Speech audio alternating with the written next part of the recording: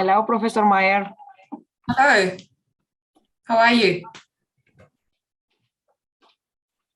Do you hear us? Yes. Okay. Hello, Professor Maier again, and thank you very much for being guest speaker at our second edition of the Longevity Conference. Now I will introduce Professor Maier to our audience. So Professor Maier is Professor of Medicine and Healthy Aging at National University of Singapore and Director of Center for Healthy Longevity. Her topic for today is intervention studies to increase healthy span in humans. Doamna doctor profesor Andreea Maier este profesor de medicină și îmbătrânire sănătoasă la Universitatea Națională din Singapore și director al Centrului pentru o longevitate sănătoasă. Prezentarea dumneei de astăzi constă în studii de intervenție pentru a crește speranța de viață a oamenilor. Vă mulțumesc foarte mult. Thank you, Professor Maier, and you can begin your presentation, please. Yes. Thank you. Let me share my screen and bring it in the good mode. Okay, I think now you can see it well. So thank you for joining this presentations. I really would like to talk about interventions in humans. So what can we do to increase human lifespan? And I would like to really touch on a little bit of quality issues we have of translational research and give some solutions. So that's very important, because I think if we are talking about healthy longevity, we have to get our act right and really make sure that we have and deliver a quality product. I'm working at the Center for Healthy Longevity, which I direct together with Professor Brian Kennedy. He is a preclinical researcher. I'm a clinical researcher. And why is that so important? Because we want transition of the research from the animal side to the human side. And you will understand why this is so important in a second. So why is aging research important per se? It is because the population is aging and changing. I think this is a very good result of modern healthcare. We have lots of drugs which we give for diseases. We have lots of diagnostics, how we can diagnose age-related diseases, and therewith we can treat age-related diseases very well, which means that we avoid death, and while avoiding death, of course, we live longer. And the result is seen here. In all the continents on Earth, we have a much higher proportion of individuals at the age of 60 and 80, and that is growing massively. The yellow color is given for Asia, and you see that Asia has a specific, I would say, not a problem, but a challenge. Of course, we have very many individuals here with age-related diseases. Very important is that age-related diseases, or with aging populations, please excuse. Very important that it's not only that you are aged at a certain time, but also the function goes down. And I would like to focus a little bit today on the cognitive function and dementia. And I saw in the program that yesterday where there was also a lovely talk about Alzheimer's disease, for example. So what happens to our brain while growing old? And being aged, in the end, we are losing global cognitive function, but every function in the brain goes down with chronological age. Here you see a very big meta-analysis we recently did to just see how the MMSE, and that's a very commonly used screening tool, the mini-mental state examination, how that evolves over time in aging populations. And what you can see is that if there is a high score, that means that the cognition is good. If it's lower, it's worse. What you can see is that the cognition stays quite okay in that screening tool, and then it really declines at the age of around about 60 to 70. And there is a green dotted line, that's the normal value when we say, okay, if you're below that, that value of 24 points, then you really should get to a doctor to see if dementia plays a role in your trajectory. And you see that there are more dots below the line, which means also that the incidence of, for example, dementia is quite higher with chronological age. And this is just cognition, but also if we look at muscular function, or we look at heart function, or we look at the kidney function, you will see these kind of trajectories. And much earlier in life, we can already see the deterioration. And this leads that we have an incidence of a very high incidence of dementia at older age, with around about a quarter of the population being 75 years and older, who, if being diagnosed, could have at least cognitive impairment or dementia as a diagnosis. What kind of risk factors do we see for dementia, for incident dementia? We looked at lots of individuals in European databases, and nearly 500,000 individuals, to see, okay, in primary care, what kind of risk factors do the individuals have who have incident dementia? And if that is dependent on chronological age. And this is very important because if you want to prevent age-related diseases like dementia, you need to start early because you need to prevent that risk factor to prevent dementia. And you see a couple of diseases here, well known in clinical practice, like hypertension, diabetes, dyslipidemia, stroke, myocardial infarction, heart failure, and atrial fibrillation.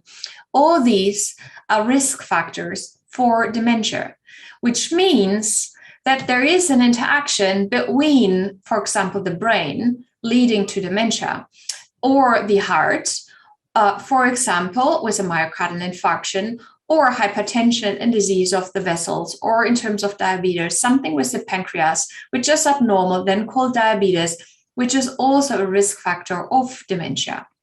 Which means that in modern healthcare, we should not look at just one organ system, for example, the brain or the vessels or the pancreas, etc. But we should really look at how are these interacting with each other. And what you also see is that the risk factors are different in different age categories. And there, for example, if somebody has hypertension or diabetes at earlier life, at 65, 70, there's much more risk then to develop dementia. Whereas if a 90-year-old has, for example, diabetes, the risk is much lower and nearly absent. Which means we not only have to take different organs into account, but also the chronological age, which really brings us to a personalized medicine approach.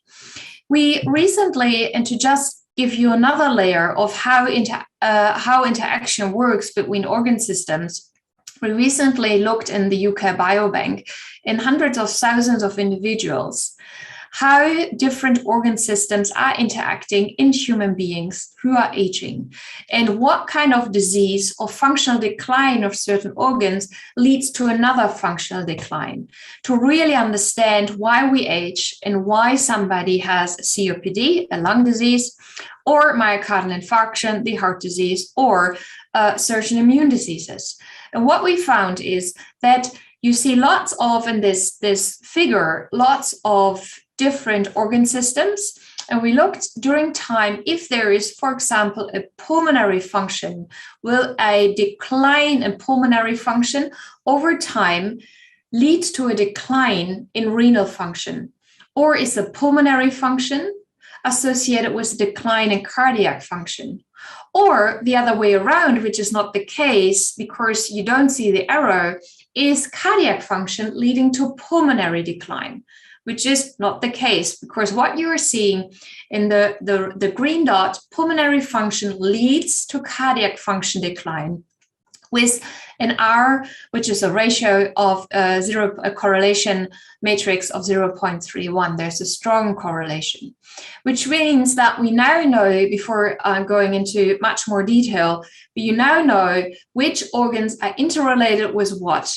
And we therewith can predict what is going to happen over the life course of individuals. But very important, if we are looking at the aging trajectory, is never look at one organ.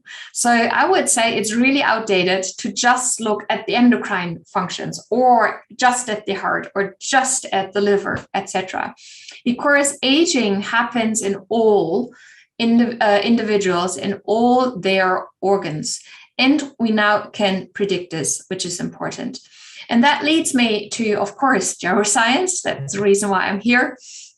Geroscience is a science where we want to prolong the health span and reduce the years of life with age-related diseases, such as myocardial infarction, and therewith cardiac function decline or dementia, etc., and really have an optimal longevity. So why can I say that, yes, we are nearly there to do that? Because we understand the mechanisms of aging, and we can now implement it in clinical practice. And then I will really come into the space that we really can now also intervene, which is very important. So here are the mechanisms of aging. We have 9 hallmarks of aging.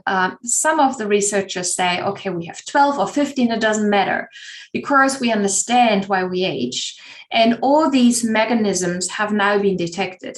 Some of you might know of telomeres. Telomeres are the end of our chromosomes, of our genes, and they're getting shorter during lifetime because cells replicate. And during every replication, there's a tiny piece of telomeres that the tiny piece of the telomeres it's getting shorter. We have dysregulation of nutrient sensing. We have dysregulation of mitochondria, who are really our engine of our cells. We have epigenetic alterations, which means epigenetic means you have your genes and there are alterations on the genes, switching your genes off or on. So the epigenetic alterations are very important during lifetime and during the aging process. And there are so many others, for example, stem cell alterations. So we need our stem cells to really nourish all the other cells and replicate and therewith make new cells. And that's not going well during the aging process. On the right-hand side of this slide, you see, okay, how can we implement it and how can we make it a joint effort, not only looking at all these biomarkers we already have of the aging process, but also looking a little bit at other assessments we would normally do in clinical practice, I would do as an internal medicine specialist. So we would, of course, normally look at cognitive function, we would look at joint function, we would look at kidney function, we would measure creatinine, for example. We would look at, okay, how many drugs does somebody take? What do you eat? How much physical activity do you have? How do you live? With how many people do you live? And combining that information with new markers of the aging process being depicted at the hallmarks of aging really brings then the full picture of that person into life. And then we can intervene and really personalize the interventions. And that we already have that information, I would like to show you on this slide, which really gives an overview of all articles which were published until the beginning of 2020, looking at senescence markers. Senescence is a state of a cell where a cell is not replicating anymore, it's not dividing anymore, but it's just in and staying in the context of that tissue and accumulating. And what you see here is the entire evidence how much senescent cells, an organ of humans, have, and then dependent on the chronological age. If the bars are very high, that means that there is a high correlation with chronological age, which means that there are more accumulation of senescent cells in a tissue with the aging process.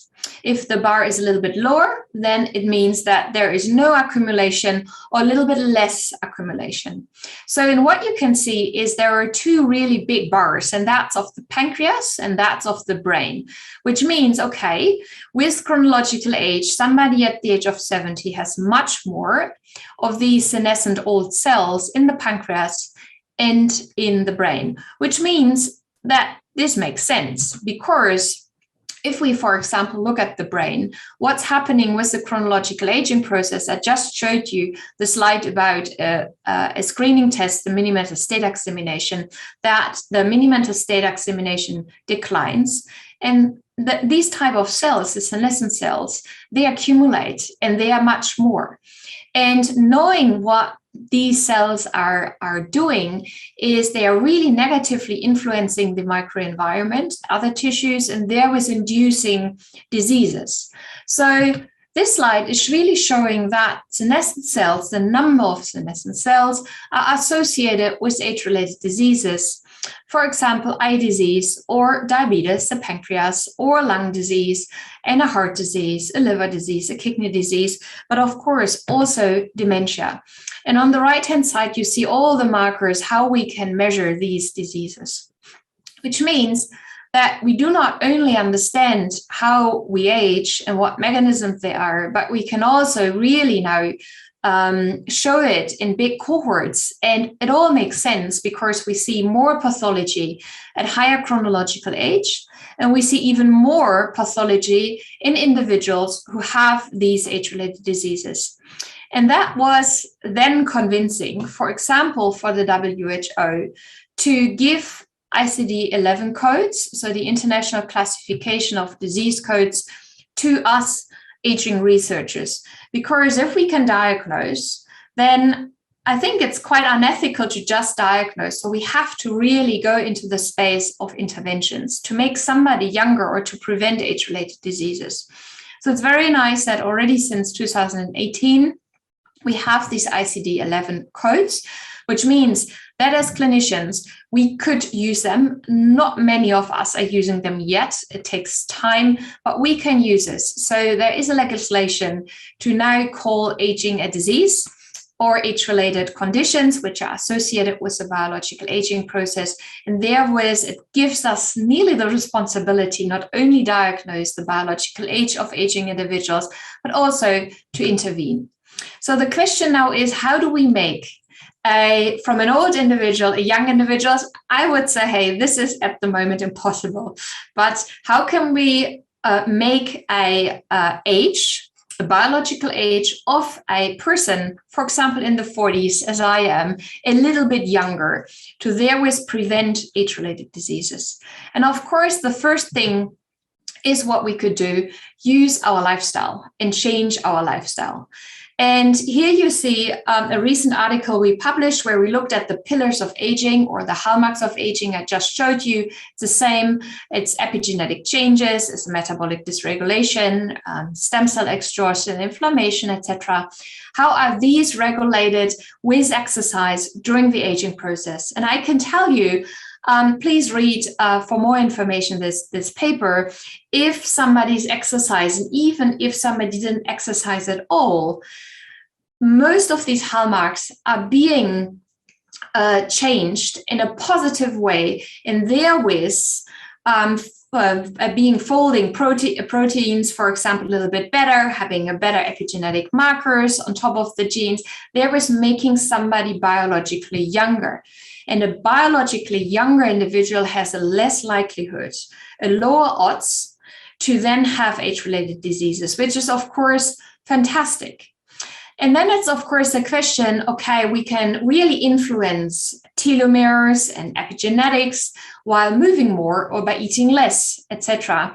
Does that also correlate with a certain phenotype? So with outcomes we are very interested in, for example, less mortality, or a better muscle strength, and therewith less dependency, etc. And we showed in the last couple of years, while writing lots of systematic reviews, that yes, we can do it.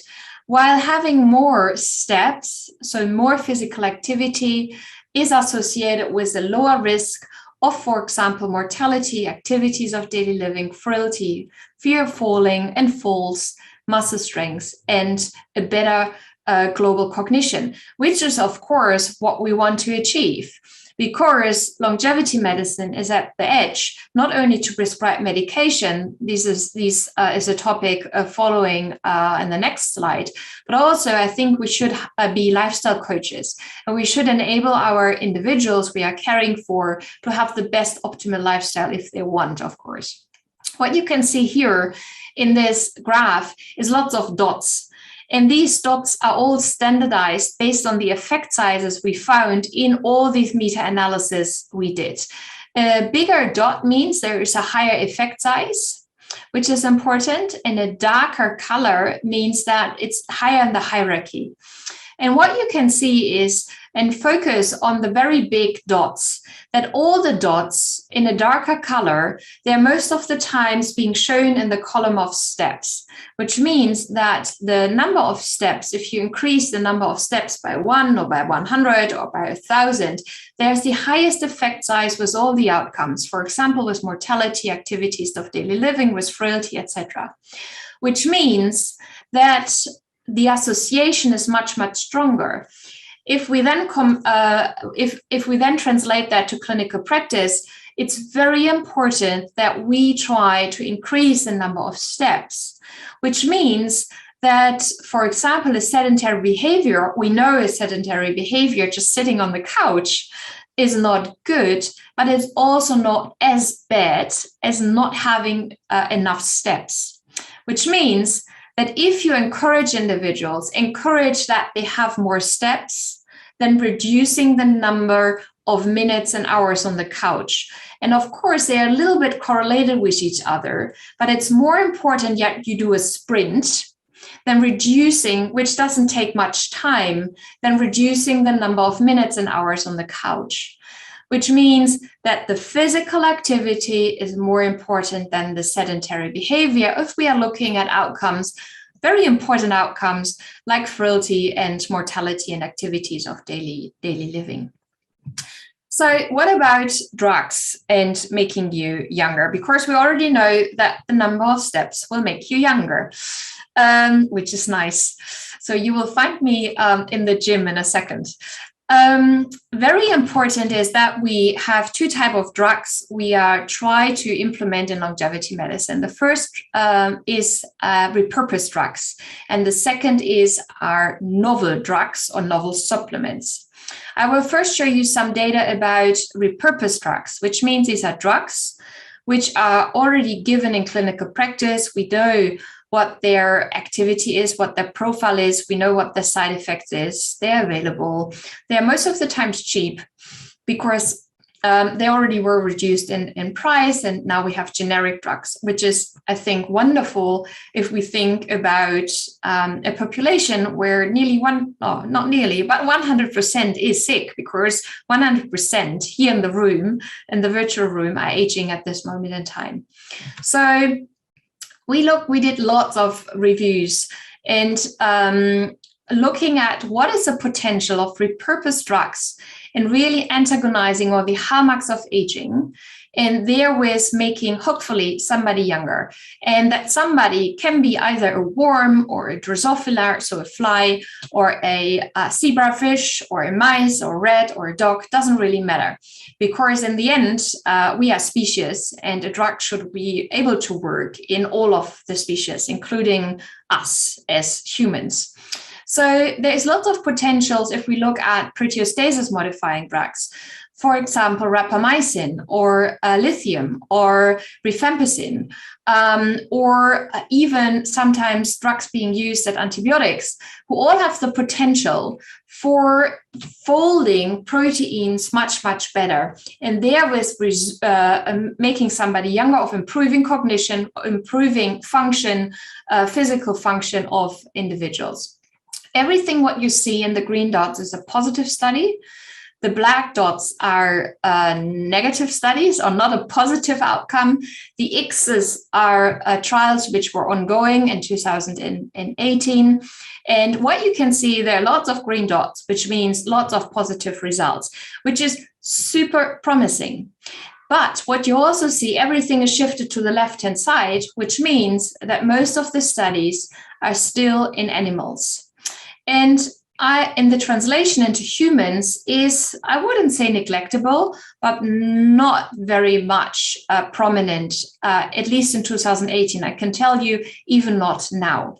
And I would like you to really have a look at the next slide, because I think we also have to look critically at studies being published using animals to judge if a study is good or bad. We often look at risk of bias because we would like to reduce the risk of bias, because we want that, because we don't want a bias towards a positive result or a negative result. We really want clear results. So therewith, in animal studies, there is a systematic review center for laboratory animal experimentation. They really formulated guidelines. What should you do? And what is a good animal study? Because what we would like to avoid is selection bias. So who do you select to be in the trial in terms of, do you only include black mice or white mice or whatever mice? There is a performance bias. How much do you stimulate mice, animals, that they do the thing you want to do? Of course, there's also detection bias, attrition, reporting, and lots of other bias.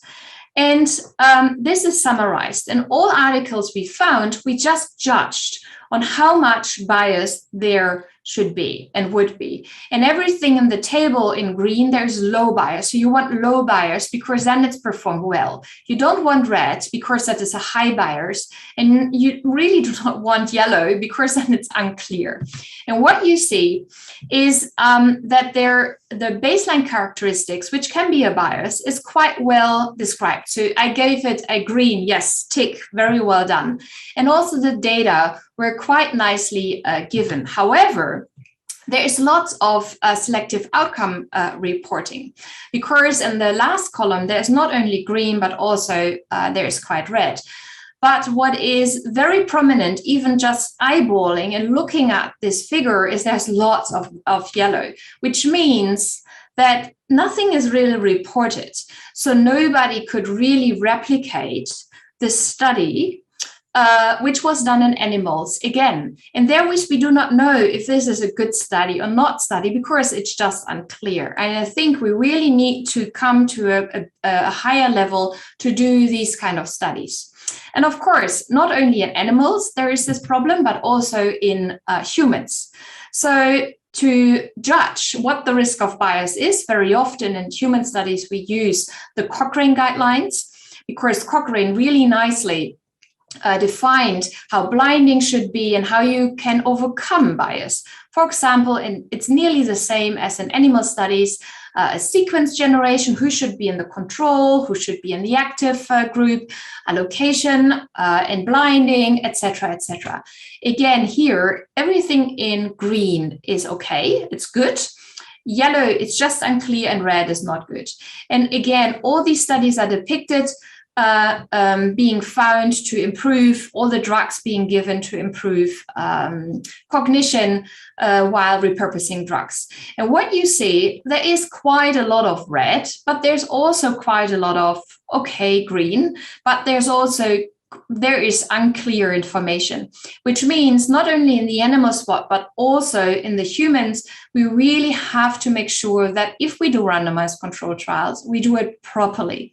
And most of the times you can also see where these studies were published. And most of the times these are also in the lower ranking studies, but that's not always the case. So we have to make a quality check. And as a community, we really have to take care, if you're participating in studies or you're preparing studies, that we do it in a good way. Another review we did recently is looking at repurposing drugs which are influencing nutrient sensing. And nutrient sensing gives really the association, of course, with diabetes and other metabolic diseases to improve. That was our outcome cognition. And what you can see on the left-hand side, we included, and we were able to include, for example, growth hormone, giving growth hormone either to animals or to humans, or metformin, of intranasal insulin, etc.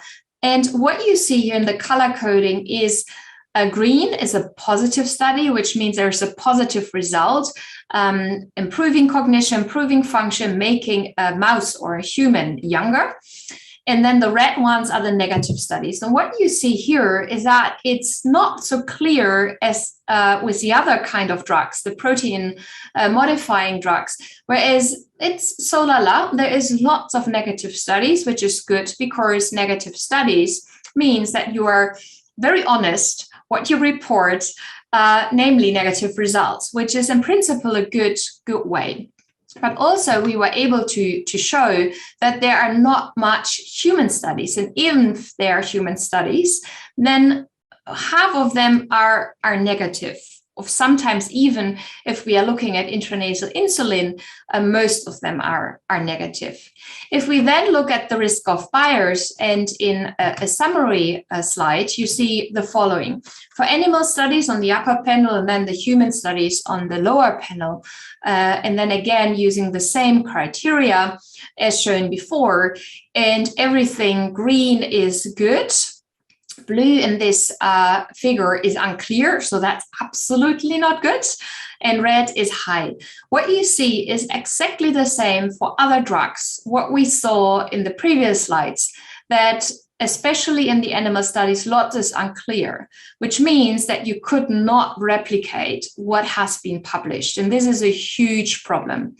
If we're looking at the human studies, it's a little bit different.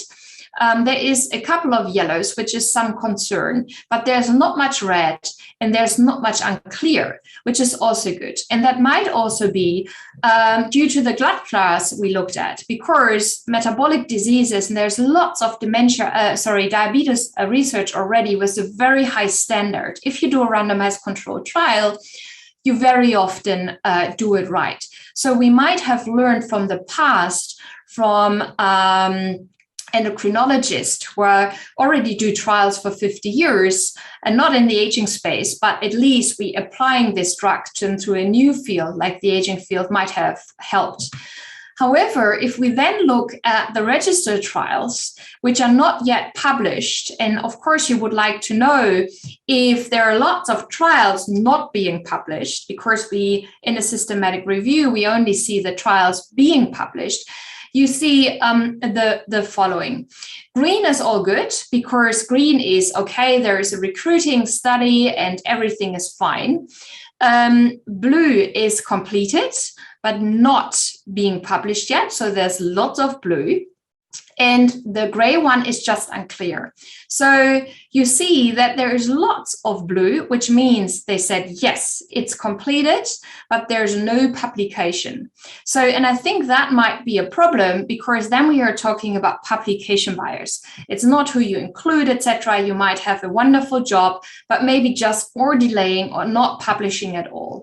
And that might be a problem. And that's the reason, if somebody's interested, always go into the registered trials registries to see what's going on and might there be a bias. These were the repurposed drugs. So the last things I would like to touch on are novel compounds, because how do we make sure that we are really also stimulating the pipeline to think differently of the aging process? And of course, this is by looking at what's going wrong, of what's happening during lifetime, during the aging process, and making use of all the knowledge we have. And one of the pathways we were very interested is the GSK3 pathways, the glycogen synthase kinase 3 inhibitors, because there are lots of substrates already in nature, and these are given in the green boxes, which we can find and who could really manipulate the pathway to reduce the number of beta amyloid plaques, for example, which is then associated with the aging process. Here you see some novel compounds which could improve cognition, and there was also could improve overall health. You see curcumin, for example, it's a very interesting substrate, but you also see sea cucumber, of bee pollen from coffee flowers, and lychee seeds, etc. So while knowing where it's coming from, you could also not only say, okay, let's make supplements, but also could we think about food products, functional foods, to manipulate the aging process during lifetime of individuals, of aging individuals. And we looked at all these different GSK3 inhibitors most of them were not synthetic, but coming directly out of products, of food products or of natural products. And what you see here, and these were all animal studies, so there's not much translation yet into humans, but very nice results, because everything which is in the green boxes, these were all having positive results, which means positively influencing the health, most of the times of the mice and sometimes of the rats, and especially of the mice and rats who already had dementia or mild cognitive performance and improving their performance. There were only a couple who had trending results into the right direction, so trending towards improving cognition. And if we looked at normal aging mice, black 6 mice, these the compounds we looked at were not influencing the aging trajectory, but were improving cognition if the cognition was already declined. If we are looking at the risk of bias again of these animal studies, you see absolutely again the same trend. So if we are looking at repurposed drugs, there was lots of risk of bias, but also if we are looking at natural products or synthetic products really associated with the GSK3 pathway, we see the same. It's very unclear and we cannot replicate. And I think we have to change that. I think there's enough evidence now that there might be a quality problem, and maybe not a quality problem, but we don't know, but a reporting issue. We recently invested a much more, before closing this lecture, into alpha-ketoglutarate, which interferes in lots of mechanisms in the cellular system and might improve the hallmarks of aging dramatically, not only in mice, which is already known, but maybe also in humans, which is summarized in this article for the ones who are interested. Here you see alpha-ketoglutarate in the middle, that's the orange dot, really influencing of interfering with the Krebs cycle, and there with reducing oxidative stress, improving cellular proliferation, maintaining epigenetic changes, the good ones, regulating histone methylation, etc. And while doing so, really promoting, for example, muscle health and promoting good immune function. And the clinical functions, which could be regulated by AKG, alpha-ketoglutarate, are depicted here, having a good influence on skin and kidney function, liver function, brain function. So everything which is deteriorating and clinically meaningful in humans. The colleague of mine, Brian Kennedy, recently did a trial, and we are now embarking on a very big randomized control trial, giving AKG to 30 to 60-year-old individuals for 6 months to see if they're going to be healthy. And we do that because we found that alpha-ketoglutarate for 7 months reduces the biological age by 8 years, which is, of course, amazing. So giving a tablet of alpha-ketoglutarate for just 7 months is associated, of course, we have to prove it again here in Singapore, is decreasing the biological age measured by looking at the epigenetic clock. So the methylation clock, that's the layer on the DNA, the methylation of the DNA is decreasing the biological age by 8 years. So absolutely, in summary, there is so much potential, not only to apply lifestyle interventions, but especially repurposed drugs or new compounds, which are either synthetic or coming out of nature, like curcumin, but also for other supplements like alpha-ketoglutarate. But what's very obvious, that we need much more focus on the transition from animal studies into human studies, because that's needed. It's fine that the lifespan of mice is increasing by a couple of months, but we have to show that this is also the case in humans. These are relatively small studies up to now, so we really need big consortia and doing trials together worldwide in humans. And we have to be sure that we don't have a high risk of bias. So because we already showed that animals there's an unclear risk of bias and humans there's a moderate risk of bias. So our quality, what we do should be maybe not perfect, but at least good. And we also have to work on dosage and timing, and we have to justify that. Why do you give a drug 1 time a day, not 3 times a day, etc., if you don't give different dosages? And of course, standardization of outcomes is also very important. So I will leave that with you, these kind of thoughts. But if somebody is interested to join a trial network, please let me know, because I really think that this is the future, as we would do in other specialties. Look at cardiologists and oncologists. They're all working together in huge networks and huge trial networks with 300 recruiting sites. And I think the time is now that we also do that in the aging space and in the space where we really would like to increase healthy longevity for our nations. Thank you.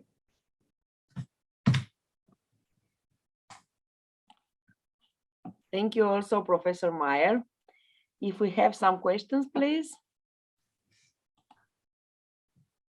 Cum îi dau uneia, Amalie?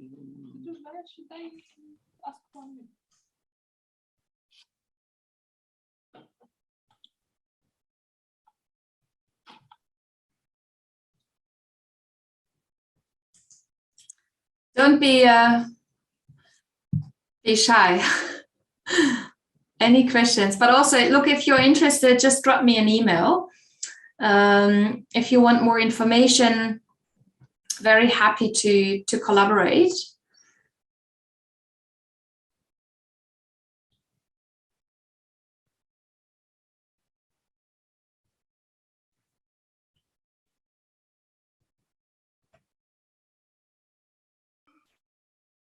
Hi, I am Dr. Diaconasa, and I'd really would like to collaborate with you. I have a hypothesis of aging. It is published, and I published several other articles about aging, about different kind of aging. I mean, aging, accelerated aging syndromes, and others related to other aspects of aging. I have some.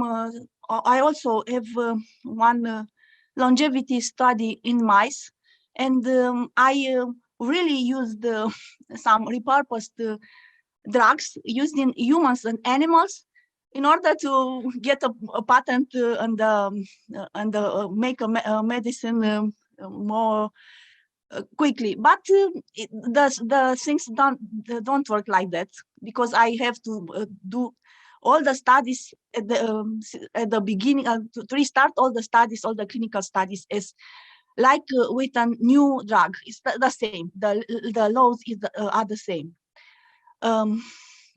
Actually, I like to cooperate with you in clinical studies on humans, if it is possible, because this is very, very difficult here to conduct such studies, because of the laws, because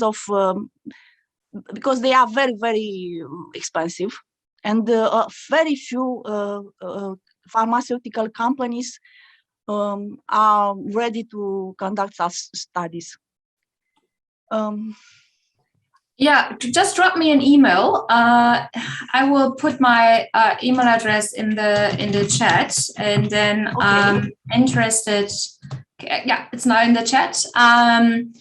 Just contact me. Look, I think what we really need is also feasible studies in humans that everybody can participate. I didn't publish my studies because I want to patent first, and it is very difficult. I have some good results on longevity in mice with some drugs I told you. And I also have good results with fertility in old mice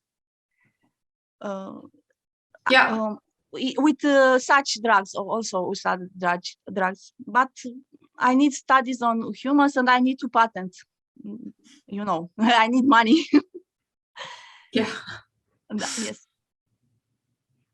Thank you. Thank you.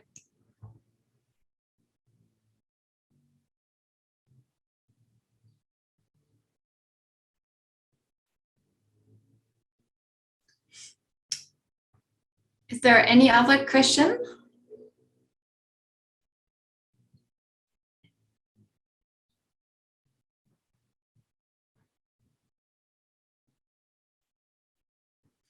If clinicians are in the room, it might be useful to know that we launched, or we are launching very in the next days, weeks, the Longevity Medicine Society. And that's a society for healthcare professionals to bring healthcare professionals worldwide together who would like to, or who are already practicing longevity medicine, or who would like to practice. So also drop me an email if you are interested to be part of that society.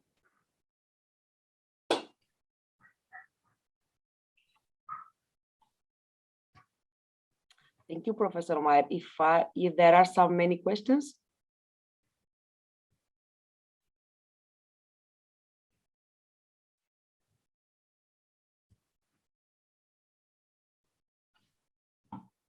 No, it's crystal clear. Anyway, you have the address of Professor Maier, the email address. If you have some other questions, you can write emails. So thank you very much again, Professor Maier, for your presentation. We appreciate a lot your support for our conference. Thank you again. Bună ziua! Domnul Dr. Conrad Szallós, spun bine?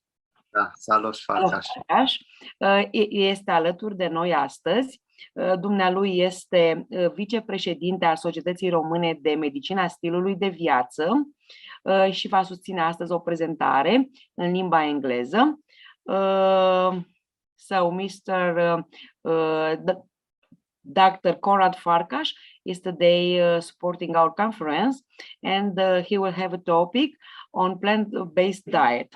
Thank you, Mr. Farkas. You can begin your presentation, please. Thank you. Okay, I just want to check, can everyone see my screen? Da, eu îl văd. Okay, good. So hi everyone, my name is Conrad Szallós-Farkas. As was said, I'm the Vice President of the Romanian Society of Lifestyle Medicine. I'm also a dietitian. I'm an internal medicine resident physician and a lifestyle coach. Basically, English is my preferred language. It's my mother tongue. It's the language I speak best. I do speak Romanian, but nowhere near like English. So thank you that I can actually hold this presentation in English today. My topic is the power of a plant-based diet to extend lifespan. And I'm very passionate about this topic, basically. I was first formed as a dietitian and then later on became a physician, and I'm still doing my residency at the moment. And I'm still very, very passionate about dietetics and the power of diet to be used basically as a preventative, but also as a curative means to help in many health problems. And we're going to talk about that. Now, I believe in evidence-based nutrition science. So I really like to understand why we make certain recommendations. And so the things I'm going to be trying to share with you are things that we have evidence for, that, you know, things that we know really help in various situations. Let's start with the actual term plant-based, because I've been living in Romania since 2009, almost constantly now for the last about 13 years, except for 1 year when I had to leave abroad. But basically, in Romania, I see that there is still the use of some other terms which were used a lot more in the West some decades ago, like vegetarian, vegan. I can't say that they're not used, they're still used in the West. However, in the last few years, there's been a really palpable shift in the terminology, and the term that's being now used more and more and is being preferred by more and more scientists and institutions is the term plant-based. And the reason for this is because the classic or the older terms, namely vegan, is basically, it defines a lifestyle choice by what you do not do. Also, veganism in the West is very much associated with activism, and unfortunately there have been aggressive activists who are vegans and trying to fight for their causes, which have put the whole movement of veganism and the concept in somewhat of a negative light in many people's minds. It's also associated in some people's minds with rigidity. It's associated with lack of understanding, lack of trying to harmonize with other people's way of thinking. And so, because we don't really want that when we're talking about science, we don't really want all of the activist side. There's more and more of a shift to this term plant-based. Then there's the term vegetarian, which also defines the lifestyle by what you don't do. Because most vegetarians start with, I don't eat meat, I don't eat fish, I don't this, I don't that. Then there's ovo-lacto-vegetarian, which is a bit more maybe of a compromise. It defines the term by what you don't do, the lifestyle, sorry, by what you don't do, but also little of what you do. So you say, I'm ovo-lacto-vegetarian, meaning I don't eat this, this, and this, but I do eat eggs and milk. And because in a way, it's better to focus on the positives rather than on the negatives, focus on what I do rather than what I don't do. And this is quite important because basically, when we work with patients, when we try to understand certain concepts and implement them in our lives, it's much easier to make a lifestyle change when you have to know what you should be doing and focus on including more of what you should be doing rather than focus constantly on what you shouldn't be doing. And so the term plant-based helps us in that, because the emphasis is not on what you don't do, it's actually what you do. You're plant-based, your whole lifestyle, your diet is based on plants. So what I do is I focus on the plants. Okay, so I hope we got the terminology a bit cleared up. Now, plant-based in and of itself is not necessarily equal to healthy, and we have to be aware of that. In the West, I think in the UK as well, but in America definitely, there has already being created, or the birth of the vegan junk food, the plant-based junk food sector is definitely present. And so you can basically have a soda and or a fizzy drink, as they say in the UK, have a fizzy drink and fries or chips, as they call them in the UK, and that's still completely plant-based, but it's nowhere near healthy. And so the term that we really like to use is whole foods plant-based. And you'll see it, you'll see this abbreviation WFPBD, whole foods plant-based diet, because this really does define your lifestyle, but by what you are doing. I'm focusing on eating plants, and those plants should be whole foods, meaning that they should be as little refined as possible. We're at the longevity conference, so we have to talk a little bit about longevity. And I'm sure that there's been very many ideas that you've already heard while you've been participating at this conference. My focus for today is not to take you deep into biochemistry, not to take you deep into cellular mechanisms. It's to give you more of a practical, clinical overview of the power of lifestyle and how it links to longevity, and then especially the plant-based aspect of lifestyle. So longevity, as you know, depends on partly your genetics and partly on your daily choices. This is, very, very logical to those of you who work with patients regularly. You see, for example, a lifestyle choice, a daily choice that the patient might take is smoking, whether they smoke or not. We know that smoking changes your longevity, your life expectancy. However, when we talk about longevity, we have to talk about two concepts, about primary aging and secondary aging.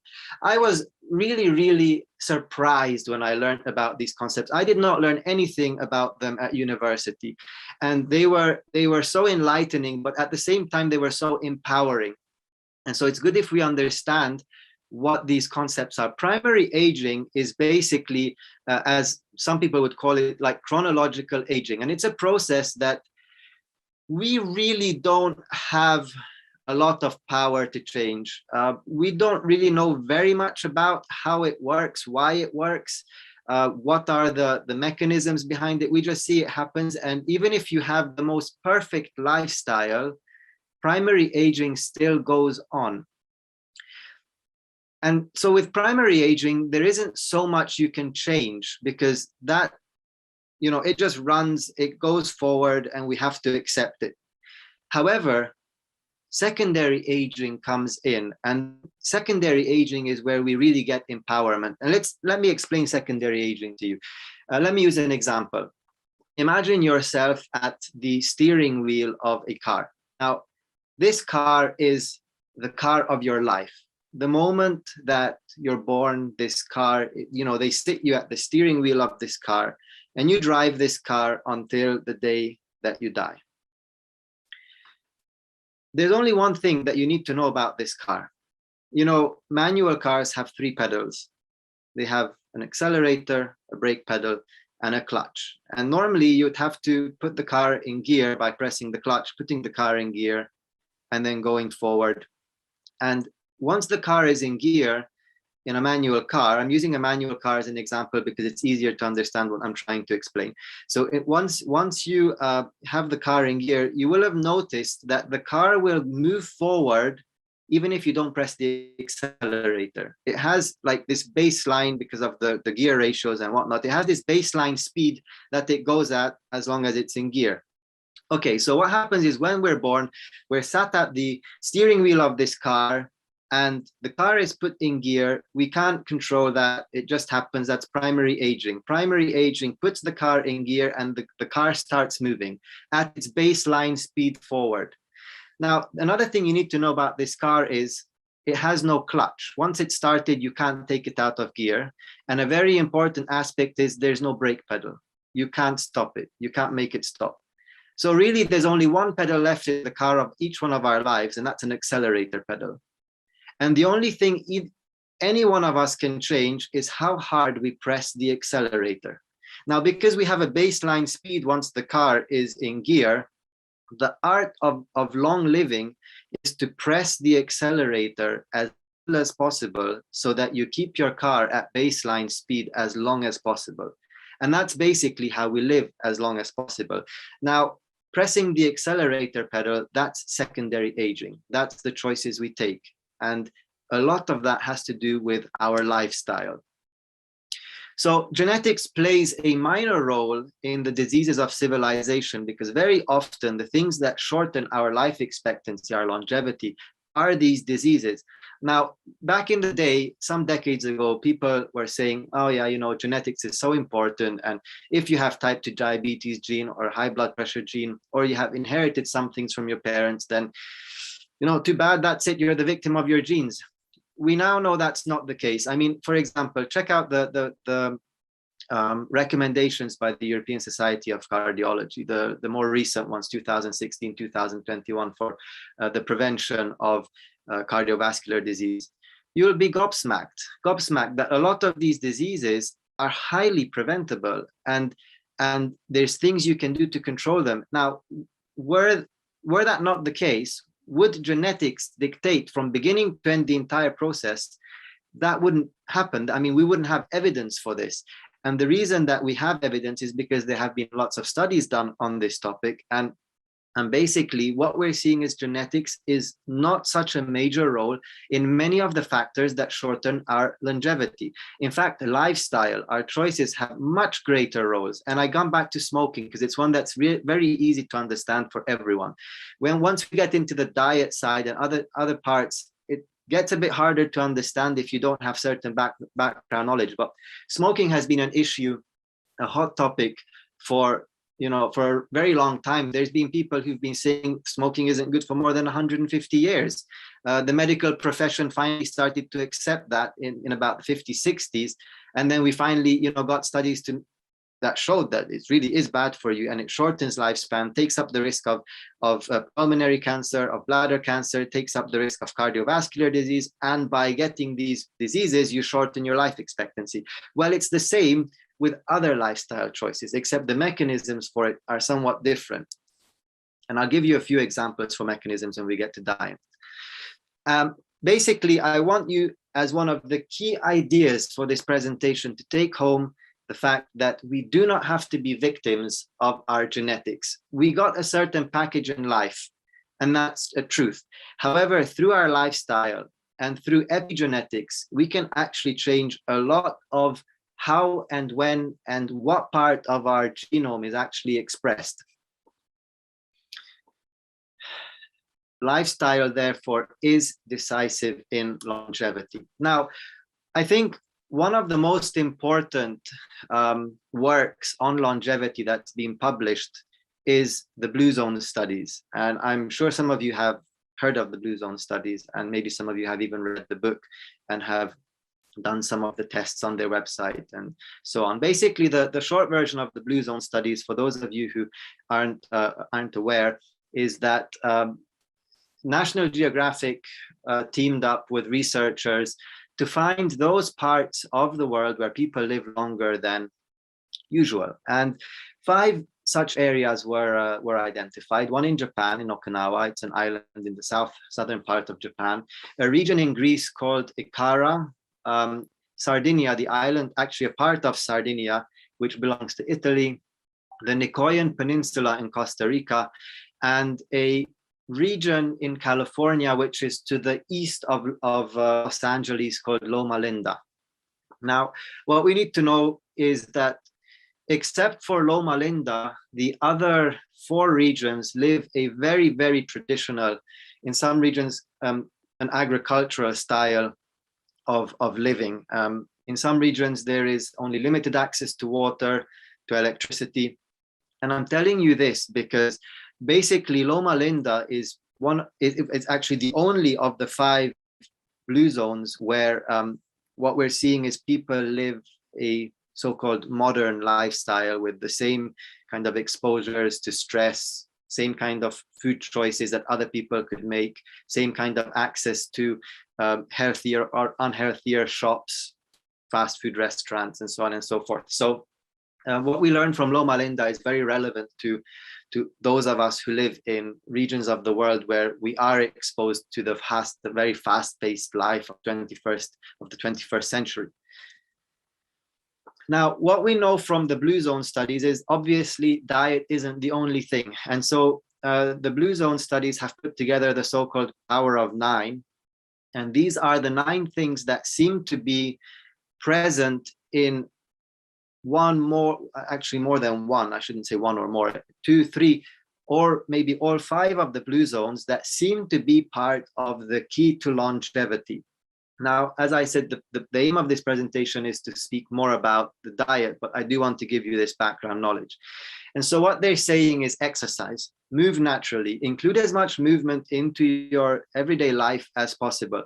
And we're actually also seeing these kind of recommendations being made from other institutions, like, for example, the American Institute for Cancer Research, where they're recommending that movement should be included in our everyday life as much as possible.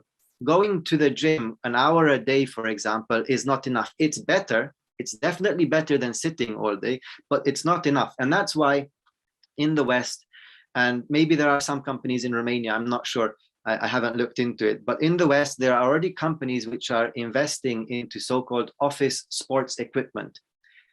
If you Google, for example, a treadmill desk, you can find desks which have treadmills integrated into them so that you can walk for hours while you're doing office work at your computer, for example. You have an adjustable desk, which means you can adjust the height.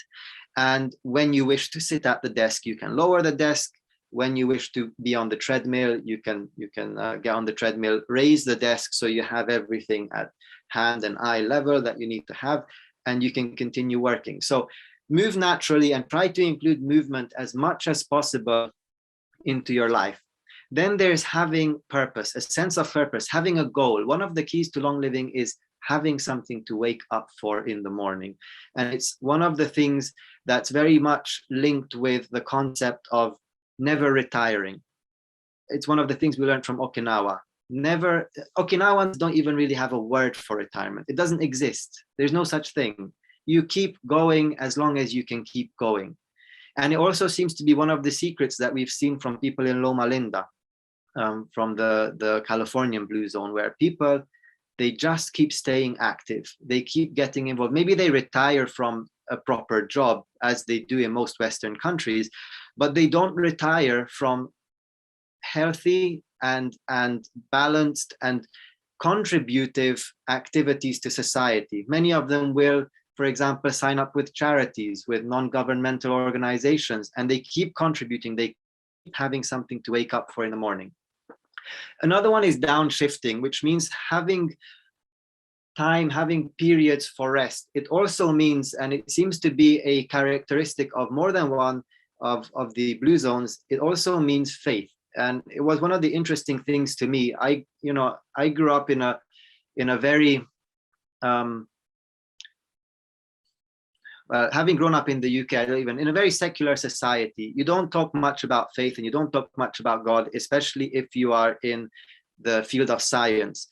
When I moved to Romania in 2009, I was very surprised because people in Romania speak about God a lot more and about faith. And then when I read about the blue zones and got the information, I was very surprised that, National Geographic and these scientists, they were willing to actually underline the fact that one of the keys to longevity that we found in these different regions is faith.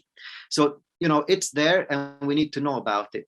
I remember I was at the conference a few years ago, again, very surprised when one of the presenters said that there was this study that was done in America. And unfortunately, I don't know which study it was, so I can't give you a reference on that. But he said that 93% of patients in America would like their physicians to pray with them. Very surprised. So for me, in the last few years, having gone to different congresses, conferences, being exposed to different ideas, I've kind of changed my concept now. I think a bit differently. And I think that as health professionals, we should include and we should be sensitive to the faith needs and faith aspects of our patients and clients. Then there's the 80% rule.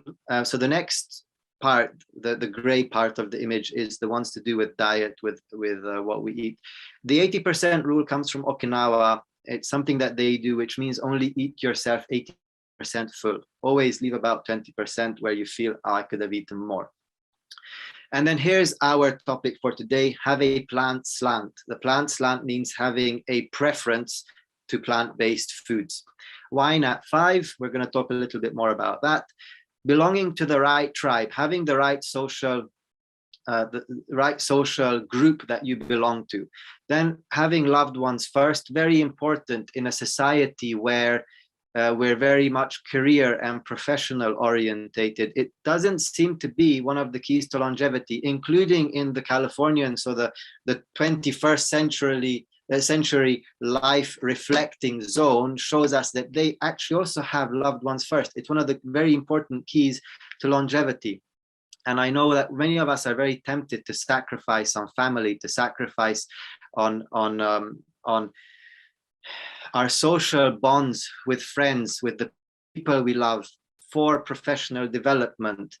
And that's part of the constructs of our modern society, but it's not necessarily the healthiest thing for us based on these discoveries when it comes to longevity and living long. And then belonging. We need to have that group of people that we feel we belong to, that group of people that maybe it doesn't have to be too big, but a few people we can phone at 2, 3 a.m. in the morning if we have a problem and we don't feel bad about phoning them. All of these are keys to longevity according to these studies. For those of you who are interested, I actually wanted to include the cover page, and unfortunately I forgot to do so. You can look up National Geographic November volume 2005. There is a summary of some of the blue zones information. There was an article published. If you wish to know a lot more of the actual hardcore scientific studies behind them, then you'll need to get the blue book. You need to follow Dan Buettner's work. He's spoken at many conferences, and also check the Blue Zone's website. Okay, so these lifestyle factors that we know influence longevity, as I said, our diet, and we'll come back to that. I just want to run through the lifestyle factors that do influence longevity. Water consumption, very important one as well. This isn't part of the Blue Zones, but we do know from other studies that water consumption is important. It influences, for example, blood viscosity. Now, obviously, if you have coagulation problems, you don't want your blood to get more viscous. So water consumption, definitely very important. Then we have alcohol consumption as well. We'll come back to this one a little bit later.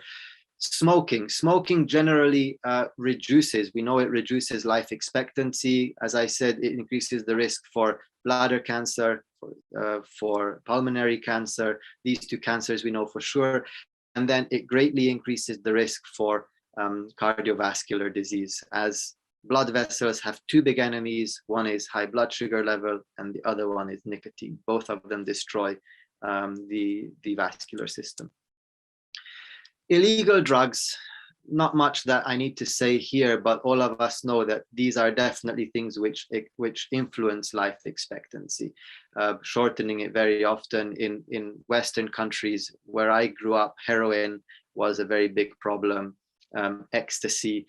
Probably these were, well, I shouldn't even talk about marijuana. When I was in school, I was 13, 14 years old, third year of secondary school, when that was the first time one of my colleagues offered marijuana if I wanted to buy some. At that time in the UK, it was still illegal to sell marijuana. Having moved away quite a long time ago, I'm not actually aware if they've legalized marijuana. But illegal drugs in the West are definitely a problem. And then there's also drug abuse of medicines, weaker, stronger opioids. America, big problems there. I was very surprised when I was in the States doing, I was shadowing a doctor for a while, and I remember at that time reading 1 in 5 babies born in America is born with already an addiction to opioids, to certain drugs, not just opioids, because of their mothers consuming during pregnancy. Couldn't believe it. 1 in 5, 20%. That's huge. So illegal drug and medicine abuse is definitely a problem, and that will affect life expectancy, and we need to keep that in mind. I would also say keep it in mind for your patients and clients in Romania, as I see Romania is going along the same trend as the West, and I hear that there's similar drug problems in schools here in Romania as well now as what I grew up with in the UK. Then there's exercise, which very important again for extending life expectancy, and we saw that there was the Move Naturally, the Power of 9 from the Blue Zone studies. Sun exposure. Now this is one that is extremely important. It is mentioned in the Blue Zone studies, but I highly recommend those of you who want to get a bit more informed on how UV exposure, which is then linked to vitamin D levels, influences our health. Check out the work of William Grant. He also goes by Bill Grant. He has some really good presentations on YouTube. You can then, using the presentations and the sources that he cites, you can find the studies on PubMed or whatever other database that you choose to use. Very, very interesting. There's actually, for example, a higher risk of dying of cancer from too little sun exposure than there is of dying from too much sun exposure. Many people don't know that. There are more than 14 so-called UV sensitive cancer types that have been already identified, where if you don't have enough sun exposure and therefore UV exposure, your cancer risk for those cancers increases. So you actually have a way higher chance of dying of cancer and therefore reducing your life expectancy and your longevity from not being enough outside than from being outside too much. And so it's about getting the fine balance. We don't have time to go into this today. We could talk a lot about skin color, vitamin D exposure, different types of UVA, UVB, UVC, UVV, and so on. But I highly recommend start with Bill Grant. Really, really good starting point. He's one of the experts on UV, on vitamin D at the moment in the world. Then there's sleep. Sleep is very much linked to regenerative processes. For example, our microglia in our nervous tissue becomes active. It able to phagocytize a lot of the waste products of our neurons, and they do that during sleep. And if we don't sleep enough, then we get this buildup of trash, rubbish, as they say in Britain, let me put it that way, which then affects risk of developing things like Alzheimer's, other forms of dementia, not to mention that sleep is linked with melatonin production, which in and of itself is a very powerful antioxidant and contributes to regeneration. Then there's active rest. So the previous slide, this is passive rest, where we don't do anything. And then there's active rest. Active rest means doing a hobby, going outside, taking a walk, spending time in nature.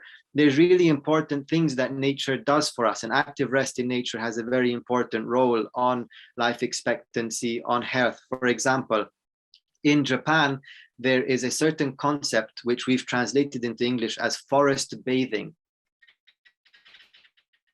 In Japanese, they call this shinryoki.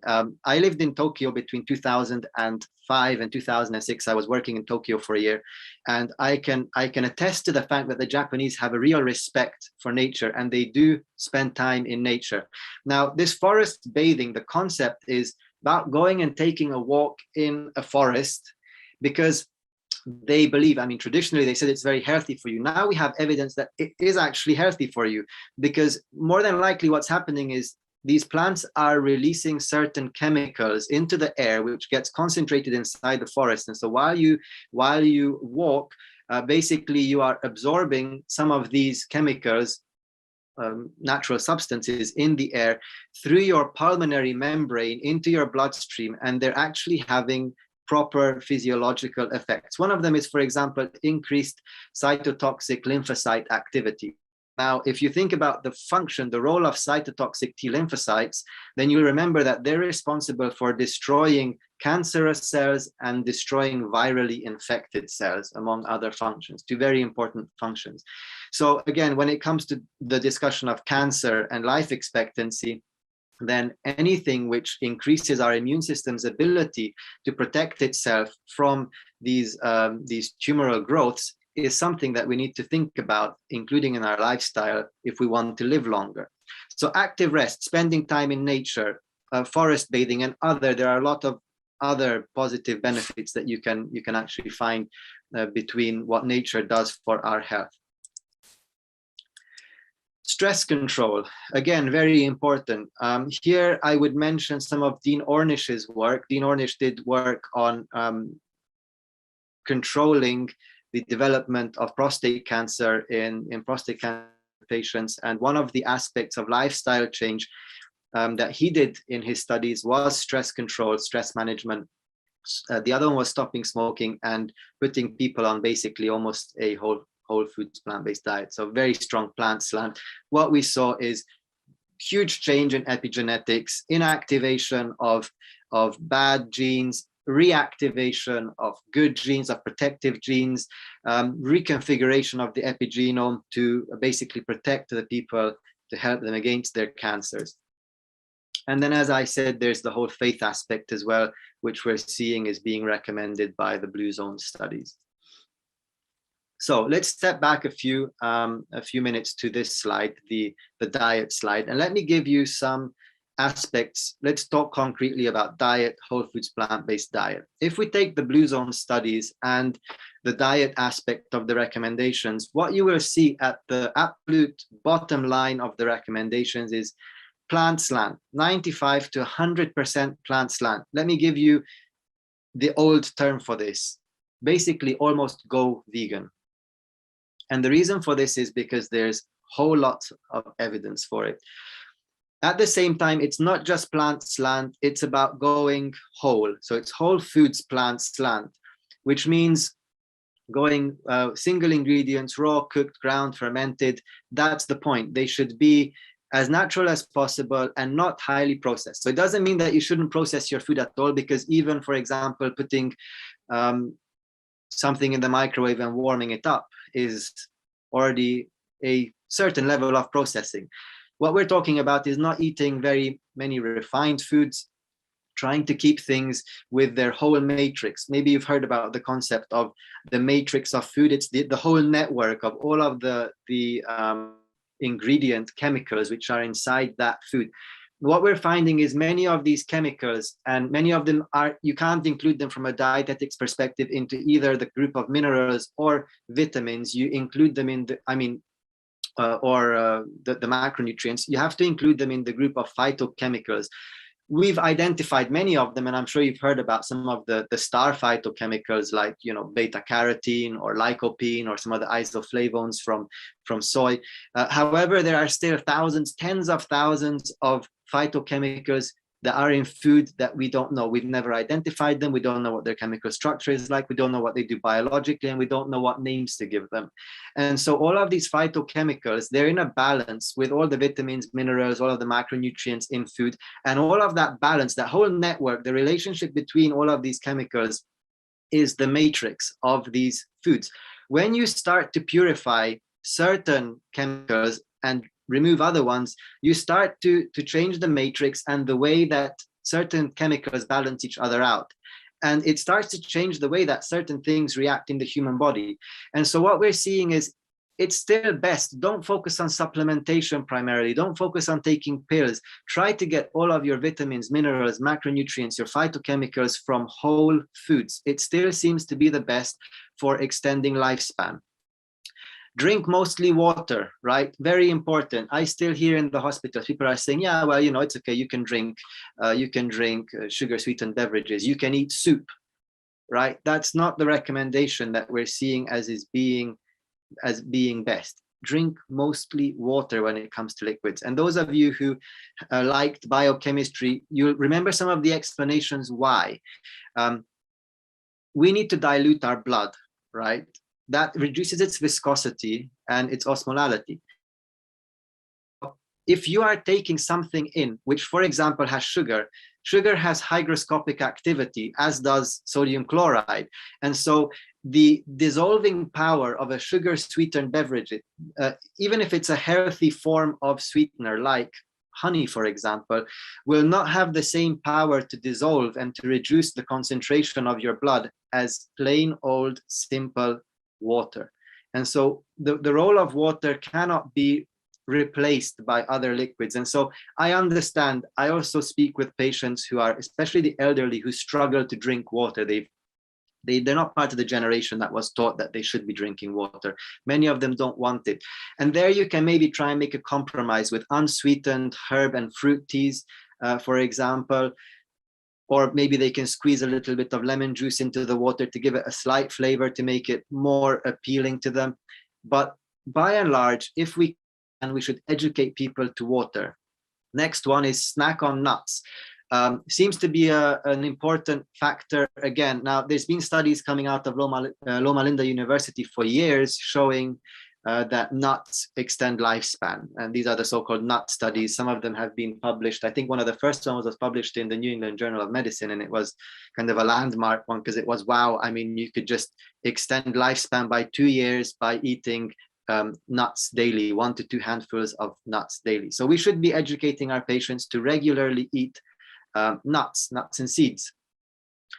Then these are the daily recommendations we should be telling everyone to have. Then there's the weekly. Go easy on fish, not too much. For those of you who aren't up to date with the recommendations at the moment regarding fish, I recommend you look up some of the recommendations by the Environmental Protection Agency, the EPA, on what fish are more okay to have regularly, what you should avoid, especially if you're pregnant, because of bioaccumulation, biomagnification, two very important processes that take place in all biological beings, and some of the bioaccumulation of persistent bioaccumulative toxic substances, so-called PBTSs, is quite important in fish, especially fatty fish, because many of them are stored. Many of these PBTSs are stored in fat tissue. Some of them we have to avoid if we want to extend our life expectancy. Eliminate eggs, so no more than 3 per week. Slash sugar. Try to get sugar as low as possible, even in its less refined forms, like demerara sugar or brown sugar, cane sugar. Just slash sugar, basically.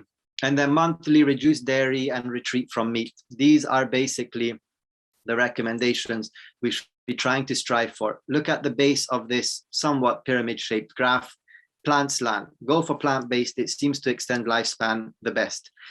And here are some examples of why plant-based works. If we look at the indication of top food sources of various dietary components, this report by the National Cancer Institute that was published a few years ago, we will see, for example, that the top contributor of arachidonic acid, which is an omega-6 fatty acid, it's a pro-inflammatory fatty acid in the diet, is number 1 chicken and number 2 eggs in the US diet. That makes up 45%. Almost half of the arachidonic acid intake comes from chicken and eggs. Arachidonic acid is a substance which we only find in animal products. So in meat and eggs, dairy doesn't contain it, but meat and eggs do.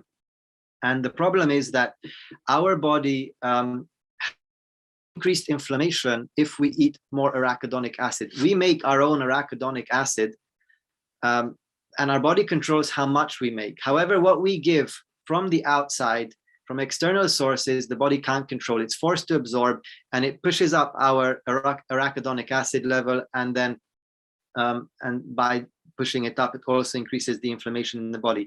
This is one of the problems that we see in this inflammation in many of modern life's chronic diseases. It's at the base of most cancers, this constant level, low chronic inflammation. And maybe you've met with professionals who are already using highly sensitive or ultra-sensitive CRP, C-reactive protein, to measure this, this constant but low-grade inflammation that's in the body of people who consume certain foods. And we want to get rid of that inflammation, because as long as it's there, it's constantly providing the milieu, the atmosphere that helps cardiovascular disease to develop and advance. It helps cancer to develop and advance. It contributes to mental disorders. So we see a certain level of brain inflammation in depression, anxiety, Alzheimer's, dementia, and so on. Basically, we want to get rid of something that will promote that inflammation, that will reduce our life expectancy by promoting chronic disease.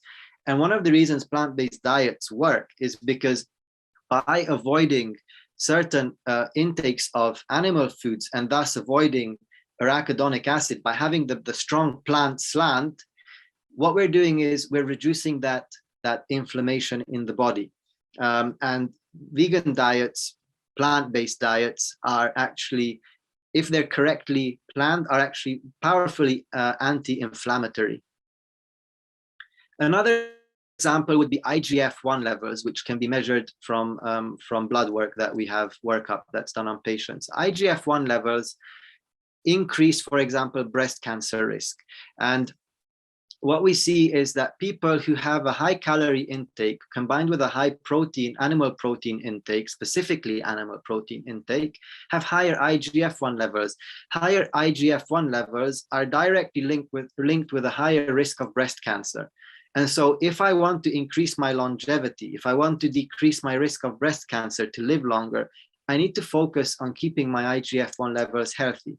So if I want to do that, I need to limit the consumption of high calorie foods, which means foods which are fried, contain lots of fat, foods which are refined, contain white flour derived products, foods which contain lots of sugar, a lot of basically empty calorie foods. So we want to avoid anything empty calorie. And then we want to avoid snacking. All of these three things, they push up caloric intake on a daily basis. Now, what we see is that plant proteins in general don't push up IGF-1 levels. So here's another reason why the plant slant protects us, extends lifespan. As I said before, one is it reduces the inflammation levels in the body, which would have contributed to chronic disease. Another one is it reduces the level of IGF-1, which protects us from certain tumoral processes. I have to give a caveat here.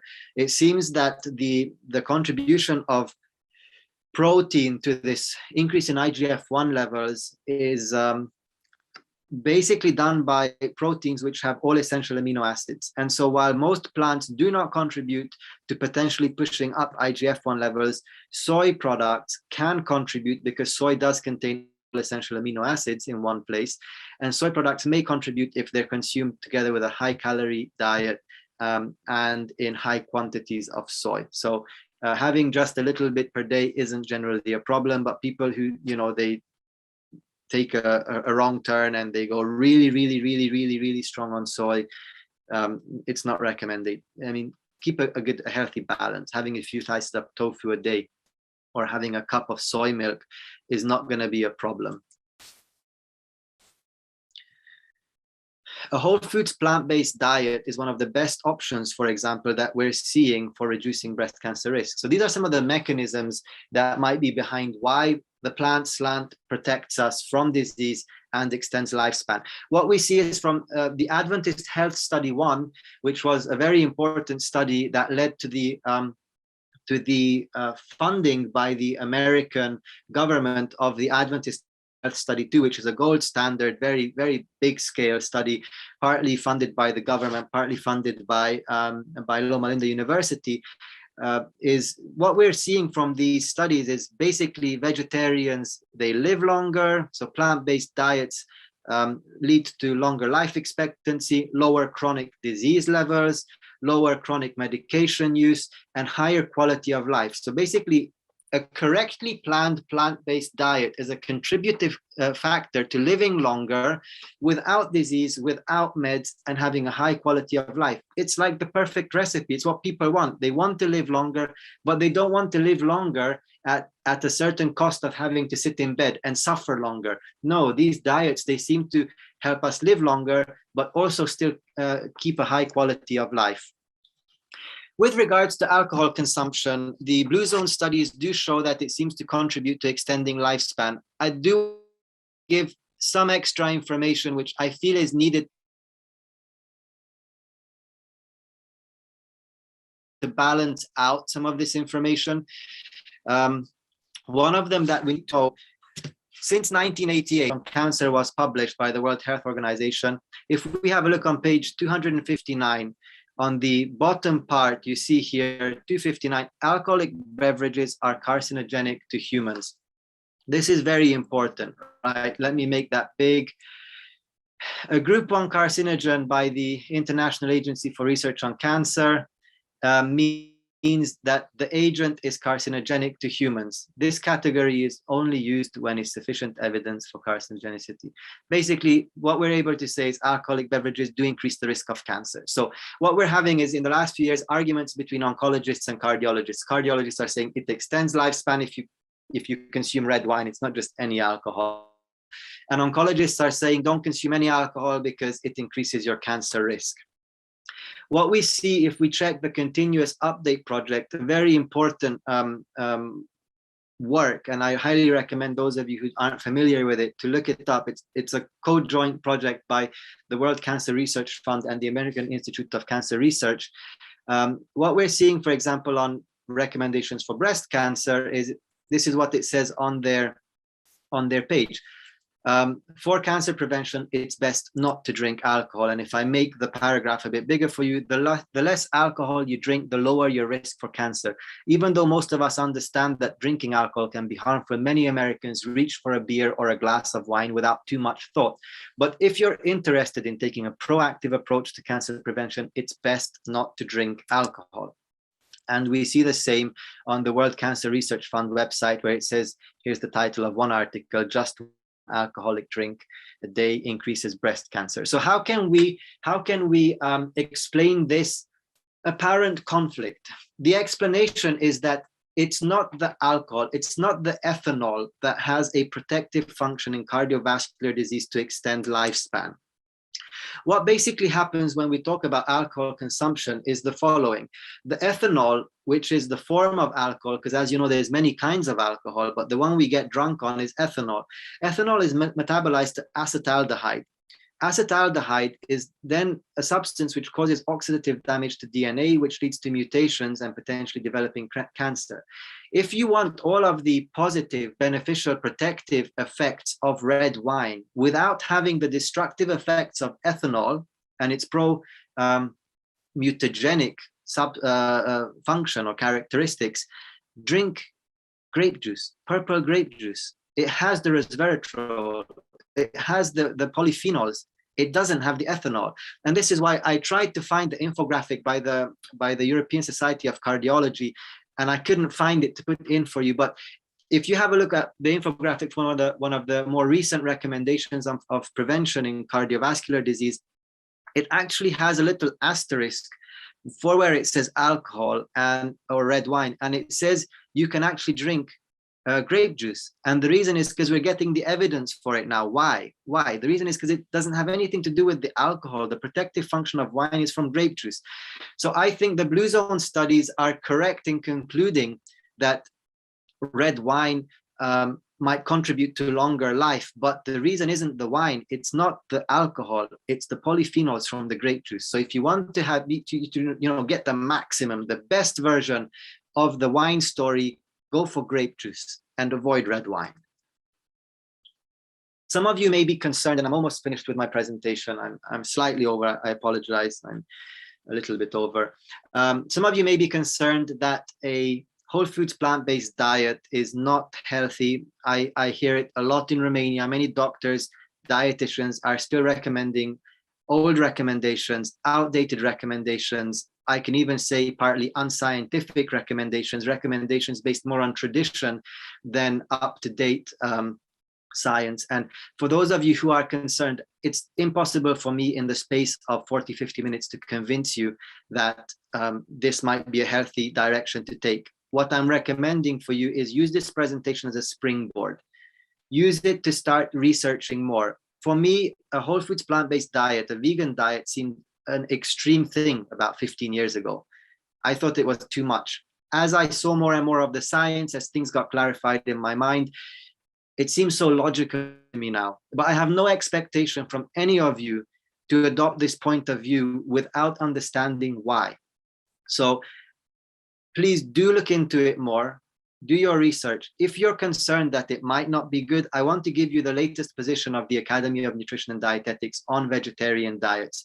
The latest position was published in 2016. However, you'll find the first article published in 2003 together with the Canadian Dietitians Association, and then there was an update in 2009, and now in 2016 there was another update because along the years more and more organizations, including the UN, the FAO, have been publishing data that shows the more we move to a plant-based diet, the faster we can help our global ecological health to improve. And so because of the more and more, the heavier and heavier evidence for this, the Academy of Nutrition and Dietetics is an update to their position to add this ecological aspect of a plant-based diet into the position statement. So the position statement says this.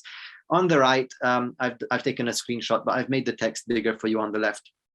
It is the position of the Academy of Nutrition and Dietetics that appropriately planned vegetarian, including vegan diets are healthful, nutritionally adequate, and may provide health benefits in the prevention and treatment of certain diseases. These diets are appropriate for all stages of the life cycle. Please be aware, all stages of the life cycle. I've heard versions, people saying, yeah, it's okay if you're an adult, not good if you're pregnant, lactating, not good if you're a child.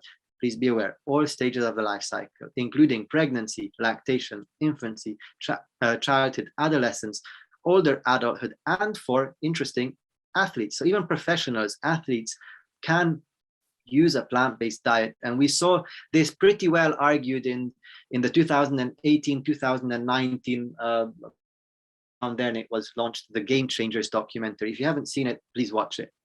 Plant-based diets are more environmentally sustainable than diets rich in animal products because they use fewer natural resources and are associated with much less environmental damage.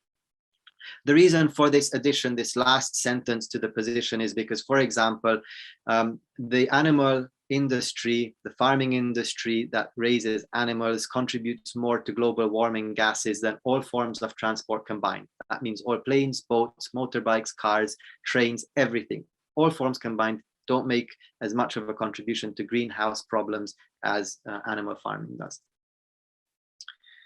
A few anecdotal examples, in science, we don't base everything on anecdotes, or not much on anecdotes, but I do want to give you a few examples that you can take away and maybe study more. Here's Rich Roll. At the age of 39, Rich Roll was overweight. He had health problems and he got scared and he made some dramatic changes. He's now an ultra marathon runner. He runs 120, 140 kilometer marathons. He's a plant-based athlete. This is him and this photo at the age of 51. Nobody should tell me you can't look good at the age of 51. This guy, his primary aging and his secondary aging are miles apart. This guy is not pressing the accelerator pedal of his secondary aging. There's many people in their 20s who don't look like this guy. Here's Ernestine Shepherd, started weightlifting at the age of 56. Here you see her on photos at the age of 78. She's in the Guinness Book of World Records for being the oldest professional female bodybuilder. Goes to competitions, at least went. I don't know exactly how old she is now. These photos were taken a few years ago. There's many people in their 20s, girls in their 20s who don't look as fit as her. So lifestyle, again, very powerful.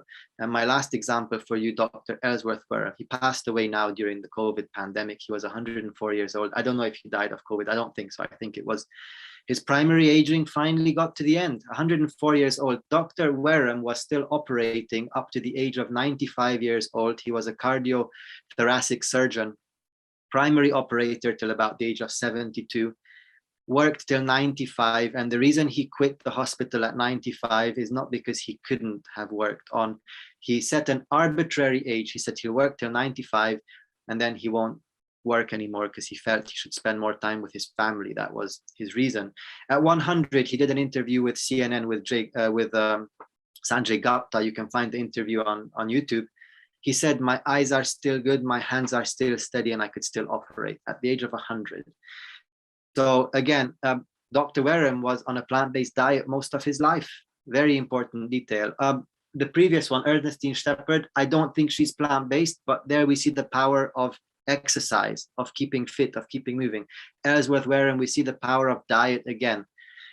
Active till the end of his life. Thank you very much for your time. My apologies that I went a little bit over my prescribed time. You can find me on Facebook, on Instagram, or you can get in touch with me on WhatsApp. This is my telephone number if you need to. Thank you very much. I wish you all the best. I don't know if there's any time for questions, but I'm sure that our host will let us know. We thank you very much for your presentation. And I see here I have one question from Mr. Constantin Ariton, I think. Okay. Domnule Ariton, ne auziți? Se poate și în română, dacă este nevoie. Da, domnule Ariton. Am cerut dumnealui să își dea unmute. Ne auziți? Ați reușit?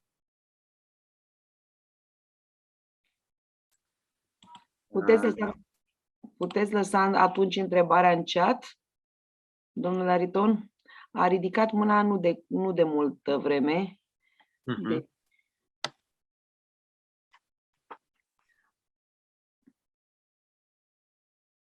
Eu am o întrebare, totuși urmărind ghidul zonelor albastre. Cum ar trebui să ne raportăm ca pacienți în momentul în care sunt încă mulți nutriționiști care susțin încă alimentația variată, spre exemplu, considerând oul fiind un aliment foarte complex, care trebuie consumat o dată pe zi, iar în ghidurile zonelor albastre am văzut că poți consuma maxim de 3 ori pe săptămână. Și ne putem referi aici și la produsele din carne, la produsele din lactate, unde am văzut că zonele albastre le folosesc o dată pe lună. Cum ar trebui să ne raportăm ca pacienți? Da, este o problemă mare pentru că aici în România avem o dietă tradițională care, cum se spune, vorba românului, cea mai bună legumă e porcul.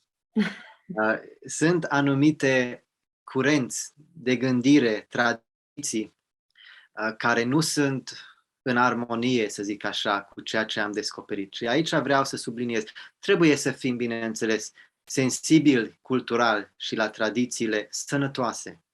Însă să nu facem un amalgam dintre știință și tradiție. Știința nu are scopul de a susține tot ce tradiție a format. Dacă tradiția a format ceva care este greșit, atunci, și acum am învățat, făcând experimente, teste, am văzut varianta mai bună, atunci ar fi important să menținem acele aspecte al tradițiilor, al culturii, care sunt sănătoase și să găsim alte variante pentru lucruri care nu sunt sănătoase. Deci aici, ca și pacienți, din păcate, eu de obicei îmi recomand pacienților, clienților să fie deschiși, să încerce să schimbe ce se poate. Pentru că la anumite lucruri, spre exemplu, se poate găsi. Acum te duci la un magazin, cum e, acum nu sunt sponsorizat, dar vă dau Kauflandul ca și exemplu, pentru că ei au introdus foarte multe variante de lapte vegetal în ultimii ani, pe linia lor de Take It Veggie. Poți să încerci în loc de lapte clasic, lapte de orez, lapte de ovăz, lapte de migdale, lapte de soia. Nu trebuie, că în România văd, mulți sunt împotriva produselor din soia. Nu trebuie să fie din soia. Se poate și din migdale, și din orez. Dacă încercați o maioneză făcut cu lapte de orez, spre exemplu, cu cartofi, lapte de orez, îți iese ceva care la gust nu e foarte diferit.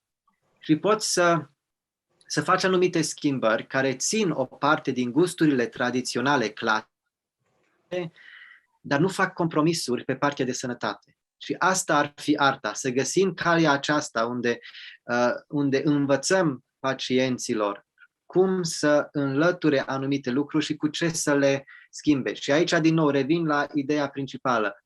Să ne focalizăm pe ce ar trebui să facem și nu ce nu ar trebui să facem. Adică conceptul de what I do and not what I don't do. Pentru că dacă eu spun unui pacient, mergem înapoi la ideea piramidei.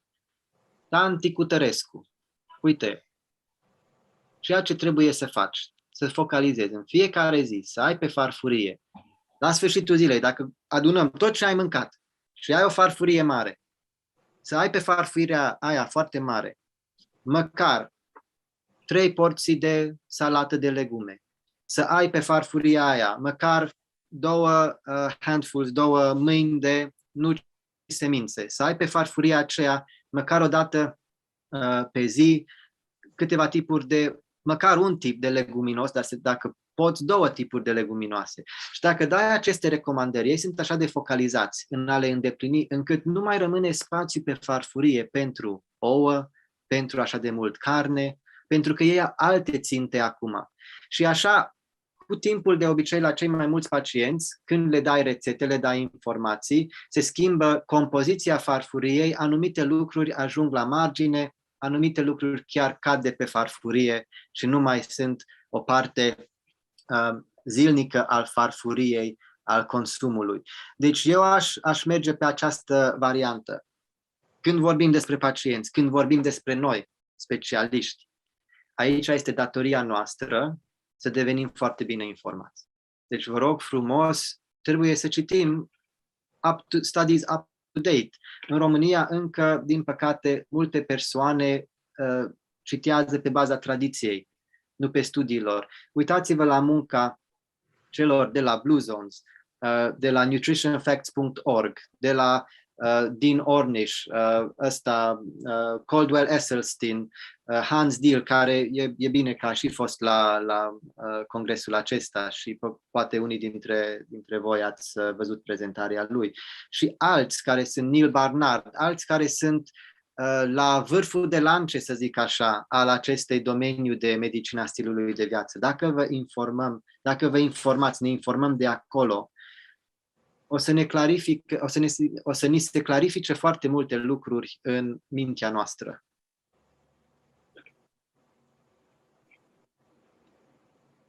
Thank you very much for your answer. You're very welcome. You're very welcome.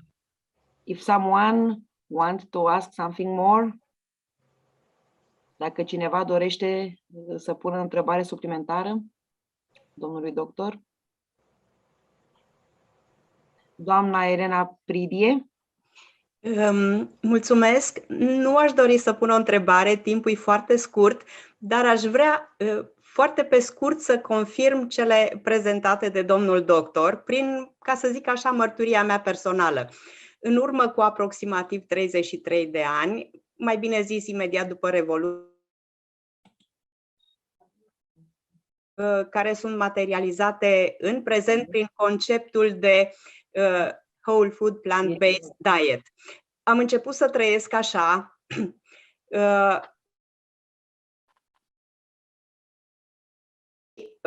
mă simt ca la 27, sunt foarte activă, dieta aceasta îmi face foarte bine. După câțiva ani, după ce am început să merg pe drumul acesta,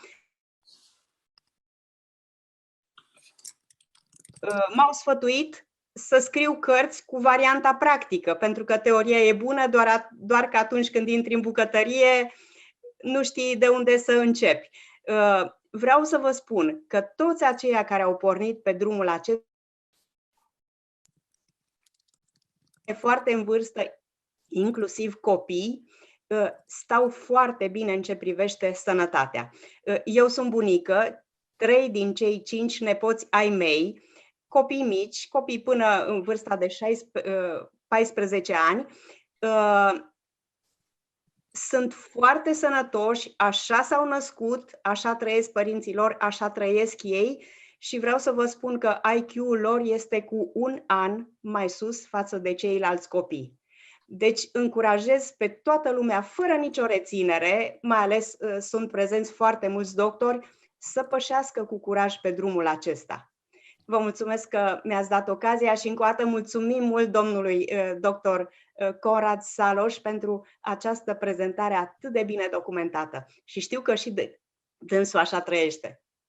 Asta este adevărat. Eu sunt plant-based din 2009. Am fost crescut ovo-lacto-vegetarian de către părinții mei. Nu m-am topit, sunt aici, am supraviețuit în ghilimele pentru că mulți zic că nu se poate. Și schimbul adică la plant-based full, la vegan, am făcut-o în 2009. Vreau să vă spun că ca să nu vă cum se spune, you don't get disheartened, descurajați, încerc să țin echilibrul. Am fost și eu mult mai strict la un moment dat și am făcut câteva greșeli care au influențat relațiile sociale cu prietenii. Și m-am dat seama, după ce m-am mai documentat, dacă ies, spre exemplu, odată la un pizza cu prietenii și ei comandă cu cașcaval și mănânc o felie, 2-3 de pizza cu cașcaval, nu se întâmplă nimic. Nu o să fac un infart de la alea 3 felii de pizza odată la 3 luni. Dacă ar fi cu carne, nu aș putea. Am mai ajuns în anumite situații și știu că nu aș putea o pizza cu carne, dar vegetarian, margarita, ceva merge. Deci, eu încerc să țin în echilibru și unde văd că capacitatea oamenilor este la un nivel anume și nu au capacitate să înțeleagă și fac mai mult rău decât bun pentru a promova un stil de viață bun, atunci, ok, odată la 3 luni poate mai mănânc un pic de cașcaval. De aceea nu vorbim despre excepții, nu vorbim despre ceea ce fac odată la o lună, 3 luni, vorbim despre ceea ce fac zilnic. Eu sunt whole foods plant-based cât se poate, sunt plant-based, eu mă consider vegan, plant-based, mai puțin poate vegan, nu sunt mare activist, eu sunt de pe parte de sănătate. Deci da, eu chiar cred în ceea ce zic și încerc să țin echilibrul în lucrurile. Mulțumesc mult, cred că deja am prelungit Thank you very much. Thank you very much. Profesor Guillermo Lopez va intra în curând, se va conecta în curând. Dumnealui va susține o prezentare, Targeting Mitochondria and Metabolism to Improve Healthy Aging. Hello, Professor Lopez. Paolo, cum să-i dau unmute?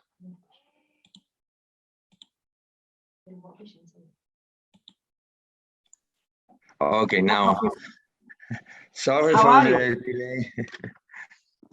I'm very busy now, but sorry for the delay. I was working on the slides, and then I forget that in Spain now it's 11 and not 12.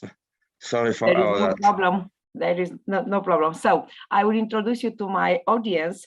Professor Guillermo Lopez Luch is a professor at Pablo de Olavide University from Sevilla, Spain. And today he will join our conference with a topic regarding targeting mitochondria and metabolism to improve healthy aging. So you can begin, Professor Lopez. Okay, I will share my screen. I think we can see this one. I see you can see now my screen. It's okay? Yes. It is okay. You can see it. Okay, perfect. Then, first of all, I will say sorry for the delay. I was working on this. It's a bit messed now, but I think the story is okay. I can show you the message I want to show you today. So everybody knows that in the hallmarks of aging, there's a lot of factors are involved in this. This is a very known article from Carlos López from Spain and other guys working together. And there's a lot of factors that are involved in the progress of aging, and that involve DNA, epigenetic alterations, loss of proteostasis, so accumulation of proteins that are into the cells, and into those factors, mitochondrial dysfunction is very important.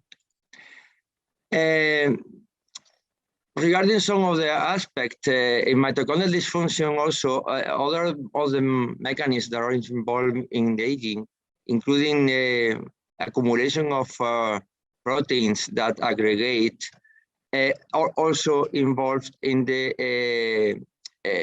delay in the activity of mitochondria, because they disturb the activity of those organelles into the cells.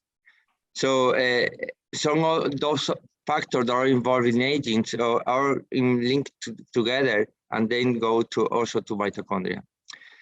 There's several pathways that are involved in this mitochondrial dysfunction, including the accumulation of damage in DNA, and accumulation also in mutation in mitochondrial DNA that alter the activity of the complexes of the electron transport change, also the turnover of mitochondria, and also the defect in the removal of the mitochondria that are defective. This is all together go to the mitochondrial dysfunction that alter the bioenergetics of cells, and also reduce the homeostasis and then end in aging. Several mechanisms are involved in this pathway, and all those mechanisms more or less are related to the control of metabolism, because MAPK and mTOR are the main proteins that regulate how the cell responds respond to the different metabolic changes that every day we suffer, because it's not the same we are starved or we have a meal some minutes ago. So our cells are continuously changing the metabolism, and those systems are related together to control the process, and all the dysfunction those systems are affecting in aging, and also are affecting in mitochondrial dysfunction. So mitochondria is there, is in the more or less in the center of aging, and everybody knows that mitochondria is the powerhouse of the cell, but also mitochondria is also very, very important for other function then into the cells, not only to produce ATP, not only to produce energy from the different compounds like glucose or lipids, but also is involved in the regulation of apoptosis. Then it's very important in the regulation of the cell death. Also in the control or signaling through calcium, because calcium is very important in the function, especially, for example, in brain and in nerve cells. Also, it's important in the regulation of the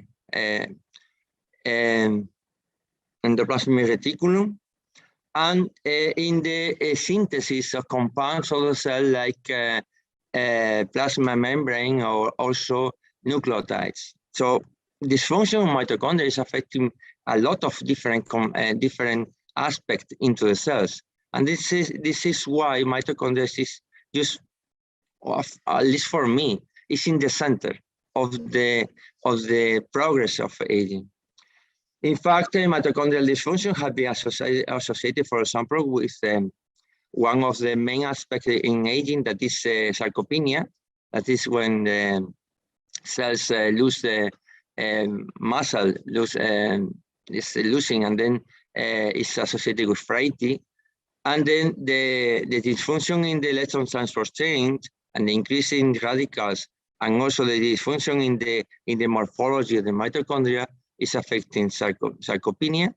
And here we can see again the system of NAPK, PK, and mTOR in the control of all the processes that are involved in aging and also in sarcopenia, but not also only in sarcopenia, but also in, for example, in cancer, in cachexia, and other factors, and other processes that are associated with the dysfunction of muscle, not only in aging. For example, in the decay of the brain activity during aging, and also in the appearance of some diseases associated with aging, like Alzheimer, also Parkinson, and other diseases that are associated with the dysfunction of brain, mitochondria is also involved, because the dysfunction of mitochondria seems to be one of the main aspects of all those diseases that are associated with the dysfunction in the nervous system. So at the end, what happens in aging? But happens is that in cells, our cells accumulate dysfunctional mitochondria that are not working properly. They produce a lot of radicals that accelerates the process of accumulation of damaged structures into the cells, and also reduce the production of ATP. This is having associated with many other aspects for instability of mitochondria, also associated with inflammation, associated with the incapacity of the cell to communicate and to respond with a balanced response against many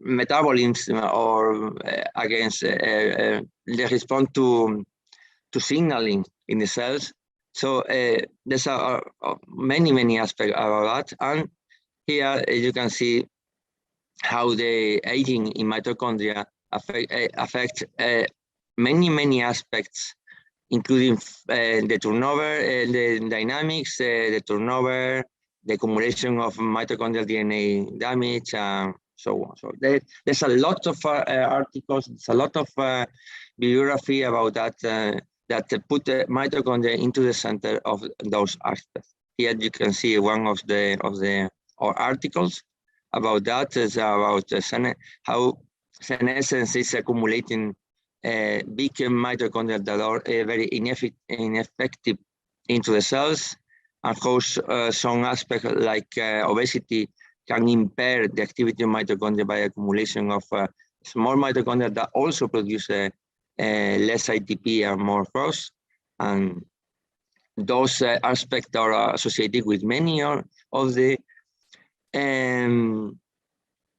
diseases that we associate with aging, because aging is very complex, but there's a lot of diseases that are associated with aging, like cardiovascular disease, atherosclerosis, for example, diabetes, hypercholesterolemia, hypertension, sarcopenia, cognitive decline, neurodegeneration, the pro-inflammatory status into the cells, etc., etc. There's any of the diseases that we can think that are associated with aging has a mitochondrial dysfunction as one of the main aspects in those diseases. So I think we have a lot of information that indicates that mitochondria can be one of the targets that we can study to regulate, to improve aging. Even in this aspect that it is very new, having studied like the senescence associated secretory phenotype, that it's a phenotype associated with the release of vesicle coming from the senescent cells that are affecting the activity of other cells. And it seems also that mitochondria is also involved in this.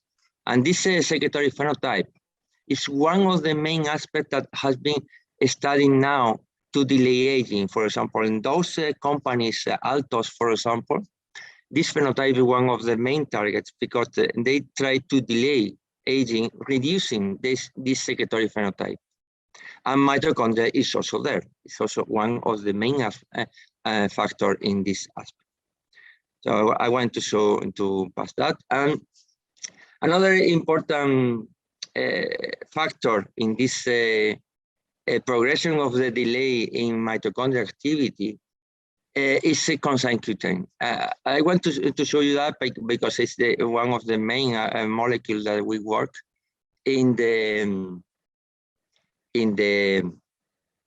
during aging and in other diseases. And then we know that the consanguine production in the cells decay during aging. In some organelles quickly, and other organelles very slowly. But for example, kidneys and hearts are affected during aging, and then the level of consanguine can be affected. We are working with this, and because consanguine is essential for the activity of mitochondria, because consanguine is not only working on the activity of the electron transport chain in mitochondria and the production of ATP, but also is working in the production of nucleotides in the cells. And it's also working in the activity of beta oxidation in the cells and in the modification of amino acids. So consanguine is in the center of the activity of mitochondria. And then we think that the consanguine is one of the main factors that are involved in the mitochondrial disease. So, okay. And also consanguine is deficiency also activate one of the aspects that are accelerated in aging, or is involved in aging, that it's in mitophagy. Because if you accelerate mitophagy, but the system is enabled to destroy the damaged mitochondria by this process, you accumulate damaged mitochondria that are prepared to be eliminated by mitophagy, but they cannot be eliminated. So we are working on this, and we follow the studies about consanguineo in many other diseases that are associated with mitochondria with aging. So what can we do in this? Even in the case, even in the case or last one of our last articles also associated aging mitochondria in the immunosenescence. That is also a main aspect associated with aging, because it's the dysfunction of the immunity system to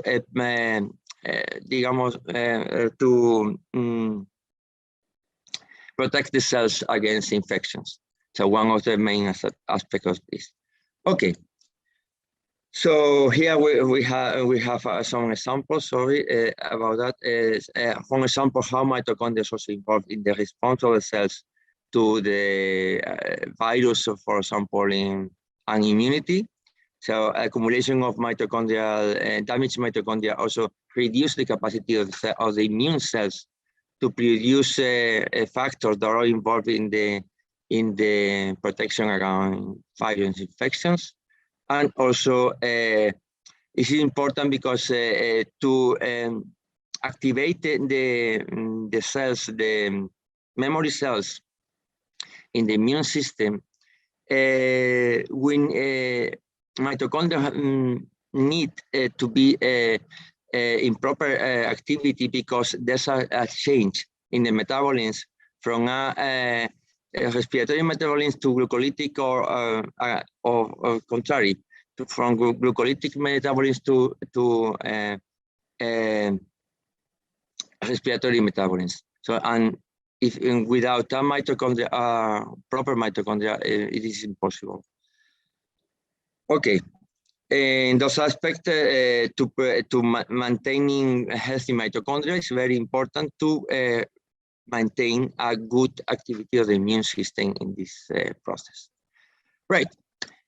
Knowing that, they say that it's considered that there's some primary hallmarks in aging that are genomic instability, telomere attrition, alteration of epigenetica, and the loss of proteostasis, is the accumulation of proteins into the cells that produce changes in the cell that try to respond to those changes. And in this response, there's accumulation of deregulated nutrient sensing, accumulation of mitochondrial, damaged mitochondria, and also produce cellular senescence. In this response, everything is aggravated, and then we lose the stem cells, and we lose the capacity to renovate the tissues, and then the cells cannot communicate between each other, and then the tissues lose the capacity to respond in a physiological way, in a proper physiological way. What can we do in this case? We cannot focus in everything because it's very complicated, because some aspects are affecting other aspects.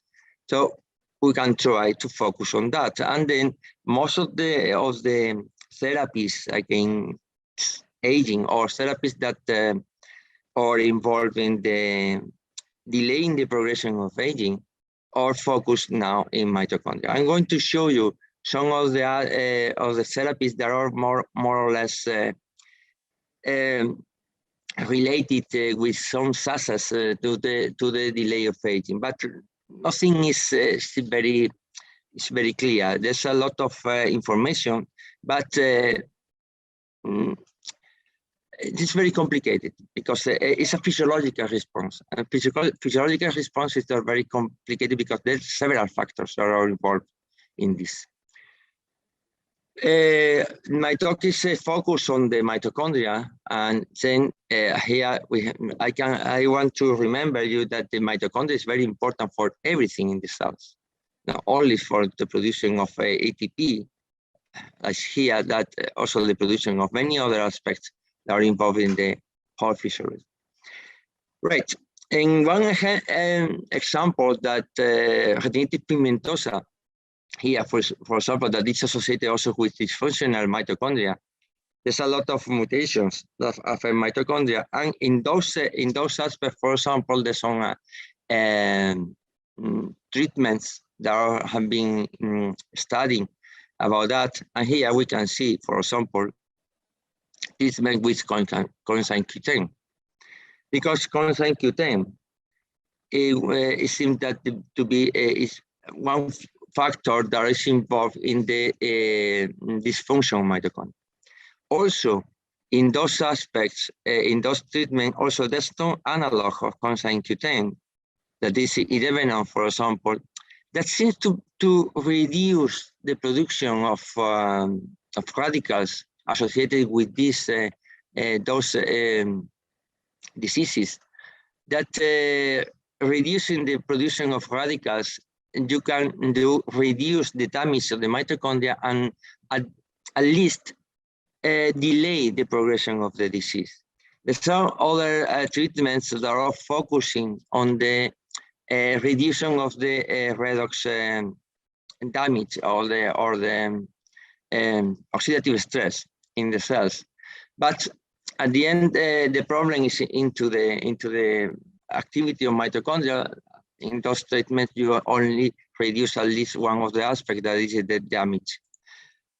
Okay.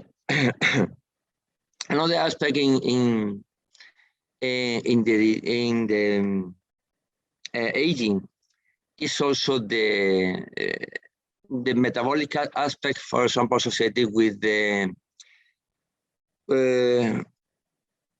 with the metabolic syndrome, for example, with the incapacity of the cells to respond properly to the nutrients. In those cases, for example, calorie restriction, some bioactive compounds and the physical activity seems to be very important to reduce the accumulation of mitochondrial dysfunction by the activation of several processes that reduce the level of damaged mitochondria into the cells, and then to induce at the same time the mitochondrial biogenesis. Those aspects have been very, very important in the progression of aging, because those factors like calorie restriction, some bioactive compounds, and physical activity are considered now a very important pro-longevity factors. One of these is calorie restriction. We published an article some time ago in 2006. In this article, we demonstrated that culturing cells with the plasma from animal fed on the calories restriction, we can reduce the production of radicals into mitochondria. At the same time, that reduce in some way the potential mitochondria, so reducing in some way the stress of those mitochondria. They are working in stage 3, that is producing more ATP with less consumption of oxygen. And also, we demonstrate that in plasma of those animals, some factor were inducing the amount of mitochondria into the cells. So in calorie restriction, it seems clear that the cells of pushing to produce more mitochondria to induce the biogenesis of mitochondria, and then to reduce the oxidative stress. This was published a long time ago, and we know now that this is having confirmed by other articles. So calorie restriction seems to push the cells to a more balanced metabolic activity, and then the reduction of mitochondrial activation and the dysfunction. Another important activity to induce the same response in the cells is exercise. It's the muscle activity, the metabolic pressure that make the need of the cells to use more energy because you are forcing the cell to work. Activated exercise activate not only biogenesis but also production of ATP, also activate the antioxidant in defense into mitochondria, also into the cells, the mitochondrial dynamics also, and the quality of control. They say the elimination of the damaged mitochondria and also the activity and the production of new mitochondria. Is it known? And on the contrary, sedentarism do the contrary, so accumulates damaged mitochondria into the cells. For example, in this other article, in neurodegenerative condition associated with aging, all the capacity, antioxidant capacity, the production of apoptosis, the activity of complexity and the biogenesis mitochondria,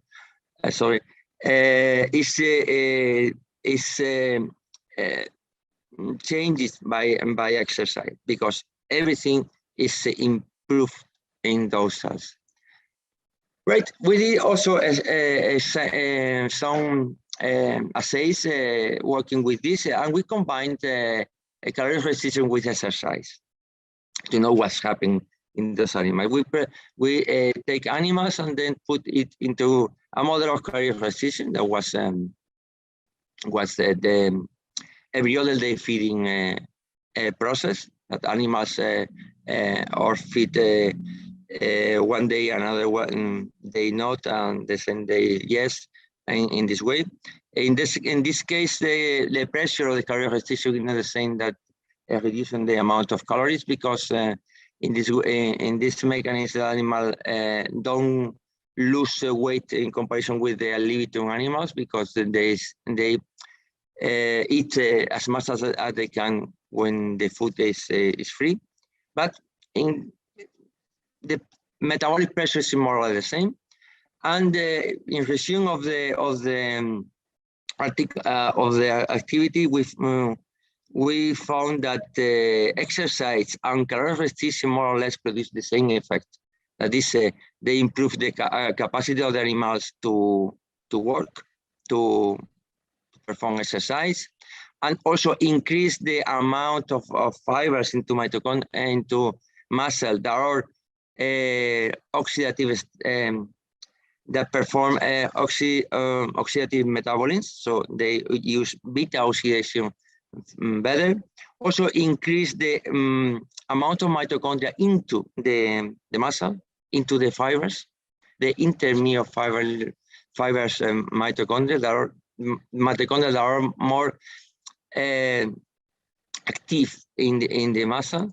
And also we found that there was an increase in beta oxidation in the cells. So the cells are pushing to produce better activity in mitochondria. So we now have two other factors that are inducing or at least reducing the accumulation of damaged mitochondria, that is caloric restriction and also exercise. There are many studies about that, and they confirm that the effect is the same. What happened with the bioactive compounds? For example, the most known are polyphenols that have been used in other. There's many bioactive compounds in the vegetables, like lycopene, fluoretine, spiridine, curcumin, genistein. Many other those bioactive compounds are being studied as anti-cancer compounds, because at high doses they induce changes in the cells that end in the delaying the progression of the cells and the reducing of the tumorigenesis in those cells. One of those polyphenols is resveratrol. Resveratrol is a member of a very big family that is known polyphenols, that have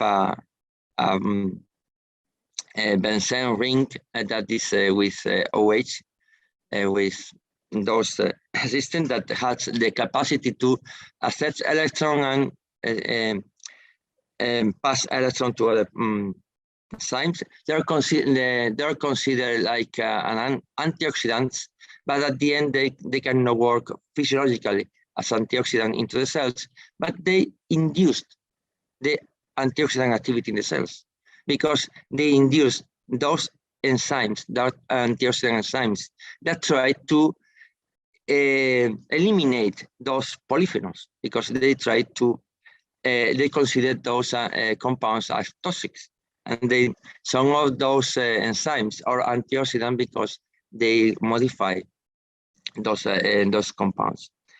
So we also work with resveratrol, also in 2006, and published that in Nature. And we found some very interesting aspects because here we use a model of high fat diet.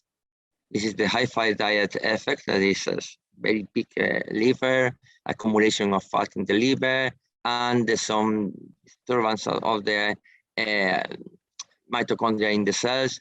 And with resveratrol, also in high fat with resveratrol, liver is more or less okay, more or less like normal animals, mitochondria is better, and then resveratrol also induced the synthesis of mitochondria into the cells.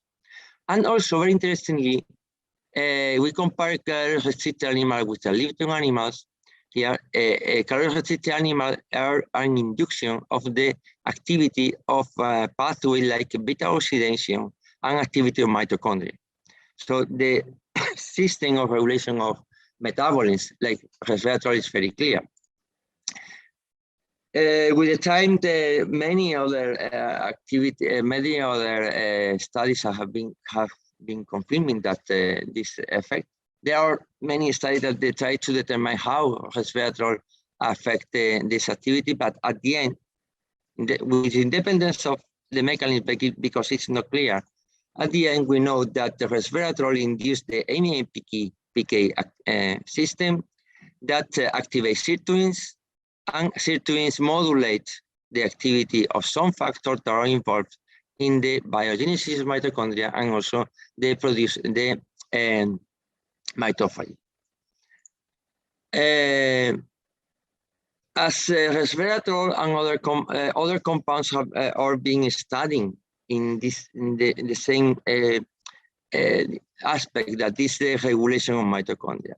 Resveratrol, nicotinamide, metformin, for example, or rapamycin, because they all of them are activating the same pathways.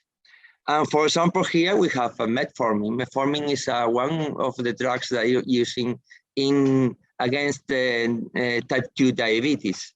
It's very widely used, and it seems that very, very interesting because metformin affect many of the aspects of being associated with aging, including mitochondrial dysfunction.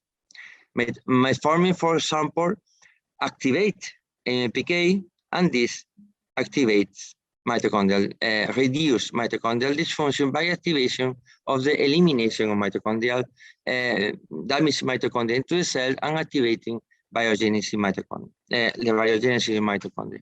There is other interesting aspects associated with the activation of the antioxidant system and the reduction of the inflammatory response.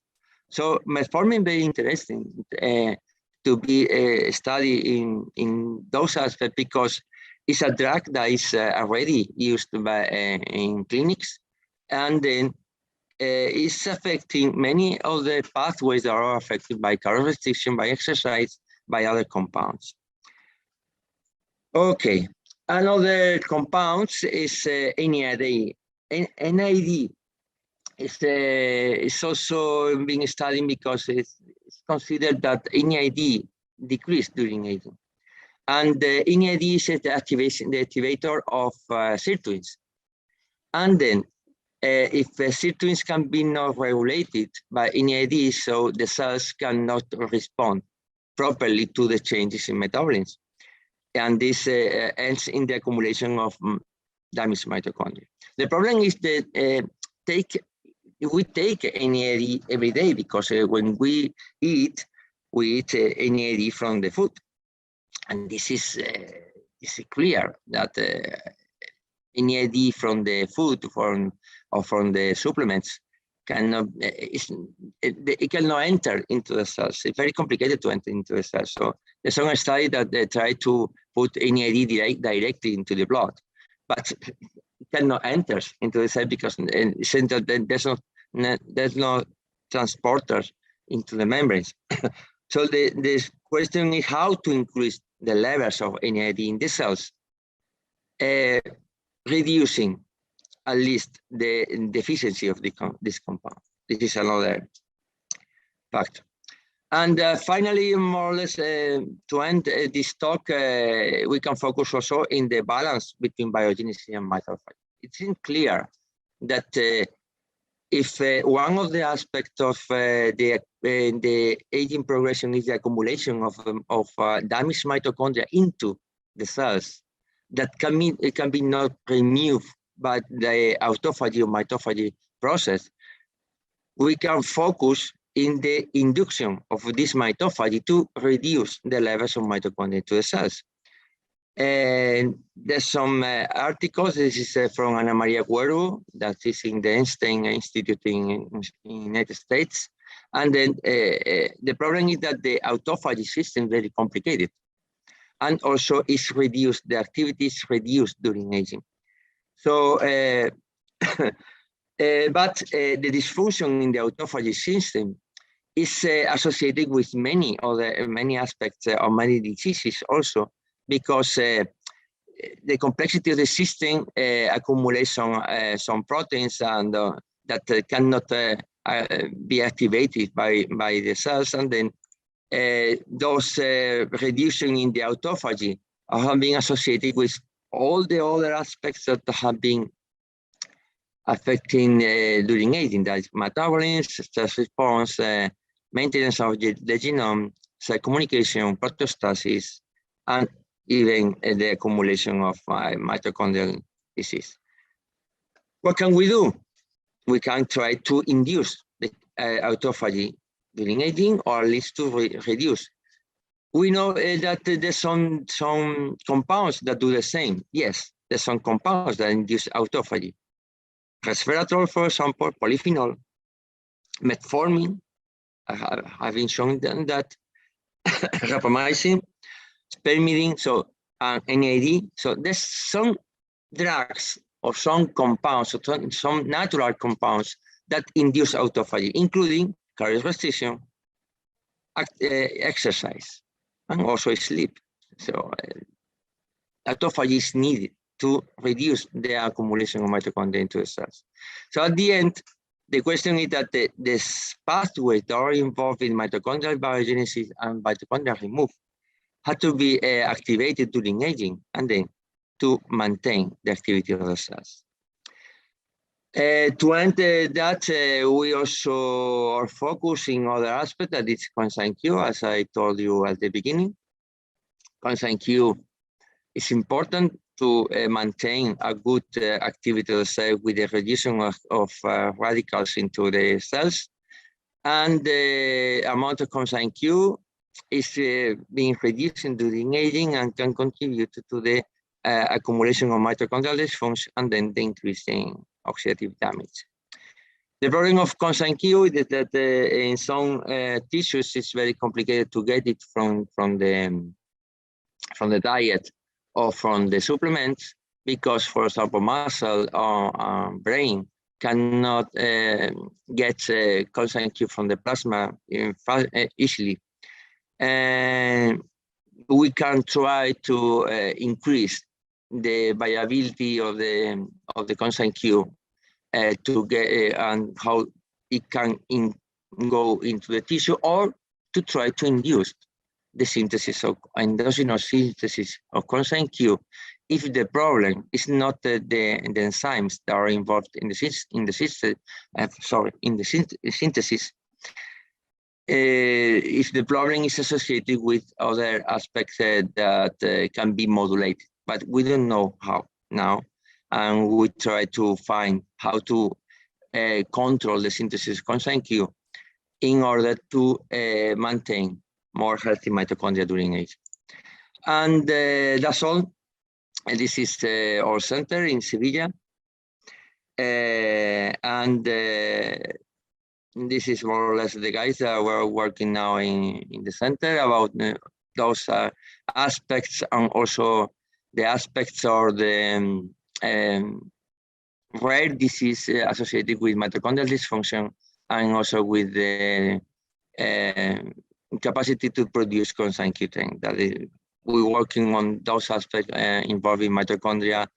And we can consider, for example, that the coenzyme Q decay during aging can be considered a secondary mitochondrial dysfunction, secondary coenzyme Q related disease. And we can try to find some way, at least to maintain the levels of coenzyme Q10 into the cells. And thank you very much.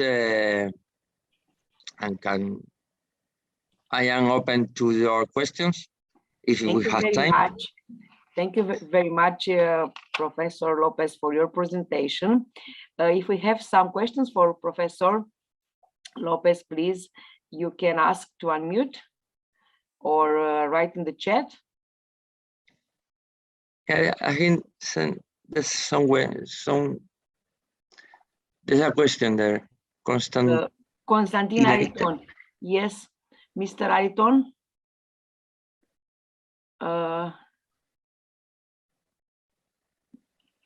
Domnul Ariton, ne auziți? No, it's mute. Yes, it's mute, but I asked him to unmute. Maybe he can't manage. I have a question, Professor Lopez. I saw in your presentation many ways to boost the mitochondrial. My question is if there is a special moment in our life when we can begin to prevent mitochondrial dysfunction by geroprotectors, because let's see, the lifestyle, the gym, the exercise, we can do it beginning with any age. But for geroprotectors like resveratrol, like coenzyme 10, there is a special moment in our life when it's better to begin to take these supplements. For example, for coenzyme Q10, I think it's when you have around 60, 65, for example, it's okay. Because the dysfunction in the synthesis of coenzyme Q10 is not found in young people, unless you have metabolic disease or something like this. That it's also affecting the synthesis of coenzyme Q10. In the case of resveratrol, there's a lot of discussion about that, because there's some people that say that the bioavailability of resveratrol is very low, and then they cannot affect your organism in general. But in animals, we have found that the normal dose of resveratrol, like you can take in pills, affect for especially the liver, because the liver is the first organ that they get those compounds from the diet. So I consider that you can maintain a diet rich in fresh vegetables that contains all those compounds, including the broccoli, for example, that has those compounds that are not polyphenol, but also activate the systems, the antitoxic system in the liver. You at least can improve the activity of the liver and to reduce the inflammatory processes that are associated with this. I think in those, there's many, we need many studies about that, because with those natural compounds, the studies are not so clear. There's a very heterogeneous studies, but it seems that it's clear that those compounds are affecting the organism.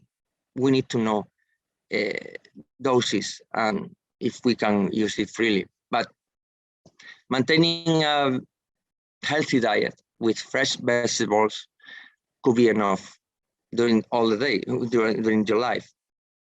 And this is the main problem, because the elderly people lose the variability of the food. They start eating easy food that lose the vegetables and lose those compounds. Thank you very much for your answer. Some other questions, please, for Professor Lopez? In the chat. Yes, in the chat. Mm-hmm. If you look for some biomarkers in the mitochondrial dysfunction, is Elena Boas. Okay.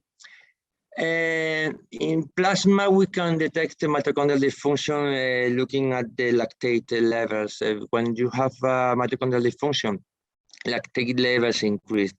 But it's complicated.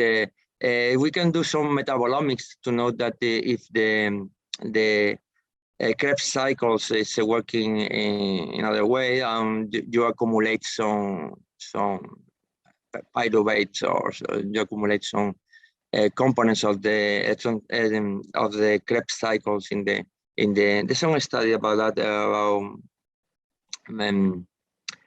metabolomics, but they are indirect. They are only in plasma when that indicated that in mitochondria it's not working properly. The other ways to know that is to make indirect studies, or for example, in fibroblasts or something like this. For example, in disease, in mitochondrial associated disease, we can check how it works, taking biopsies from the skin, isolating the fibroblasts, and then to measure the activity of mitochondria. For example, in seahorse, I don't know if you can know the seahorse technique, that is working, detecting the consumption of oxygen in the fibroblasts to know if mitochondria will not working properly. But you need a biopsy to know that.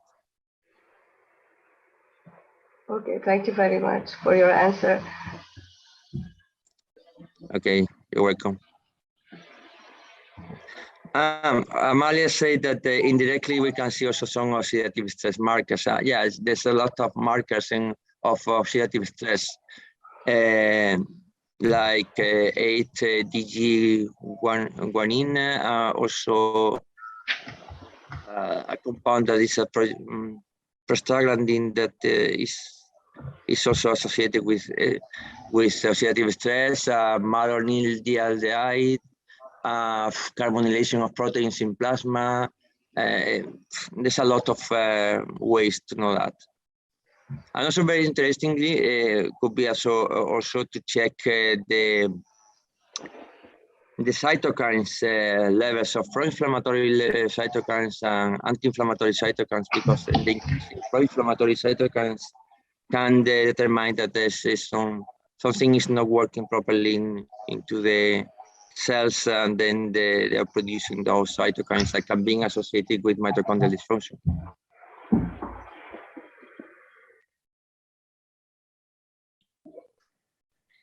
Some other questions, please?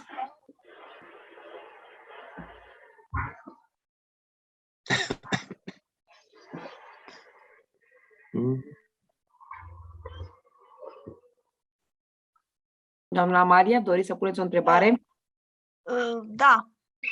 Yes, I want to ask Mr. Professor if in his labs did they conduct any study on animal, mice or rats related to the mitochondrial function and longevity, something like that.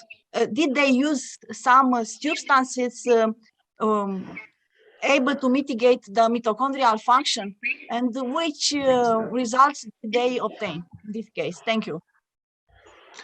We already performed some study with the calorie restriction and also with the animals. We have published some articles about the effect of different fats in the response to calorie restriction with animal and the prolongevity effect.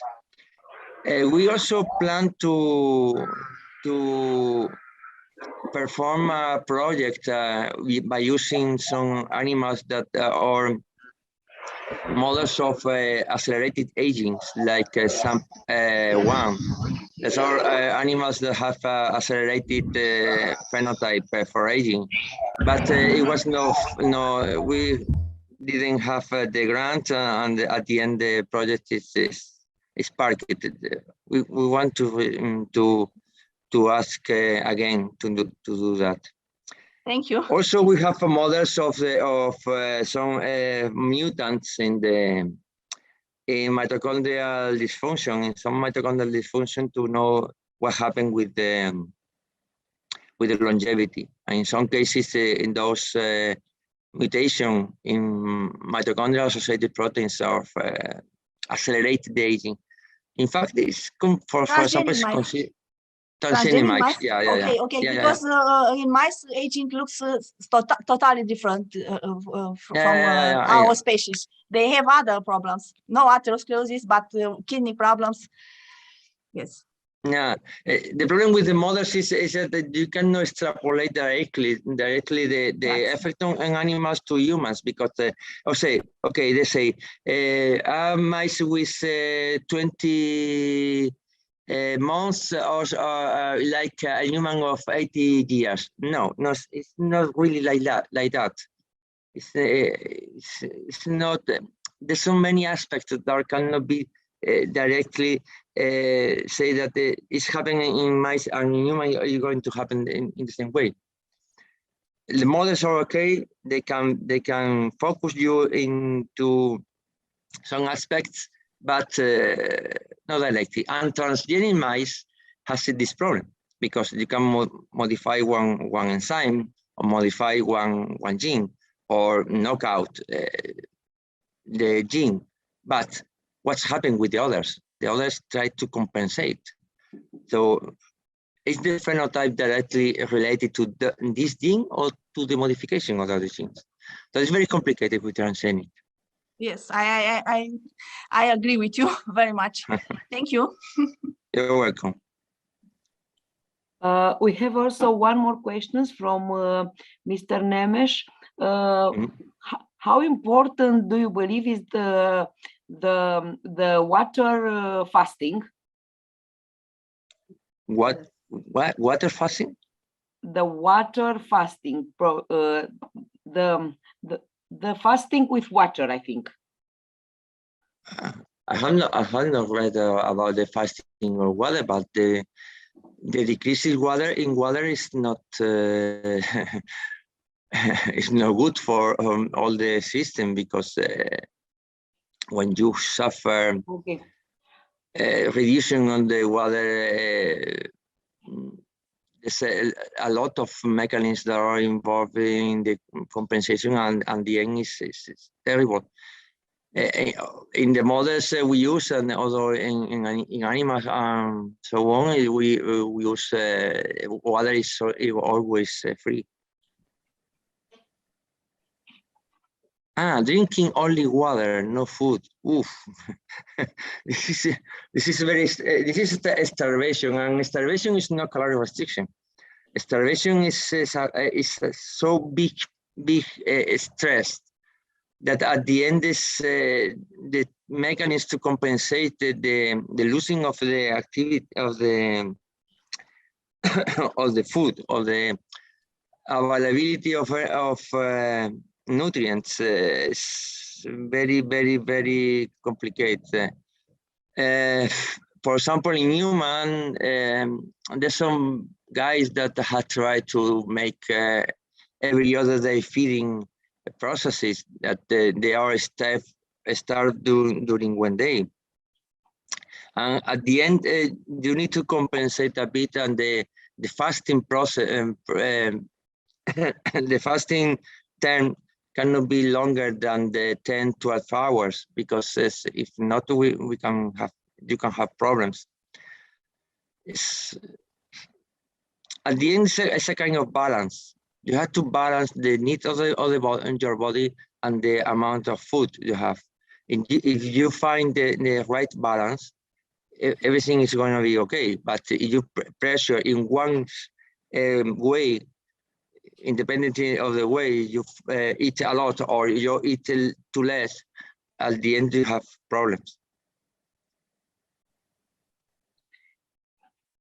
Yes, Mr. Nemes said that the caloric restriction program without any food, only water, and during this process we can find the growth of the growth hormones, and the idea is this growth of hormones can help in the healing process at cellular level, I think.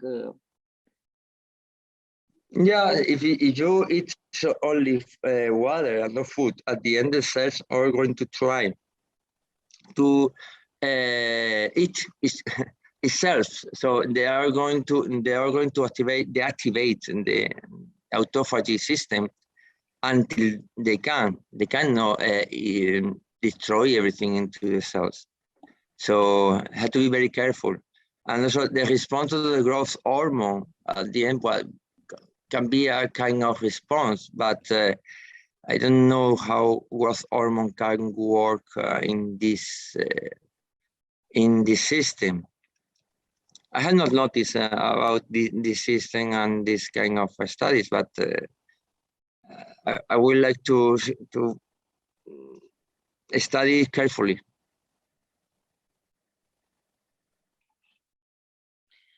Thank you very much for the answers. If we have some more questions, please, you can use chat or you can ask to unmute.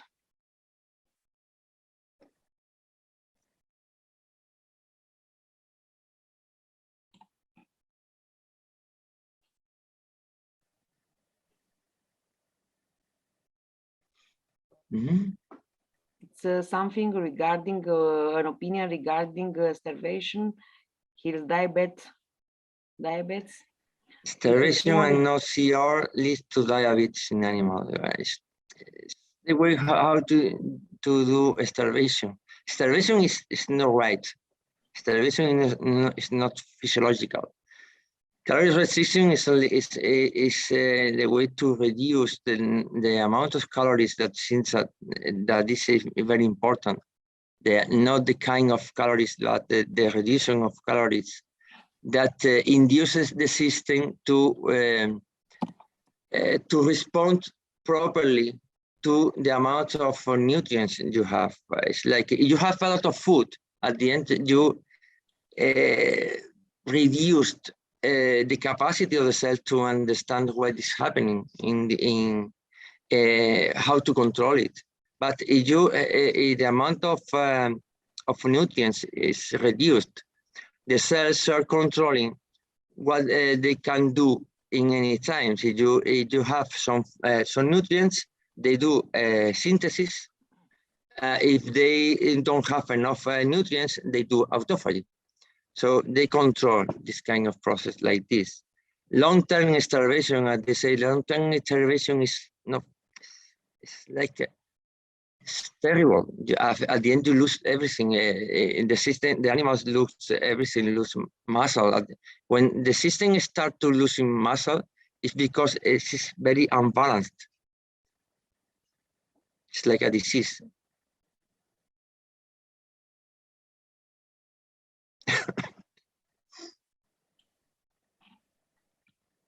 Thank you. Other questions, please?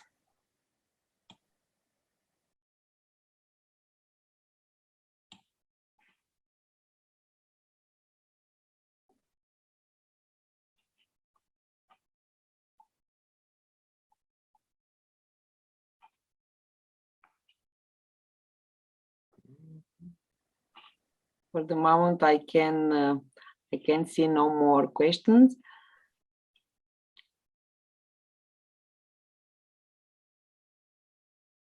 Okay. Any question about anything? Other aspects, if you want?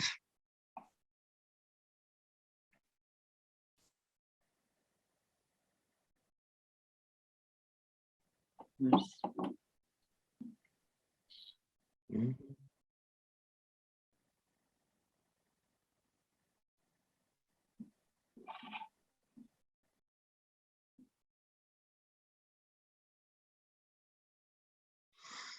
Mr. Nemes gives an information also.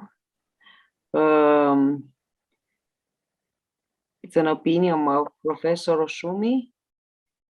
If you can see in the chat, Professor Lopez.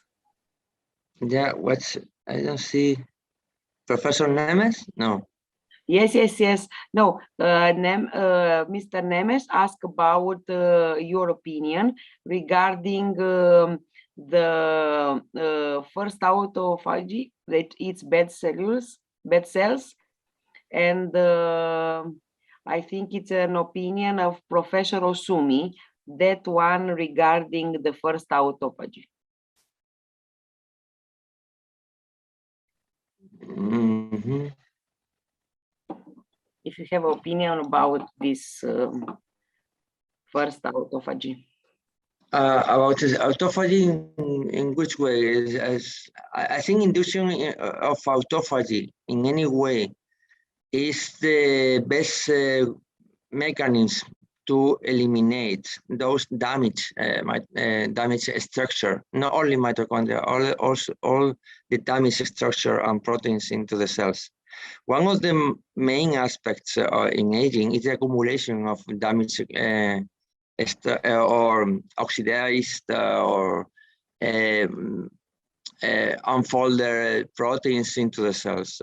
There's an accumulation of lysosomes that are accumulating structure molecules and into the cells. So the activation of the process of autophagy and the maintenance of the not only autophagy but also the proteasome activity during aging is essential to reduce the accumulation of those proteins that are affecting everything in the cells. Not only, for example, in Alzheimer's, we have two models of accumulation of this kind of structure, like the plate outside the cells, but also the ovule, the tau protein into the cells. But also, for example, in one model of sclerosis, also the accumulation of SOD1, that is one of the protein involved in the antioxidant system, like superoxide dismutase, and that is mutated in some of the family associated sclerosis, lateral sclerosis, accumulates this protein into the cells and cannot be eliminated by the proteasome. So the activation of the maintenance of the autophagy and mitophagy and proteasome system is essential to reduce the damage into the cells and to maintain the cells working properly. I think with this can answer the question. Thank you very much. Thank you very much, Professor Lopez. If there are no many other questions, I thank you again for supporting us with our conference. And I appreciate a lot your contribution to this conference. Thank you very much again. Thank you to you again. I'm sorry again for the delay, but because there is no problem. I was lost. There is no problem. Thank you very much. Bună ziua și mulțumesc că ați acceptat să fiți speaker în cadrul conferinței noastre de longevitate, în cadrul celei de-a doua ediții. vă prezint pe doamna doctor Adina Trandafir, este biolog și genetician, doctor în genetică, este vicepreședintele Asociației Medicale de Prevenție prin Stil de Viață și fondator al Clinicii de Nutriție NutriScience. Astăzi va prezenta o temă, bolile cardiovasculare, cauza principală a mortalității și prevenția prin stilul de viață. Doamna doctor? Vă mulțumesc foarte mult pentru invitație. Sunt extrem de încântată de inițiativele dumneavoastră și de temele pe care ne invitați și ne provocați să le abordăm. De ce am ales... Mai puțin, vă rog, că... Nu știu de ce nu... Da. De ce am ales bolile cardiovasculare și prevenția prin stil de viață? Pentru că, după cum foarte bine știm, sunt cauză principală a mortalității și morbidității la nivel mondial. În Statele Unite, 20,56%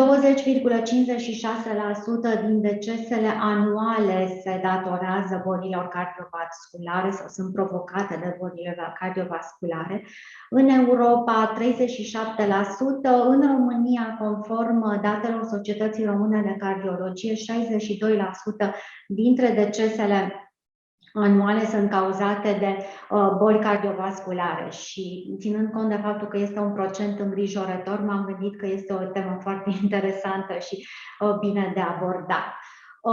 Ce reprezintă factorii de risc? Factorii de risc pot să fie pentru declanșarea bolilor cardiovasculare, sunt modificabili și nemodificabili.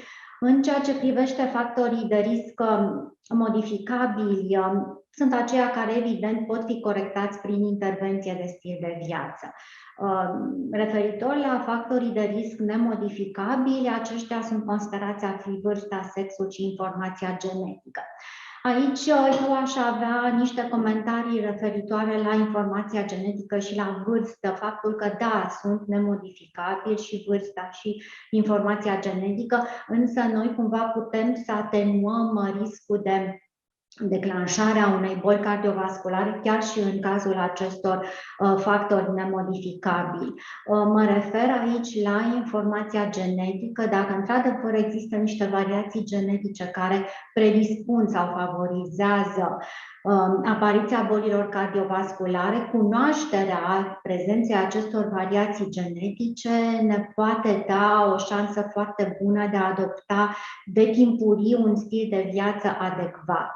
În ceea ce privește vârsta, la fel, este un factor nemodificabil, însă, evident, după cum știm, bolile cardiovasculare sunt cumva asociate cu vârsta mai înaintată, respectiv începând de la 50 de ani, dar instalarea lor se face la o vârstă mai înaintată.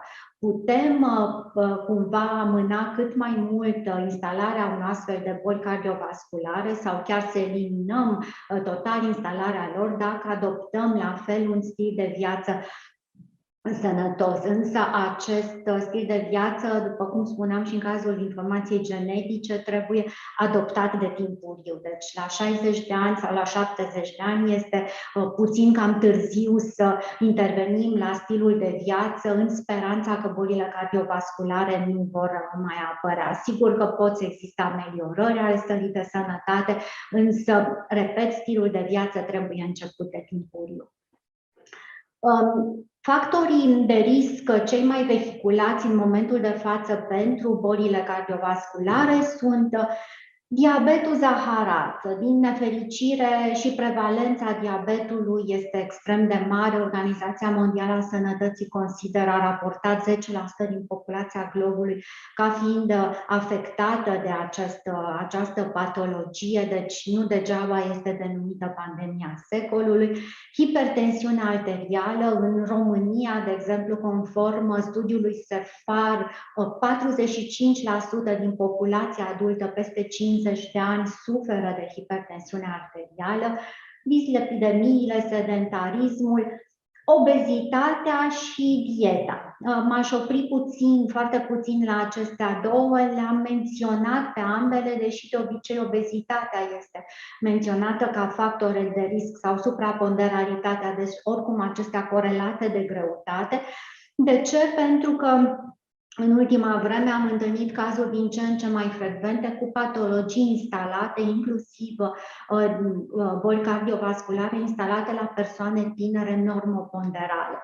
În grupa de vârstă 18-25 de ani, dieta în mare parte nu este cea corespunzătoare, este constituită din o dietă abundentă în semipreparate, în foarte multe băuturi carbogazoase, consum excesiv de alcool, consum de zahăr excesiv, consum de sare excesiv datorită acestor semipreparate, motiv pentru care, chiar dacă greutatea se menține normală, deci nu există nici măcar un factor de supraponderalitate sau obezitate, totuși aceste persoane prezintă un risc mare de instalarea bolilor cardiovasculare dacă nu există o intervenție corespunzătoare. M-aș referi la conceptul acesta de factor de risc, pentru că este un concept, să știți, foarte nou în medicină și toți acești factori de risc pe care am enumerat și mai sunt și alții, diabet, dislipidemie, tensiune arterială, fumat, sedentarism. Ce înseamnă acest lucru? Înseamnă că fiecare dintre acești factori de risc luat individual, dar și împreună, cresc riscul de apariție al bolilor cardiovasculare. Ca în orice studiu se poate calcula un scor și în cazul intervenției acestor factori de risc. Scorul devine pozitiv deja la prezența unui factor de risc la un individ. Prezența deja a 2 factori de risc din cei enumerați crește șansele, practic dublează șansele de apariție și de instalare a unor boli cardiovasculare.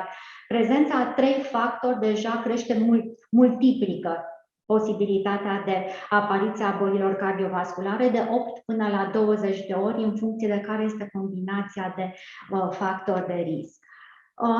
Pentru prima dată, termenul acesta, pentru că deja a devenit un termen consacrat în studii și în publicațiile medicale de factor de risc, a fost pentru prima dată menționat în studiul Framingham Heart Study. Acesta este practic, a debutat în 1961 și este unul dintre cele mai mari studii efectuate, evident, în Statele Unite. De ce spun evident? Pentru că studiile, în general, de acest tip trebuie efectuate pe o populație semnificativă, deci este foarte important și pe un număr foarte mare de ani. Este practic un studiu la care se face și acum, există un reper în special pentru studiile referitoare la bolile cardiovasculare și este un reper pentru că pentru prima dată au fost luați în considerare acești factori de risc. Respectiv, pe lângă bolile cardiovasculare instalate, s-a luat în considerare vârsta la care s-au instalat aceste boli, care a fost stilul de viață al persoanelor respective în decursul anilor, în special referindu-se la activitate fizică, la modalitatea la dieta pe care au avut-o, la gradul de stres și de anxietate și depresie. Acestea erau cumva niște itemuri destul de noi introduse ca factor de risc pentru bolile cardiovasculare. S-a întins pe un număr mare de ani, ceea ce este la fel important pentru că s-a putut studia în timp efectul stilului de viață. Un alt studiu la care m-aș referi și care este de fapt un studiu al longevității familiare, apropo de tema pe care o avem, a fost acest Long Life Family Study. Este o colaborare între mai multe universități, Pittsburgh, Columbia, Boston University și Southern Denmark University. S-a întins din 2006 până în 2014 și s-a axat evident pe studiul stilului de viață și bolile cronice instalate în diverse familii. S-a constatat că acest fenomen al longevității la nivel familial a fost asociat cu o creștere în greutate moderată, deci normoponderalitate, în niciun caz obezitate, incidență redusă a bolilor cronice în familiile respective și o mortalitate scăzută la o vârstă timpurie. Acest fenotip, pentru că pentru acest grup de indivizi au fost realizate și studii genetice, fenotipul acesta a fost denumit un fenotip sănătos metabolic, pentru care scorul Z s-a calculat ținând cont de indicele de masă corporală, nivelul insulinei, trigliceridelor, LDL colesterolului, proteinei C reactive. Și acesta este un studiu foarte interesant, atât din punct de vedere al aprecierii longevității la nivel familial, cât și din punct de vedere al instalării bolilor cardiovasculare în cazul persoanelor în funcție de stilul lor de viață. Și în fine, acest al treilea studiu, Health and Retirement Study, el s-a efectuat pe un număr mai redus de persoane, 37.000 de indivizi în 23 de gospodării, cu vârsta peste 50 de ani.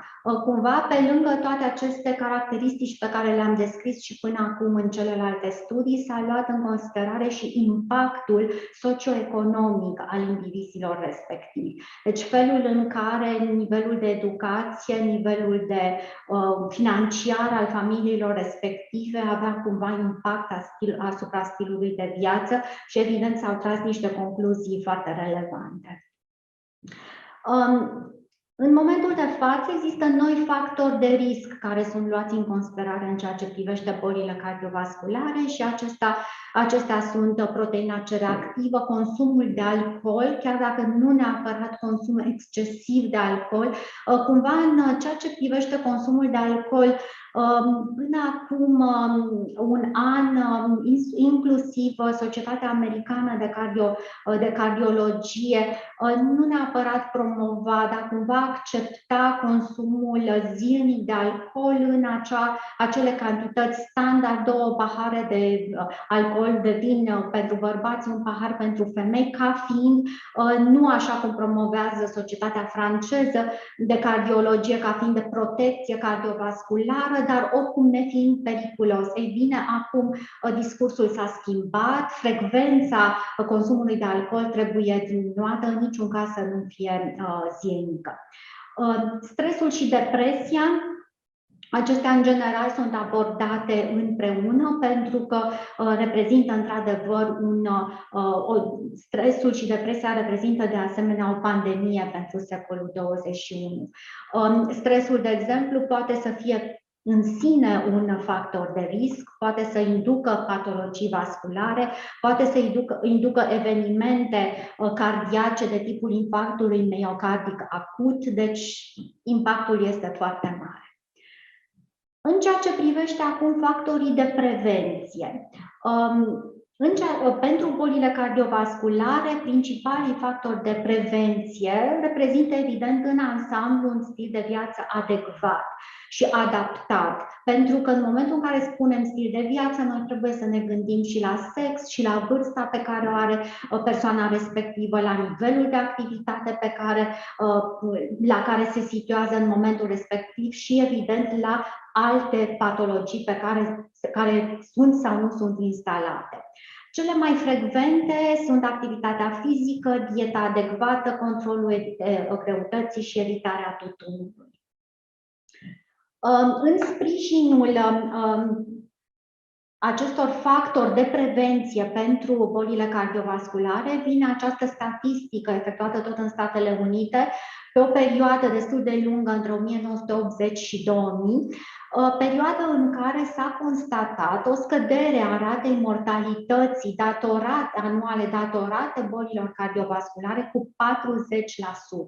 Este un procent semnificativ și mai semnificativ este faptul că jumătate din acest procent s-a datorat implementării noilor reguli de stil de viață. Și asta vine cumva ca rezultat al introducerii, de exemplu, în ghidul alimentar de nutriție al dietei DASH, care a fost în mod cert și țintit realizată pentru bolile cardiovasculare, de fapt pentru hipertensiunea arterială. În această statistică a Statelor Unite se referă la implementarea stilului de viață, pe lângă controlul greutății, dieta adecvată, activitate fizică regulată, renunțatul la fumat, dar și controlul colesterolului și controlul tensiunii arteriale. Nu numai în scop preventiv, deci un control regulat odată la 6 luni, dar și evident printr-un tratament în paralel cu stilul de viață. Le-aș lua puțin pe rând acum în ceea ce privește dieta și controlul greutății. Aș fi preferat să mă refer doar la adulți. Ar fi fost cel puțin îmbucurător să știm că numai adulții pot să fie incluși în astfel de boli cardiovasculare. Din păcate nu este așa, pentru că supraponderalitatea și obezitatea în rândul copiilor a devenit deja o problemă semnificativă și în România. În prezent, 9,4% dintre adulții de peste 18 ani sunt obezi, cu un indice de masă corporală peste 30, 46,4% sunt supraponderali, deci au un indice de masă corporală între 25 și 29,9%. În ceea ce privește copiii, în schimb, procentele sunt ceva mai reduse decât acestea, dar în opinia mea și a unor specialiști, datorează și faptului că nu există o statistică efectuată la nivelul populațiilor minore de copii și adolescenți în ceea ce privește greutatea, supraponderalitatea și obezitatea. Pericolul este foarte mare pentru că pentru un copil supraponderal șansele să ajungă un adolescent cu supraponderalitate sau obezitate, dacă nu se intervine prin stil de viață și tot ceea ce înseamnă stil de viață, și o să discut puțin mai târziu despre care sunt acești piloni, dacă nu se intervine, șansele sunt foarte mari să ajungă supraponderal sau obezi în perioada adolescenței. De asemenea, șansele pentru un adolescent supraponderal sau obez să devină un adult obez sunt semnificativ mai mari. Cu atât mai mult cu cât sunt multe cazuri în care există acest fenomen familial de supraponderalitate sau obezitate, care evident poate să fie și determinat genetic, dar chiar și în aceste cazuri, dacă există variații genetice care favorizează sau predispun la supraponderalitate sau obezitate, și acolo stilul de viață, evident mult mai riguros și mai bine implementat, poate să prevină supraponderalitatea sau obezitatea. Dar în foarte multe cazuri nu este vorba de informație genetică, chiar dacă este vorba despre obezitate la nivel familiar, ci este pur și simplu vorba de niște obiceiuri care se perpetuează de cele mai multe ori și de-a lungul mai multor generații. Și mă refer nu numai la ceea ce consumăm, ci mă refer și la modul în care sunt preparate alimentele, mă refer și la sedentarismul în familiile respective, pentru că este foarte complicat pentru un părinte să dea sfaturi de activitate fizică unui copil dacă el este sedentar. De ce este obezitatea un risc major pentru bolile cardiovasculare? Pentru că în sine este un factor independent de risc, însă pentru că se asociază și cu alți factori de risc, cum sunt diabetul, dislipidemiile, hipertensiunea arterială, sindromul metabolic, deci poate să conducă la toate acestea. De asemenea, favorizează distribuția țesutului gras la nivel abdominal, subiect despre care am auzit foarte mult în ultimul timp și corelat cu pandemia și necorelat, deci în mod cert distribuția țesutului gras la nivel abdominal este un factor de risc cardiovascular. Ce înseamnă asta? Înseamnă practic atunci când evaluăm o persoană din punct de vedere al greutății, este foarte bine, pe lângă cântărire, indiferent cât de sofisticate sunt analizoarele cu bioimpedanță, să facem și o măsurătoare la nivelul circumferinței taliei. Este esențială pentru că ne vom putea da seama dacă există o acumulare de țesut gras excesiv comparativ cu restul organismului la nivelul acesta. Pentru bărbați, o circumferință normală care nu implică niciun fel de risc este cuprinsă între 80 și 94 de centimetri, la femei 64-80. Un risc moderat, 94-102 cm, la femei 80-88 de centimetri. Cam aici, la 80-88 de centimetri, încep să se încadreze femeile în perioada de premenopauză și menopauză, când știm foarte bine că acumularea de țesut gras în cazul femeilor, chiar dacă nu a existat un astfel de țesut gras în restul vieții, începe să apară la acest nivel. Iar obezitatea cu un risc crescut, evident, cu mai mult de 102 cm la bărbați și mai mult de 88 de centimetri la femei. Ce înseamnă o dietă de prevenție sau o dietă tratament medical-nutrițional pentru bolile cardiovasculare? Deja sunt consacrate dieta DASH, despre care spuneam și care a fost implementată în Statele Unite între anii 1995 și 2000 și a dat rezultate absolut senzaționale, nu numai pentru reducerea tensiunii arteriale, care a fost de fapt ținta acestei diete, dar și în populația generală, prin, după cum spuneam, scăderea impactului bolilor cardiovasculare. Dieta mediteraneană, la fel consacrată și care a fost și considerată dieta numărul 1 pentru un stil de viață sănătos. Dieta conținut scăzut în grăsimi și mai nouă dietele bazate pe plante. Ce au în comun aceste diete? Evident, un consum cu preponderență de fructe și legume sau în cantități considerabile, cereale integrale, semințe, nuci, consum de pește gras, carne de pasăre, lactat, evident nu în cazul celor de plante, vorbesc de lactate cu conținut scăzut în grăsimi.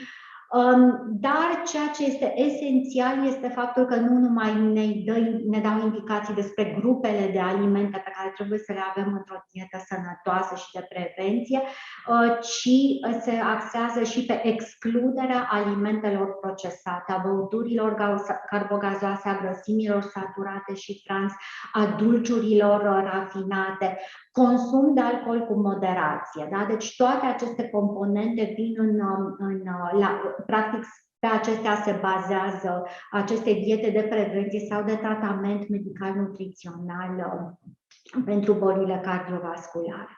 În ceea ce privește activitatea fizică, în momentul de față se consideră că activitatea fizică regulată este cel mai puternic factor de prevenție pentru bolile cardiovasculare. Practic scade riscul de creștere în greutate, asigură controlul tensiunii arteriale, crește nivelul HDL colesterolului. În ceea ce privește nivelul colesterolului total sau LDL-ului, nu există studii care să confirme faptul că activitatea fizică ar îmbunătăți nivelul acestora, însă în ceea ce privește HDL colesterolului, da, scade nivelul trigliceridelor. Ce înseamnă activitate fizică recomandată? În momentul în care începem consilierea de stil de viață cu o persoană, trebuie să o facem să înțeleagă că orice tip de activitate fizică, indiferent cât de redusă în timp este, pentru început este importantă.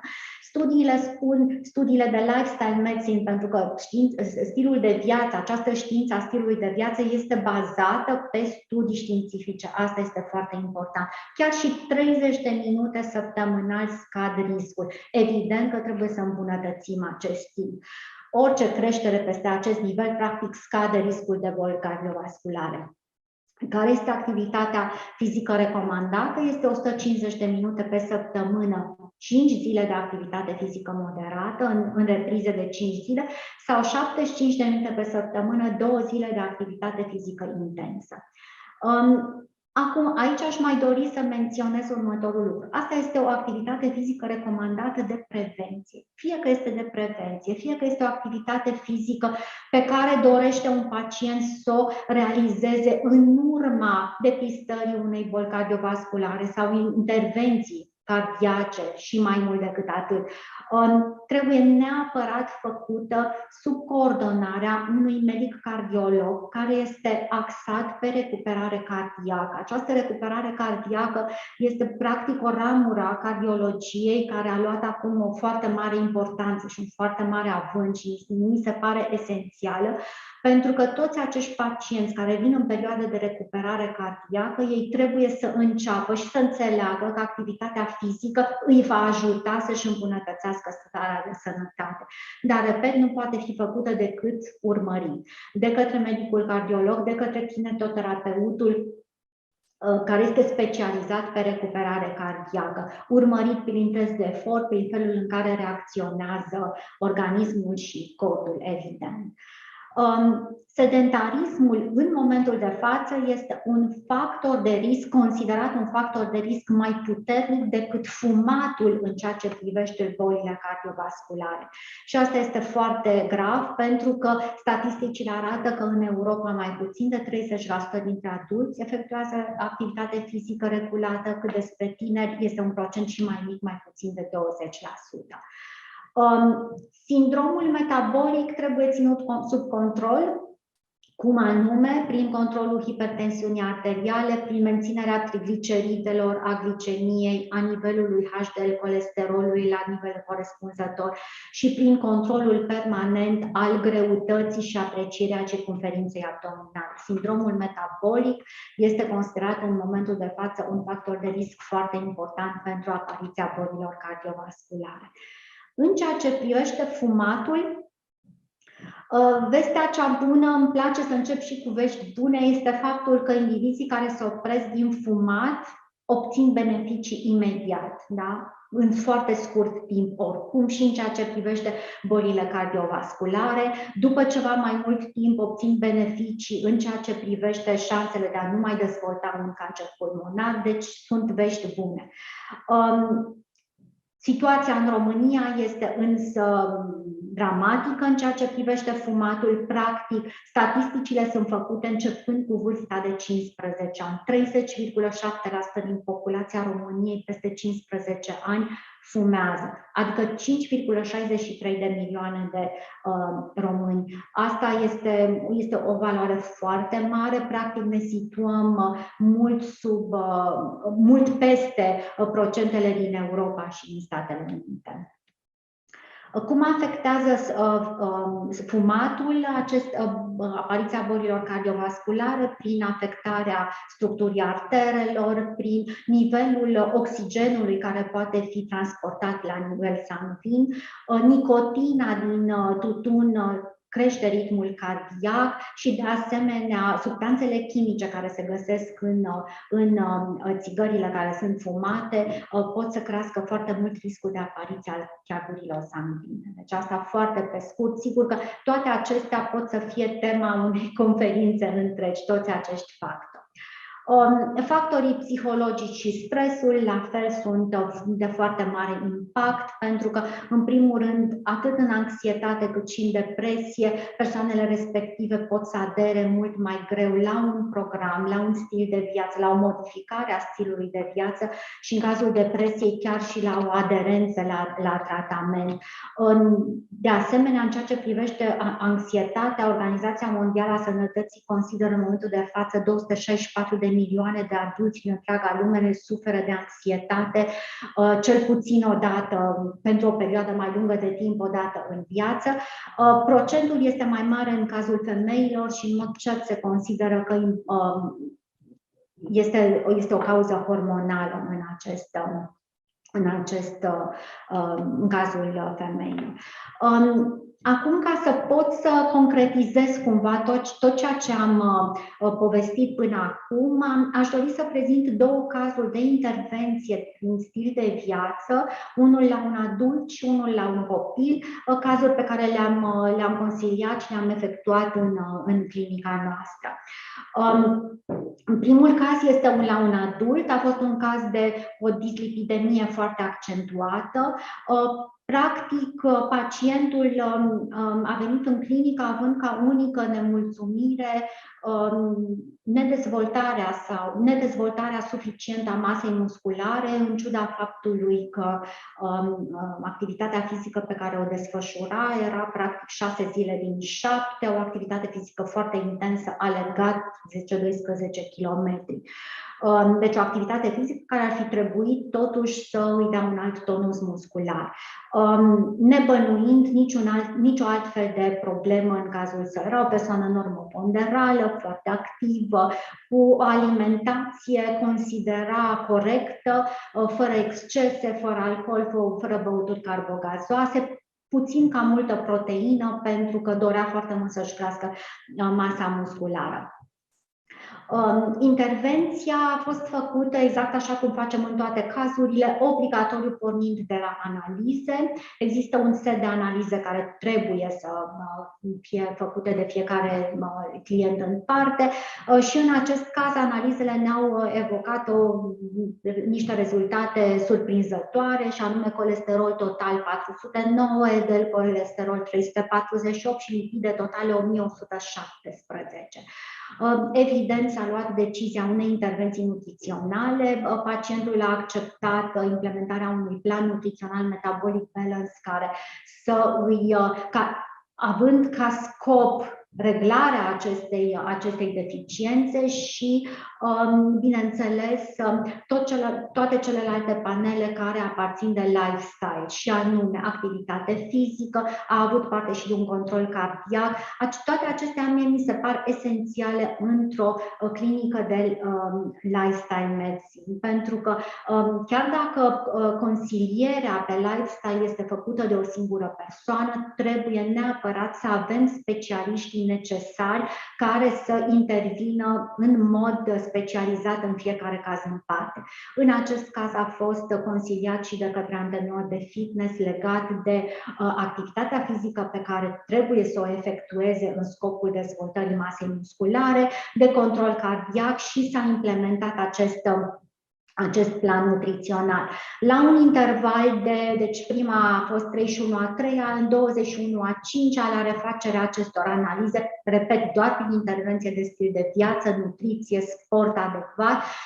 Colesterolul total a devenit 214, colesterolul LDL 166, nivelul lipidelor totale s-a normalizat.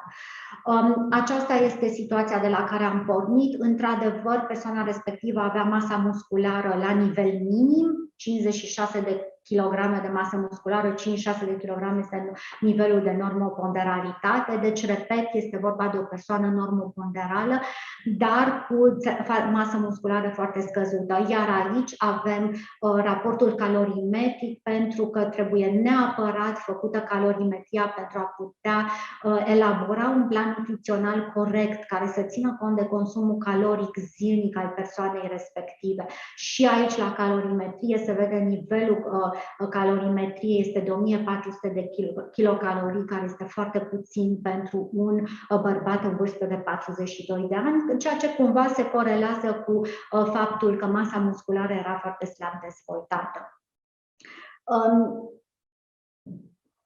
Cum am mai intervenit în acest caz a fost prin intervenția după efectuarea analizelor nutrigenetice. Aș dori doar câteva cuvinte să spun despre nutrigenetică. După cum știm, este știința care studiază o relație aceasta dintre genom uman, nutriție și sănătate.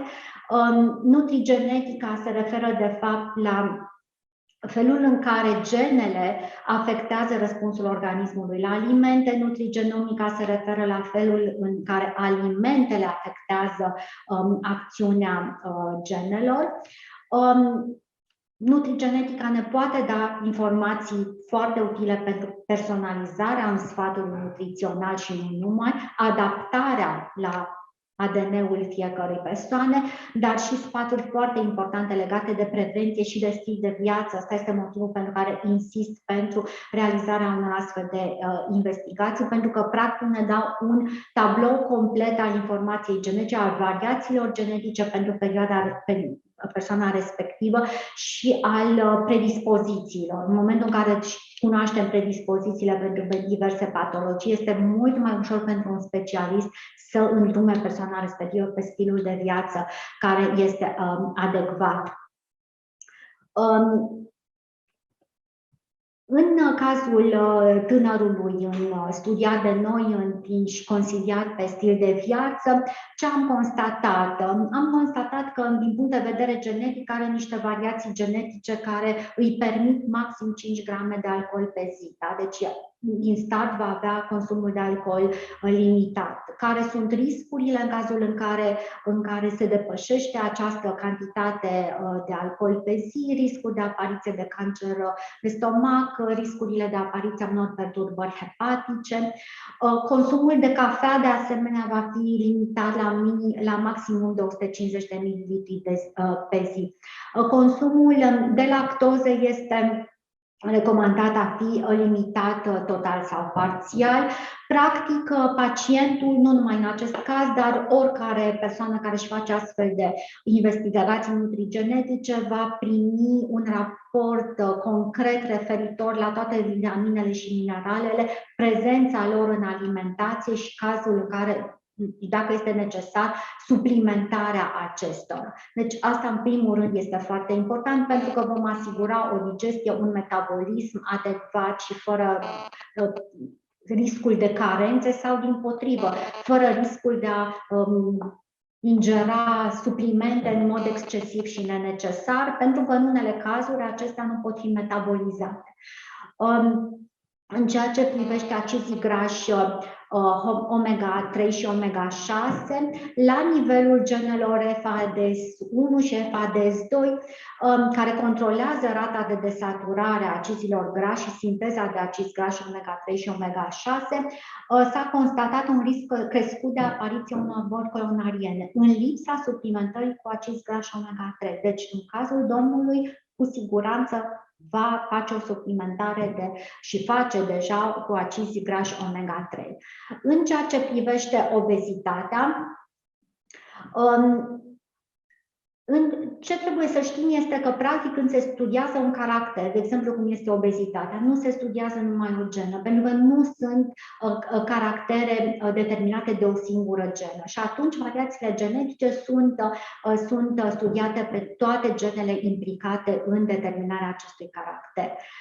S-a descoperit aici o singură genă, deci toate celelalte nu prezintă risc de obezitate, însă o genă, și anume PL1, care controlează depozitarea și eliberarea de grăsimi în adipocite, a apărut cu un risc crescut de obezitate. Deci controlul caloric trebuie urmărit pentru tot restul vieții.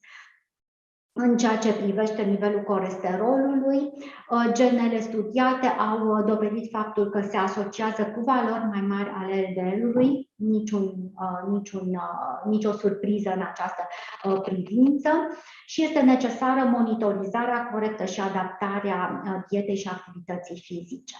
În ceea ce privește rezistența la insulină, prezența acestui haplotip în genele IRS1 confirmă faptul că acest haplotip crește riscul apariției rezistenței la insulină și apoi apariției diabetului de tip 2. Cumva ne-a confirmat persoana în cauză și există și diabet familial de tip 2. Și ce l-a interesat foarte mult, a fost foarte încântat de acest capitol din rezultatul său, este funcția cardiovasculară și metabolismul asociate activității fizice. Aici din nou s-a confirmat că atât din punct de vedere cardiovascular cât și din punct de vedere metabolic, cea mai mare eficiență pentru el este de activitate fizică moderată, de 5 ori pe săptămână, și nu face față unor activități fizice și nu sunt recomandate activitățile fizice de intensitate foarte mare. Deci a fost un caz foarte interesant, continuăm să-l monitorizăm și este practic și pentru noi și dorim pentru cât mai multă lume dovada faptului că intervenția prin stil de viață chiar are efect. În ceea ce privește copiii, și în cazul copiilor se poate foarte bine face o consiliere și o intervenție de stil de viață. Acest caz cumva este foarte interesant pentru că este și foarte extrem. Este vorba despre un copil de 12 ani care pentru prima dată a venit în clinică în luna octombrie sau septembrie, cu o greutate de 94 de kilograme și 179 de centimetri. În mod cert, nici el, nici părinții lui nu erau pregătiți să intervină prin modificări importante în stilul de viață și în cazul copiilor este vorba și de intervenție la nivelul familiei. Ei și, de fapt, și în cazul adulților, ei au nevoie de suport, au nevoie să vadă că întreaga familie adoptă stilul de viață, dieta, activitatea fizică, toate aceste componente pe care decid și ei să și le modifice. Revenirea în cabinet s-a efectuat în ianuarie, moment în care Denis a fost foarte marcat de faptul că a crescut 10 kg. Nu i s-a mai întâmplat niciodată, în mod frecvent creștea destul de ușor în greutate, dar aceste 10 kg în 2 luni sau în 3 luni i s-a părut absolut îngrijorător. S-au accentuat complexele și relația lui vis-a-vis de copiii din clasă. 12 ani este totuși o vârstă foarte fragedă, în care copiii reacționează foarte imatur, evident. Deja nu mai putea să participe la orele de sport din cauza greutății și asta l-a afectat foarte mult. Ce ne-a mai spus el este faptul că începuse să aibă reflux gastroesofagian, volumul abdominal deja era foarte mare, dureri de stomac, pasageri, migrene. Din partea părinților am mai obținut alte informații legate de faptul că pierdea foarte mare parte din noapte, deci cumva se culca la 1 dimineața, motiv pentru care programul a doua zi era complet bulversat. Îngrijorarea părinților însă nu mai era legată strict de greutate, ci de faptul că i-a fost depistată hipertensiunea arterială la vârsta de 12 ani, de faptul că i-a fost depistat un nivel ridicat al glicemiei, în condițiile în care bunica paternă suferise de insulinorezistență și avea un diabet de tip 2 instalat. Stres în familie există, cel puțin vis-a-vis de Denis, care are un frate mult mai mic, care nu este supus niciunor tip de restricții și asta cumva conflictul este declanșat. De ce spun toate acestea? Pentru că și componenta psihologică este foarte importantă în abordările de stil de viață. Măsurile pe care le-a luat Denis la sfatul bunicii, culmea, a fost să renunțe cu 3 săptămâni înainte de consultație la băuturile carbogazoase și deja se simțea mult mai bine. Care sunt, deci, problemele de sănătate? Obezitate, cel mai probabil insulinorezistență, hipertensiune arterială diagnosticată și tratată medicamentos, refluxul gastroesofagian, durerile articulare pentru care nu mai putea să facă activitate fizică nici măcar la școală și această stare de ușoară depresie, nu știu dacă era chiar o depresie, dar oricum o stare psihică nefavorabilă pentru vârsta lui. Am să prezint în următoarele minute modul în care trebuie abordat o consiliere în ceea ce privește stilul de viață, pentru că ce trebuie să știm este că nu este o abordare întâmplătoare. Există niște teme clare pe care cel care face consilierea trebuie să le parcurgă. Asta și ca să urmeze cu rigoare niște pași care ne aduc practic toate informațiile de care avem nevoie. Și prin urmare am început prin a-l chestiona pe Denis care este de fapt motivul lui principal pentru care a venit. Motivul lui principal erau colegii și faptul că nu mai putea să participe la orele de sport și a crescut foarte mult greutatea. De ce a revenit în cabinet? Pentru că l-au împins părinții lui să revină, care erau foarte îngrijorați din pricina tensiunii arteriale și greutatea foarte mare și posibilitatea instalării unui diabet.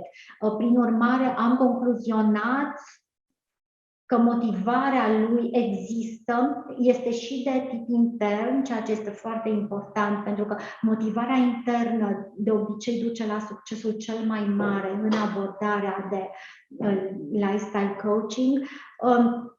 este cea care îl mobilizează cel mai mult, dar în cazul de față există și această motivare externă, cea determinată de părinții lui, legată de starea lui de sănătate.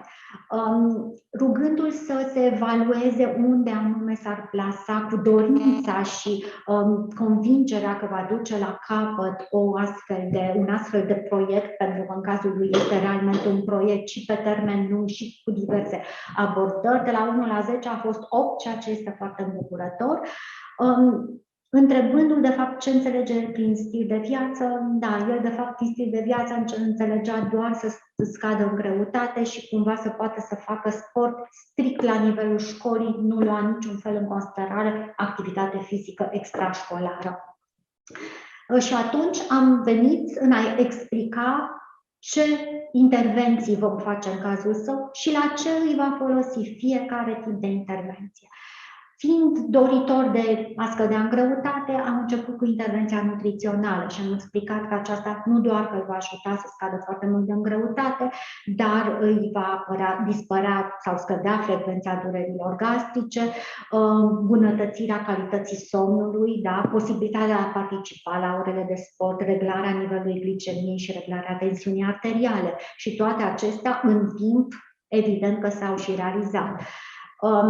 Pentru reglarea somnului, am spus că acesta este o mare problemă, care îi poate perturba inclusiv punerea în aplicare a intervenției nutriționale și prin reglarea programului meselor va dispărea starea de oboseală permanentă pe care o are și, nu în ultimul rând, o utilizare într-un mod eficient a timpului, care este foarte importantă pentru orice preadolescent și de fapt pentru orice persoană și de asemenea o planificare a activității fizice.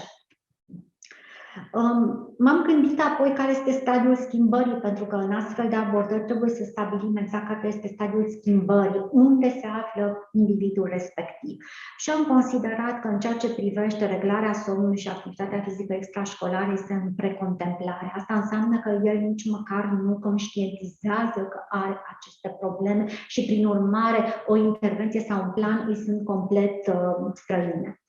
În ceea ce privește activitatea fizică școlară, da, este într-un stadiu de contemplare, ar dori să participe dacă ar putea și dacă colegii lui nu mai râd de el și dacă există o greutate dacă ajunge la o greutate mai acceptabilă. Singurul stadiu în care se găsește în acțiune, da, deci realmente a făcut ceva pentru acest lucru, este stadiul de dietă, în care a renunțat într-o primă fază la băuturile carbogazoase. Cum am abordat? Am considerat că planul nutrițional este prima intervenție pe care trebuie să... Apoi am propus niște întâlniri săptămânale la început, o legătură permanentă cu Denis direct pe WhatsApp. Este foarte important pentru că copiii au foarte multe întrebări, ei trebuie să înțeleagă rațiunea pentru care le sunt interzise sau le sunt permise anumite lucruri și atunci cu atât mai mult în cazul în care subiectele le sunt destul de străine. Și încurajarea de a continua fără niciun fel de excepții, eliminarea din dieta sa a băuturilor carbogazoase și a dulciurilor. Ce am mai realizat pentru el au fost aceste diagrame SMART. Ce sunt acestea? Sunt niște planificări practic în ceea ce privește, de exemplu, în cazul lui Denis, sportul și programul de somn, în care trebuie să fie foarte specific care este scopul acestei abordări. În cazul acesta este îmbunătățirea somnului.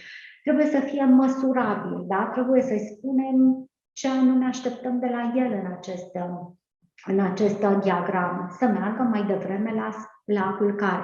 Cum trebuie să pună în practică asta? Depinde care sunt preocupările lui înainte, da? Dacă se uită pe telefon, dacă se uită la televizor, trebuie să fie realiste. Aici este foarte important, de fapt în lifestyle coaching este foarte important să realizăm că nu este ca în cazul unei consultații medicale în care medicul este cel care dă sfatul de tratament și este cel care sfătuiește ce trebuie să facă. Nu, aici, practic, expertiza este deținută de ambele părți, pentru că Cel care realizează coaching-ul știe exact care trebuie să fie îmbunătățirile și în ce constă această modificare de stil de viață, însă persoana respectivă, doar persoana respectivă poate să știe cât de motivată este, dacă este în stare să facă anumite activități.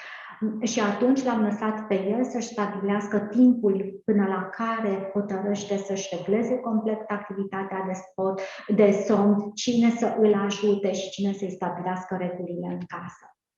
Pentru activitate fizică la fel și am încercat să-l conving că nu este suficient să aibă o activitate fizică doar la nivelul școlii, ci în momentul în care mai scade puțin în greutate și nu mai există aceeași presiune la nivel articular sau posibilitatea de apariția unor accidente să poată să facă practice o activitate fizică intensă. Cazul evoluează foarte bine, suntem foarte buni prieteni și îmi trimite odată la câteva zile poze cu cântarul lui de acasă și mi arată ce progrese a făcut. Aceasta este situația inițială a lui Denis, calorimetria care indică un consum caloric zilnic de 2200 calorii, este un nivel foarte bun. Iar evoluția lui a fost senzațională, în ianuarie, la începutul ianuarie 103,6 kg, în februarie 94,7 kg, fără efort, fără a fi foame, având mai multă energie și îmbunătățindu-și foarte mult starea. Evident, în timp va fi evaluat din nou de către medicul cardiolog, care va stabili dacă va fi necesar să continue tratamentul pentru hipertensiune arterială. Am vrut neapărat să prezint și două cazuri de stil de viață pentru prevenție cardiovasculară, pentru că am vrut cumva să dovedesc că chiar se poate interveni. Vă mulțumesc! Dacă sunt întrebări, le puteți adresa prin chat sau prin accesarea funcției microfon. Da, în cazul dislipidemiilor ereditare, să știți că și cazul prezentat este un caz de dislipidemie ereditară. Practic, variația genetică care a fost constatată prin testele de nutrigenetică confirmă acest fapt. În cazul persoanelor care nu pot fi atât de mobilizate în ceea ce privește dieta, o îmbunătățire a dietei contează foarte mult, pentru că va aduce cumva nivelul dislipidemiilor la un nivel mai rezonabil. Da? Pot să fie, în cazul în care se combină dieta necorespunzătoare și cu informație genetică care predispune la dislipidemii, valorile sunt îngrijorătoare și riscurile sunt foarte mari. Dacă cumva adaptăm dieta atât cât poate persoana respectivă să respecte niște reguli, dar până la urmă, în cazul dislipidemiilor, sunt câteva reguli care trebuie respectate. În cazul dietei, nivelul se va menține ușor peste limitele normale, însă nu în mod periculos. Și până la urmă, în cazul dislipidemiilor, trebuie ținut cont și de raportul între HDL și LDL, trebuie privit în ansamblu cazul respectiv. Sigur că în niciun caz nu trebuie să, în cazul persoanelor care nu pot să țină dietă și nu acceptă o modificare a stilului de viață, trebuie intervenit medicamentos. Deci în niciun caz nu sunt adepta faptului ideii fie stil de viață, fie nimic, pentru că până la urmă trebuie să apreciem care sunt riscurile pentru sănătate. Dar, repet, o intervenție nutrițională corectă, nici măcar nu trebuie să fie extrem de severă. Sunt niște reguli care trebuie respectate, trebuie adusă persoana respectivă la greutatea normală și chiar dacă nivelul dislipidemiei se menține, important este ca riscul să fie foarte mult diminuat. Domnule doctor, în momentul în care pacienții dumneavoastră, și mă refer aici la cei cu boli metabolice sau boli cardiovasculare, prin medicina stilului de viață se observă o regresie sau o ameliorare, mai mult decât o ameliorare a bolii. Sunteți de acord ca o parte din medicație să fie scoasă de asemenea? Evident, eu în primul rând nu sunt medic și niciun medic care face doar nutriție nu cred că își face astfel de recomandări, dar da, noi asta recomandăm. Recomandăm în cazul intervențiilor, de exemplu, pe diabet de tip 2, intervenție nutrițională și de stil de viață, în momentul în care persoana respectivă și-a reglat greutatea, în mod cert recomandăm să se întoarcă la medicul diabetolog care va decide măsura în care îi modifică medicația și credeți-mă că întotdeauna se întâmplă acest lucru. În momentul în care am clienți care au venit pentru hipertensiune arterială sau evident prin controlul lor zilnic și-au dat seama că nu mai există același nivel al tensiunii arteriale, s-au întors la medicul cardiolog. Adică din punctul acesta de vedere avem o colaborare foarte bună cu medicii specialiști și mi se pare esențial și mi se pare îmbucurător faptul că ei într-adevăr acceptă din partea pacienților, pentru că ei intră în contact direct cu pacienții, dorința și recomandarea de a renunța la tratament în cazul în care este posibil acest lucru. Mulțumesc foarte mult, pentru că asta justifică într-un fel diferența între stilul de viață, care înseamnă practic un comportament de bune reguli pe care îl putem adopta fiecare în scop preventiv, și medicina stilului de viață, care își propune să inducă regresie bolilor prin corectarea stilului de viață, bineînțeles în funcție de bagaj genetic, de tipologie. Exact. Respective. În general, pacienții sunt cei care caută și vin către specialiștii în medicina stilului de viață sau chiar și colegii dumneavoastră medici în diferite specialități îi îndreaptă spre această nouă disciplină care se pare că începe să prindă teren și în România. Aș spune pacienții. Da, pacienții, în mod cert. Ce trebuie însă să înțelegem este că abordarea aceasta de stil de viață este într-adevăr o știință, adică este foarte greu să o faci fără să te perfecționezi foarte atent în acest domeniu. Noi în momentul de față în clinică avem 4 specialiști pe counseling pe stil de viață, dar toată lumea a făcut cursuri, deci este o abordare foarte științifică, nu este deloc întâmplătoare și colectivul în care suntem are psiholog, are cardiolog pe recuperare cardiacă, are diabetolog, deci cumva este un colectiv foarte, foarte mult axat pe stil de viață. Deci fiecare dintre ei practică, de exemplu, diabetologul practică diabet într-o altă clinică, însă la noi vine pe consiliere pe stil de viață. Cardiologul practică cardiologie și cardiologie intervențională, la noi se ocupă numai de recuperare cardiacă. Psihologul se ocupă de dependențe și inclusiv probleme de nutriție și așa mai departe. Deci, cumva, abordarea în clinică este unidisciplinară din acest punct de vedere al abordării stilului de viață, dar pluridisciplinară ca specialități. Vă mulțumesc foarte mult. Deocamdată nu mai văd alte întrebări.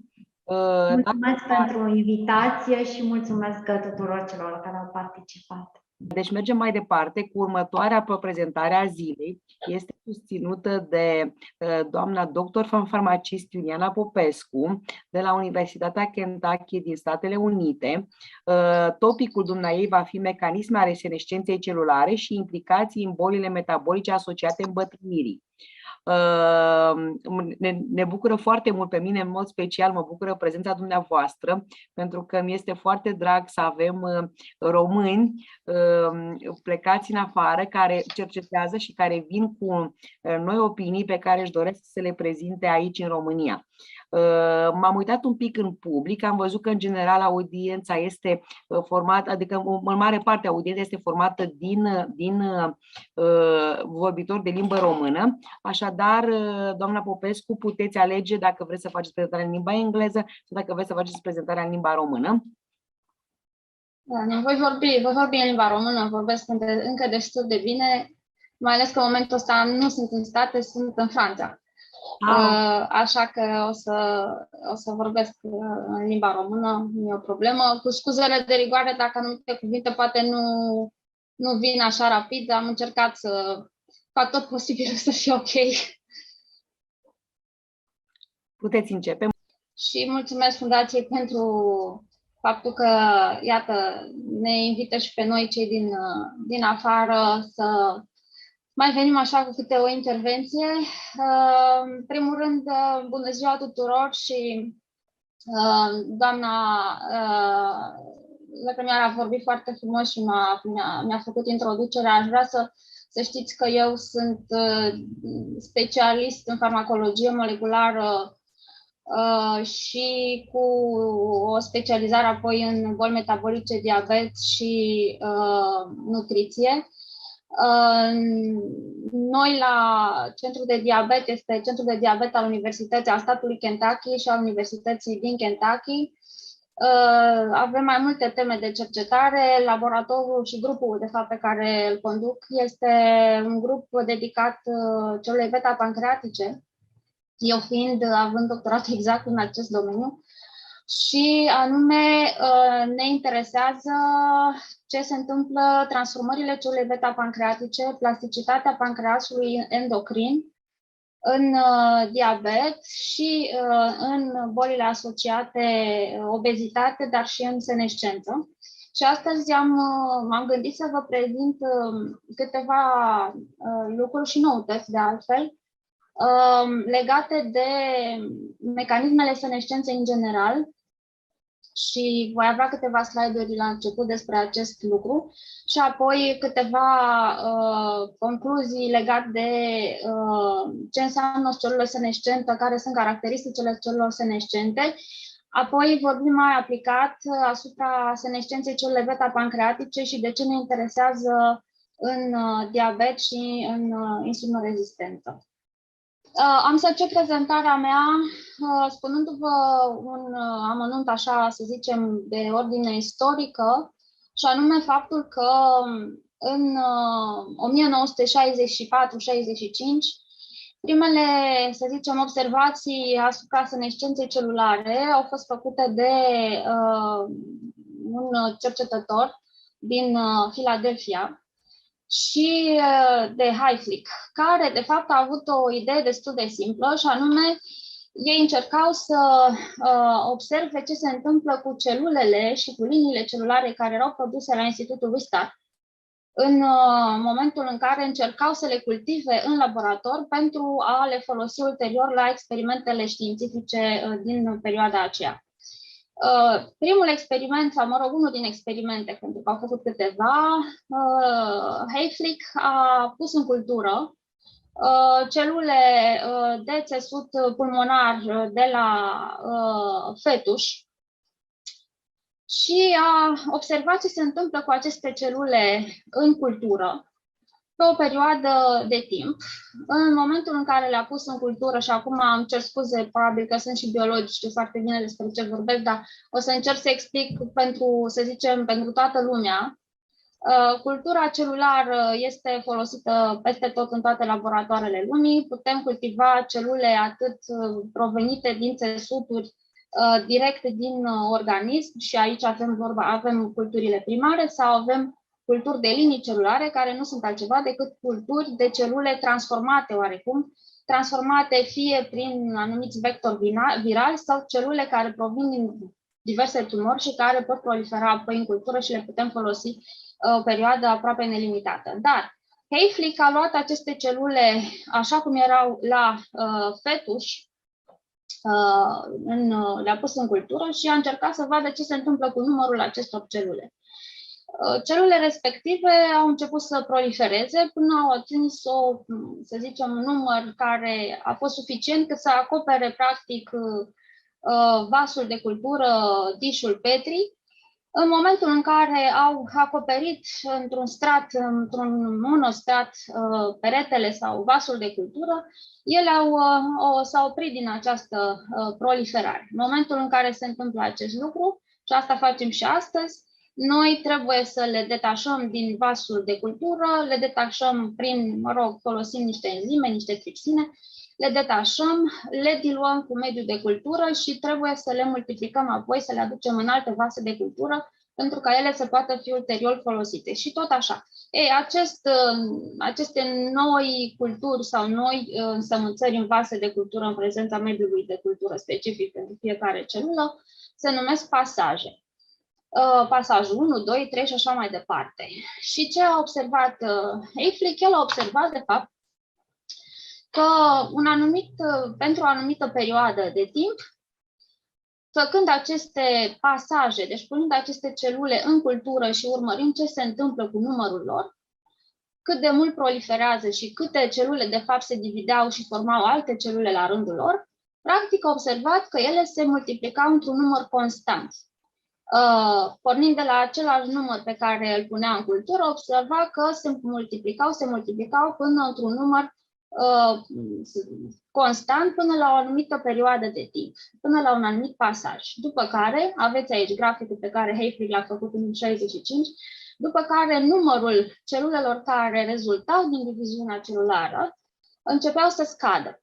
Această scădere, de fapt, o aveți aici, această curbă, începea să fie din ce în ce mai abruptă până la un moment dat, când, de fapt, celulele aduse din nou în cultură nu se mai puteau multiplica și pur și simplu rămâneau într-o stare de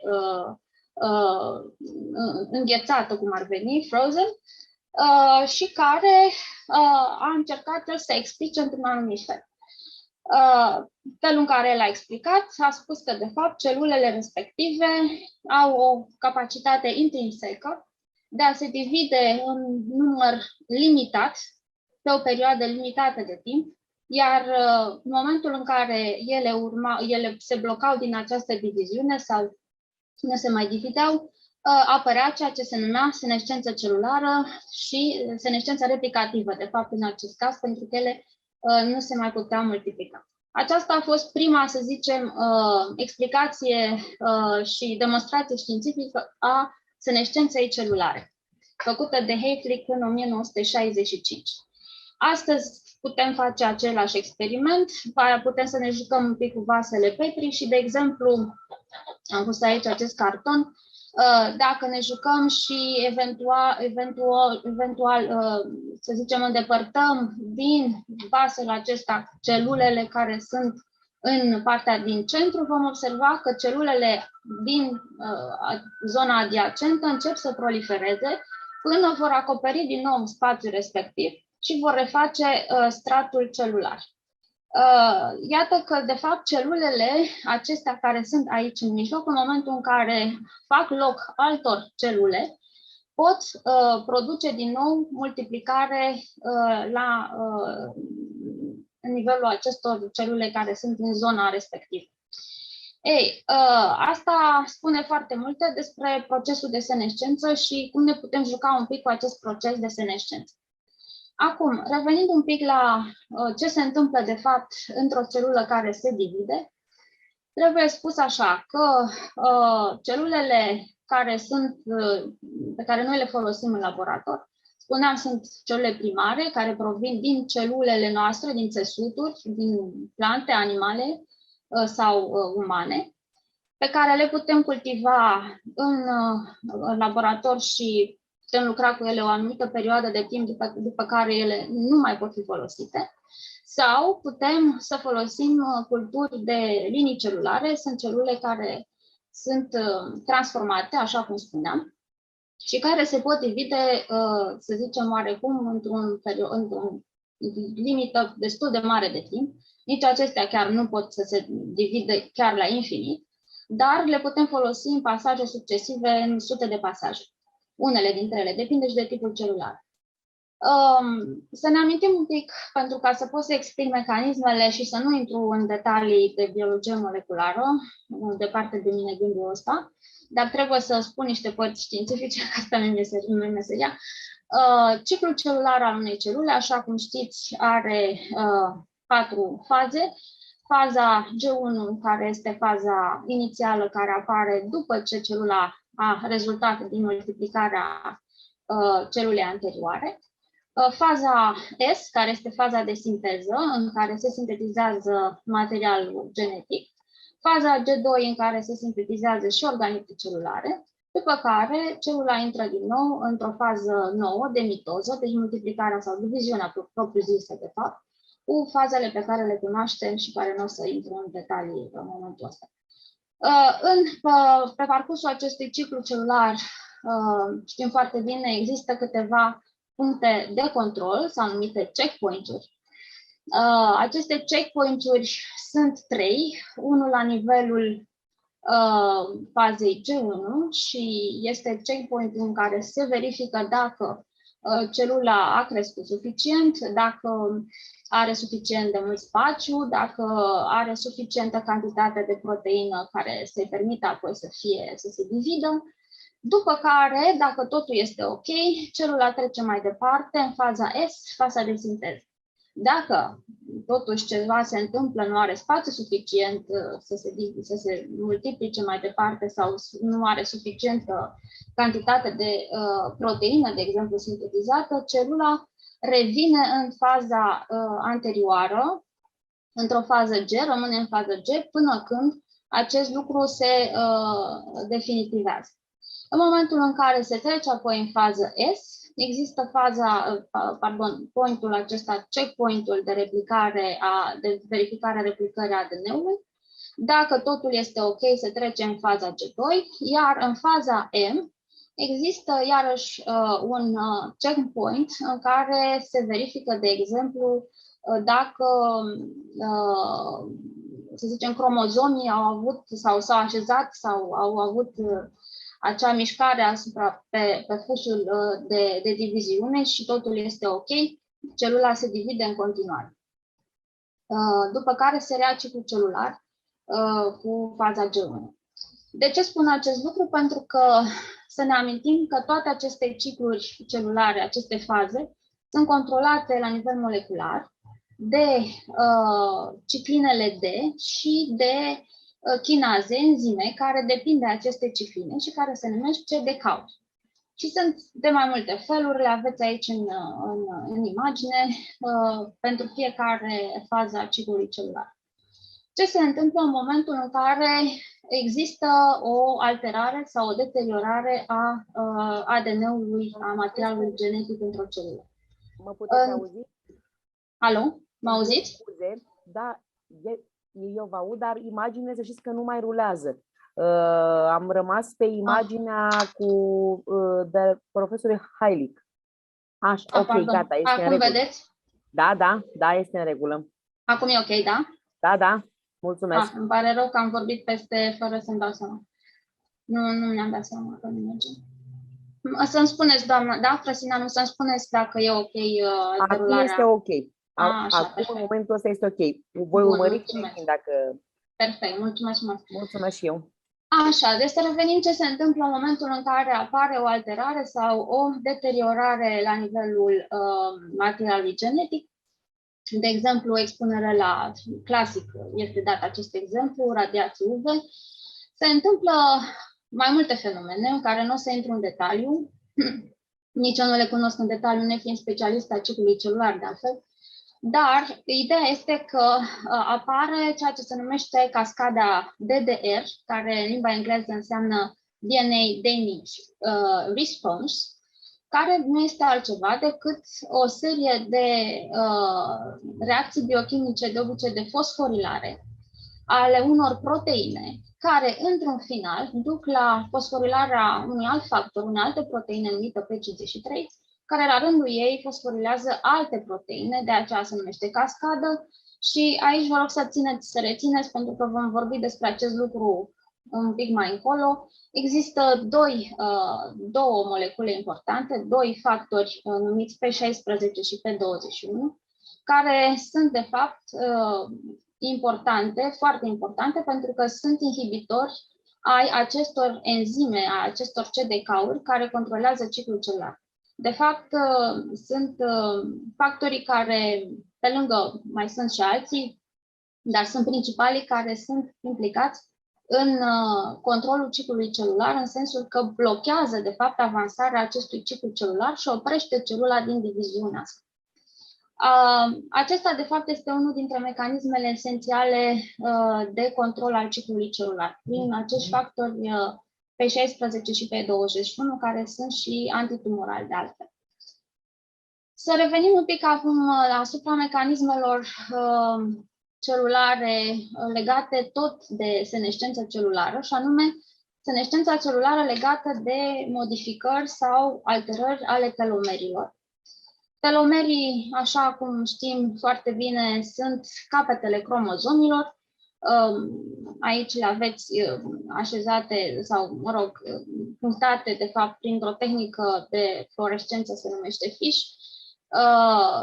Cu aceste puncte albe sunt exact capetele cromozomilor, de altfel sunt bucăți de ADN repetitiv, secvențe repetitive de tip TTA-GGG, care se repetă exact în această parte terminală a ADN-ului și care nu se pot de altfel replica, este cunoscut în literatură de problemă de end replication. Nu o să intru în detaliu, problema aceasta de replicare este datorată unei probleme legate de telomerază, o enzimă care de altfel are rolul de a lungi, să zicem, aceste capete și de faptul că la eucariote o parte din terminală 3' este mai lungă de fapt decât partea 5', nu o să intru în detaliu. Ideea este următoare, că la fiecare replicare, așa cum știm, aceste capete, acest telomer se scurtează cu o bucățică și scurtarea telomerilor este considerată de fapt un marker de senescență. Asta se întâmplă în momentul în care avem o diviziune și o senescență, să zicem, fiziologică. Deci această scurtare a capetelor cromozomilor, a telomerilor, fac ca aceste capete să fie foarte bine expuse, să zicem, unor alte tipuri de stresuri și ulterior pot declanșa același efect, același răspuns DDR, și pot produce, exact cum am văzut un pic mai devreme, acele creșteri de proteine sau factori proteici cu rol de blocare a ciclului celular pe 53, pe 16, pe 21, inducerea senescenței în celula respectivă. Pe de altă parte, există posibilitatea ca în aceste părți terminale, să apară diverse defecte sau defecte de menținere a lungimilor, și aici mă refer la TERT. TERT este, mă rog, complexul de telomerază, deci anumite defecte sau o instabilitate genetică la nivelul telomerilor, care de asemenea declanșează exact același tip de răspuns. În acest caz și avem și boli genetice legate de aceste modificări ale telomerilor, avem de fapt o senescență mai rapid instalată și avem exact, de fapt, același mecanism. Acum s-a pus problema, apropo de telomeri, s-a propus, de fapt, ideea că telomerii sau scurtarea telomerilor ar fi importantă, așa cum am spus, în senescență. Și ideea a fost că cu cât telomerii ar fi mai lungi, cu atât longevitatea unui organism este mai mare.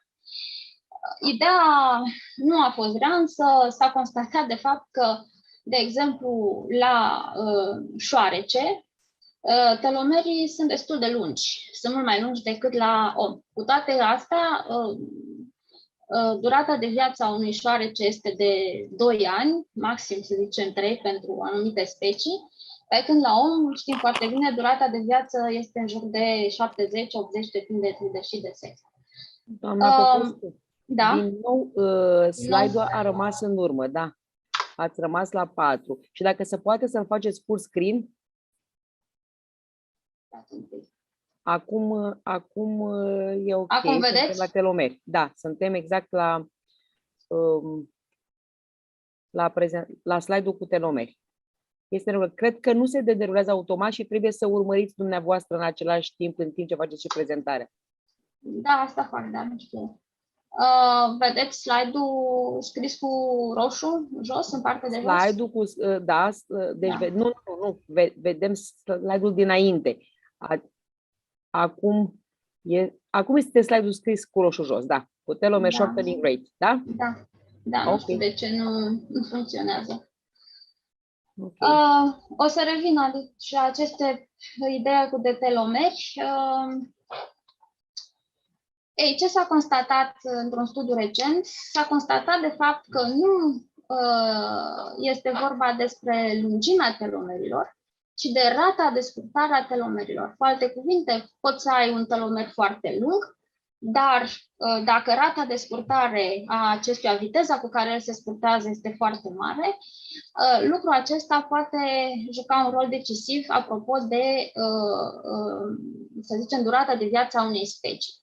Și măsurătorile pe care cercetătorii le-au făcut, le aveți aici în stânga. De exemplu, se vede la om, și omul, să fim mulțumiți pentru că se pare că suntem longevivi, bine, sunt și alte animale mai longevive decât noi, dar noi totuși avem un lifespan destul de înaintat, pentru că, iată, rata de scurtare a telomerilor este dată în base pair pe an, adică în nucleotide, perechi de nucleotide, cu cât se scurtează bucata respectivă pe an, este destul de mică la om. La fel și la elefant. De aceea și elefantul are o speranță de viață destul de mare, aproape de 70-80 de ani la un elefant de prin Africa.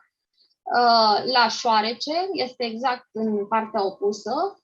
Durata de viață a unui șoarece, spuneam, este de 2 ani, maxim 3, pentru că rata aceasta de scurtare a telomerilor, cu toate că are telomeri mai lungi, este foarte mare la șoarece. Este de aproape 7000 de base pair pe an. Și aici avem, de fapt, un grafic care arată speciile care au fost investigate în acest articol și cât de mare este, de fapt, viteza cu care se scurtează telomerii. Să fim fericiți, totuși, că suntem destul de sus față de alte animăluțe. N-au făcut, în schimb, chiar mă gândeam, n-au făcut studiu să vedem la balenă, pentru că balena are o durată de viață destul de mare, de 200 de ani, iar de asemenea și unele țestoase au durată de viață, dar interesant ar fi să se vadă și la aceste animăluțe ce se întâmplă.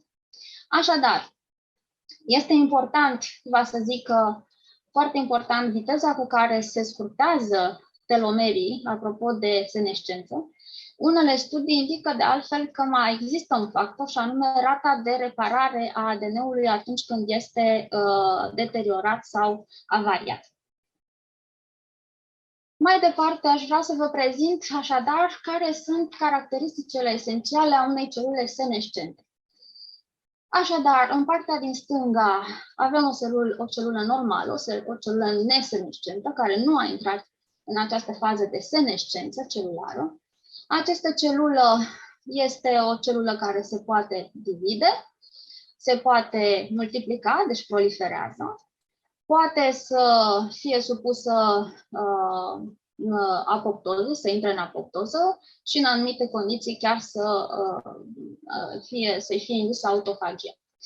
În schimb, în prezența unui stres oxidativ, de exemplu, foarte puternic, și cred că s-a prezentat ceva mai devreme modificări ale mitocondriei, de asemenea, în situații în care ADN-ul, materialul genetic, este alterat sau deteriorat, în caz de eroziune a telomerilor, și am spus un pic mai devreme, în cazul unor activări unor oncogene, de asemenea, s-a observat lucrul ăsta, dar și în momentul în care celulele respective sunt puse în cultură și structura tridimensională a țesutului respectiv este modificată de altfel, celula poate să intre în această fază de senescență. Ce înseamnă, de fapt, o celulă senescentă? În primul rând, celulele senescente sunt modificate din punct de vedere al morfologiei lor. Sunt celulele care, de obicei, sunt mai mari decât celulele obișnuite, nesenescente. Forma lor este de asemenea modificată, este o formă aplatizată și ușor spinoasă, iată, depinde acum și de tipul de celulă, de altfel. De asemenea, se poate observa, nucleul este de obicei mai mare decât la o celulă nesenescentă, pot exista chiar 2 nuclee sau chiar mai multe nuclee într-o celulă senescentă. Interesant este că putem să observăm chiar de multe ori o alterare a membranei nucleare. De asemenea, nucleolii devin foarte vizibili la celulele senescente, la majoritatea lor. În celulele senescente putem observa că filamentele de actină devin mai proeminente de multe ori. De asemenea, există un conținut de lipide ceva mai mult decât la o celulă nesenescentă. Iarăși, un lucru interesant și folosit de multe ori în depistarea celulelor senescente sunt incluziunile de lipofuscină și o să dau câteva exemple puțin mai încolo. Sunt niște incluziuni, de fapt, care reprezintă un fel de gunoi celular care se acumulează în celula senescentă și, de asemenea, mai pot apărea, sau mă rog, este unul din marcării care folosim destul de mult în laborator, și anume colorațiile de beta-gal sau, de fapt, activarea unei enzime beta-galactozidază, pe care voi prezenta un pic mai încolo. Deci sunt câteva modificări clare care apar în celulele senescente. Pe lângă aceste modificări vizuale, există și faptul că celulele senescente, deci, nu se divid. Celulele senescente se reiau atunci. Deci o celulă senescentă nu se divide. O celulă senescentă nu proliferează, deci nu poate să producă mai multe alte celule în urma diviziunii. Nu intră în apoptoză și de cele mai multe ori nu poate să producă ceea ce se numește autofagie, autofagoză. De ce se întâmplă acest lucru într-o celulă senescentă? În primul rând, pentru că celula senescentă are activare foarte puternică a acelor proteine, a acelor factori de care spuneam mai devreme, care sunt inhibitori ai ciclului celular, pe 21, pe 16, pe 53, pe erbir, care este retinoblastoma protein, pe 27 sunt mai mulți astfel de factori. Pe 21, de exemplu, este activat în senescența timpurie, apare mai rapid, după care într-o senescență târzie este activat pe 16. Deci putem chiar să decelăm anumite ierarhii acestor factori. Nu intră în apoptoză, nu sunt celule apoptotice sau sunt rezistente la apoptoză pentru că prezintă o caracteristică generală, cantități mai mari sau puternice în anumite celule chiar, de proteine antiapoptotice, familia BCL2, nu o să intru în detalii. Pe lângă aceste caracteristici de morfologie și diviziune și proliferare, celulele senescente mai au o caracteristică și anume sunt metabolic active, dar metabolismul lor este alterat. De fapt, ele produc ceea ce se numește SASP, care în limba engleză înseamnă Senescence Associated Phenotype, secreton phenotype, care de fapt este o, să zicem, cantitate sau un amestec de citochine, de chemochine, de factori remodelatori ai matricei celulare, care sunt produse în momentul în care celula intră în senescență. O parte din aceste substanțe au efect puternic inflamator, mă scuzați, și de aici avem și termenul care a apărut în ultimii ani, și anume inflammaging, o combinație între inflamație și aging. Deci un aging, deci o îmbătrânire dată de factorii inflamatori produși de celulele senescente. Important de spus că acești factori inflamatori sunt produși de celule senescente și ating celulele vecine, care, în momentul în care vin în contact cu aceste substanțe puternic inflamatoare, citochine și așa mai departe, pot la rândul lor să treacă într-o stare de senescență ele însele. Iată partea, să zicem, urâtă a senescenței, pentru că există și o parte bună, aceea de inhibare a tumorilor. Deci, odată, aceste substanțe inflamatorii, aceste biomolecule cu rol inflamator, pot produce inflamația celulelor non-senescente, celor normale din jur și induce senescență multiplă în aceste celule și, de asemenea, pot produce, pe termen lung, chiar apariția unor tumori cu reactivarea unor oncogene.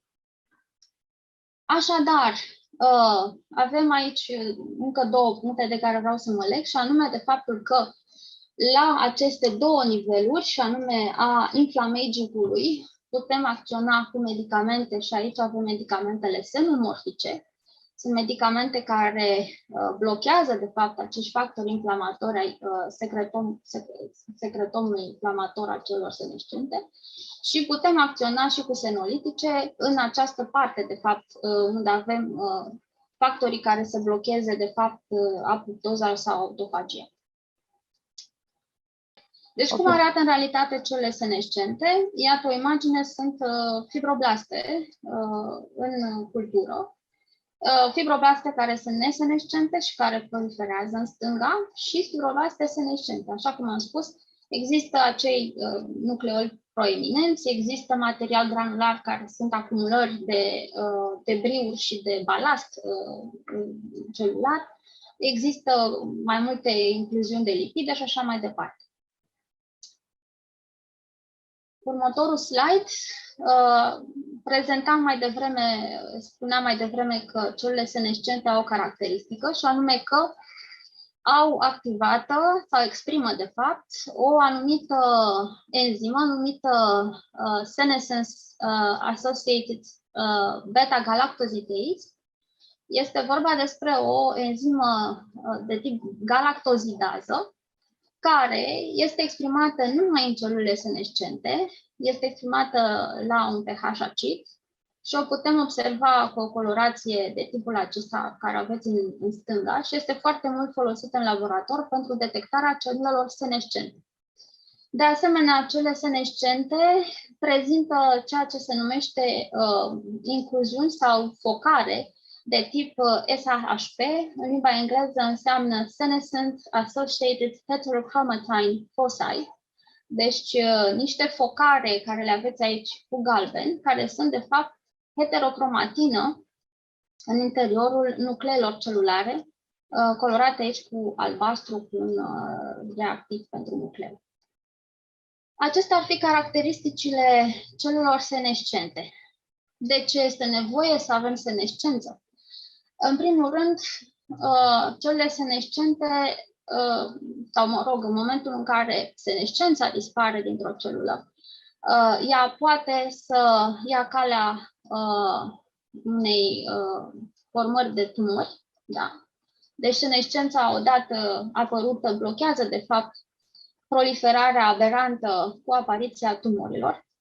Dar, atenție, în momentul în care se întâmplă ca o celulă senescentă să scape, de fapt, procesului de senescență, o celulă presenescentă să scape de procesul de senescență, prin expresie, de exemplu, diverse accidente sau diverse activări de oncogene sau chiar a telomerazei, acea enzimă care lungește telomerii, ea se poate transforma într-o celulă care să înceapă să prolifereze din nou, să se dividă, aberant, e adevărat, cu metabolism aberant în continuare, și asta duce la apariția cancerelor.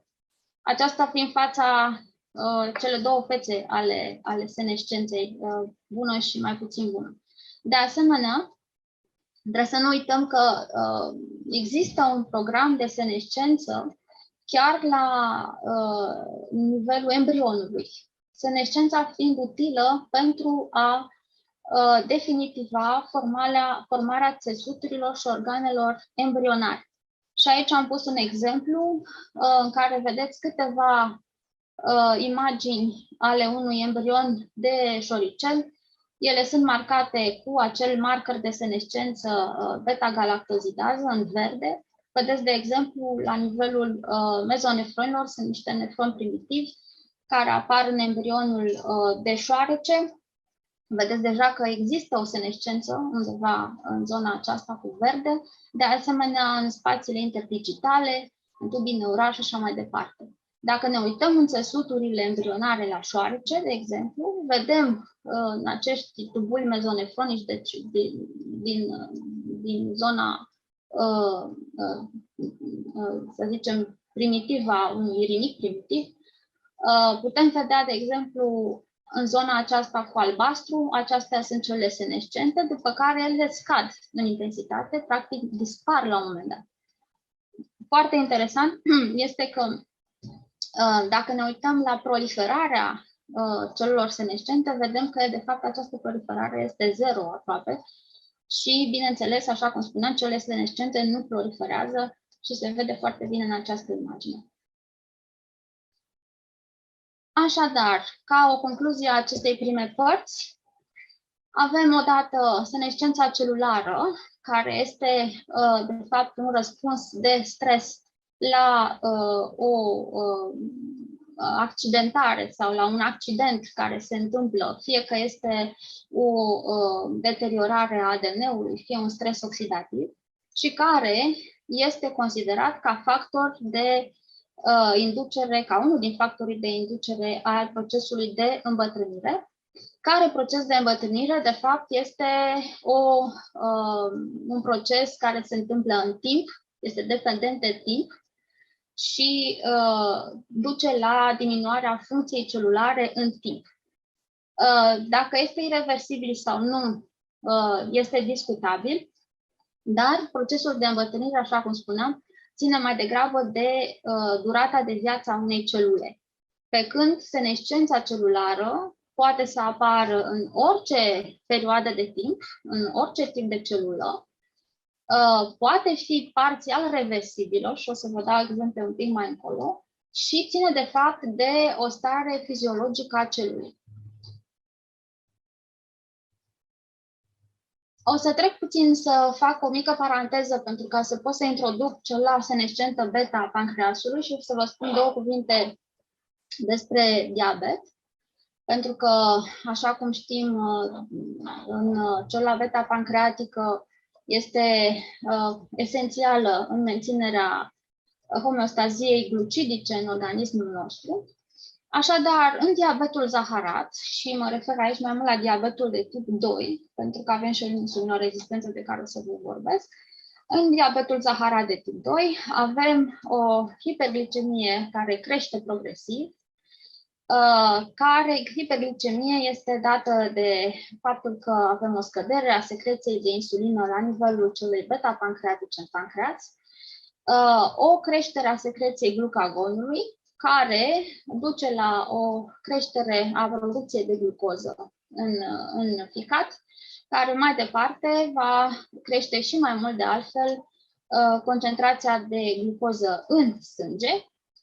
Și pe de altă parte, faptul că avem o insulinorezistență periferică în țesutul adipos sau în mânușchi face ca uptake-ul de glucoză în aceste țesuturi periferice să fie scăzut și să apară, de fapt, o întrerupere a semnalizării insulinei la nivelul acestor țesuturi cu apariția și mai puternică a insulinorezistenței și hiperglicemiei. În diabetul zaharat de tip 2, așa cum aveți în această imagine, știm foarte bine că există așadar o glicemie, o cantitate crescută de zahăr, de glucoză în sânge, care rămâne suficient de crescută în sângele pacienților cu diabet de zaharat de tip 2 atunci când venim cu un bolus de glucoză de obicei oral. În timp ce la pacienții non-diabetici sau normoglicemici acest lucru se menține limitele normale, iar la cei obezi sau prediabetici există o ușoară creștere, după care o revenire. În paralel, secreția de insulină, așa cum o vedeți jos, constatată de fapt prin cantitatea de insulină din sânge, din plasmă, Este o secreție ușor crescută, după care se revine la valoare constantă la pacienții normali, la cei normo-glicemici, pe când la pacienții cu diabet, ea este destul de mult alterată. În schimb, la pacienții obezi este o cantitate suficient de mare și menținută la cantități suficient de mari de secreție în sânge, datorită unei hipertrofii a pancreasului endocrin, a insulelor pancreatice, datorată unei compensări. Nu o să intru în detalii. Așadar, ne referim puțin la pancreasul endocrin ca să pot să discut despre cela beta pancreatică și fenomenul de îmbătrânire a acesteia. În acest slide puteți vedea o imagine albastră în stânga. Deci, pancreasul, așa cum știm, este format dintr-o parte exocrină și o parte endocrină. Partea endocrină este constituită din insulele lui Langerhans, care le vedeți aici într-o secțiune prin pancreas, la om. În practică, noi le obținem în laborator, printr-o procedură destul de greoaie și destul de costisitoare, de altfel și ca bani și ca timp,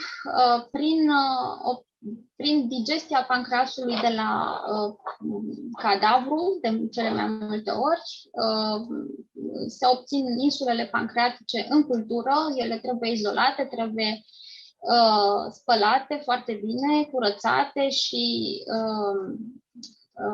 apoi sunt colorate pentru a verifica efectiv numărul de insule care le obținem. Acestea sunt insulele pancreatice în cultură, rezultate dintr-un pancreas uman. Ele sunt colorate artificial cu un colorant pe care îl folosim în laborator. Ele altfel nu le putem distinge de restul celulelor pancreasului exocrin. Într-un pancreas normal, dacă ne uităm în cultură și încercăm să vedem hormonii care sunt secretați în pancreasul endocrin, în partea stângă aveți imaginea unui pancreas normal, de fapt este o imagine în histochimie, în imunofluorescență, pe când în dreapta aveți o imagine a unui pancreas, unui pacient cu diabet.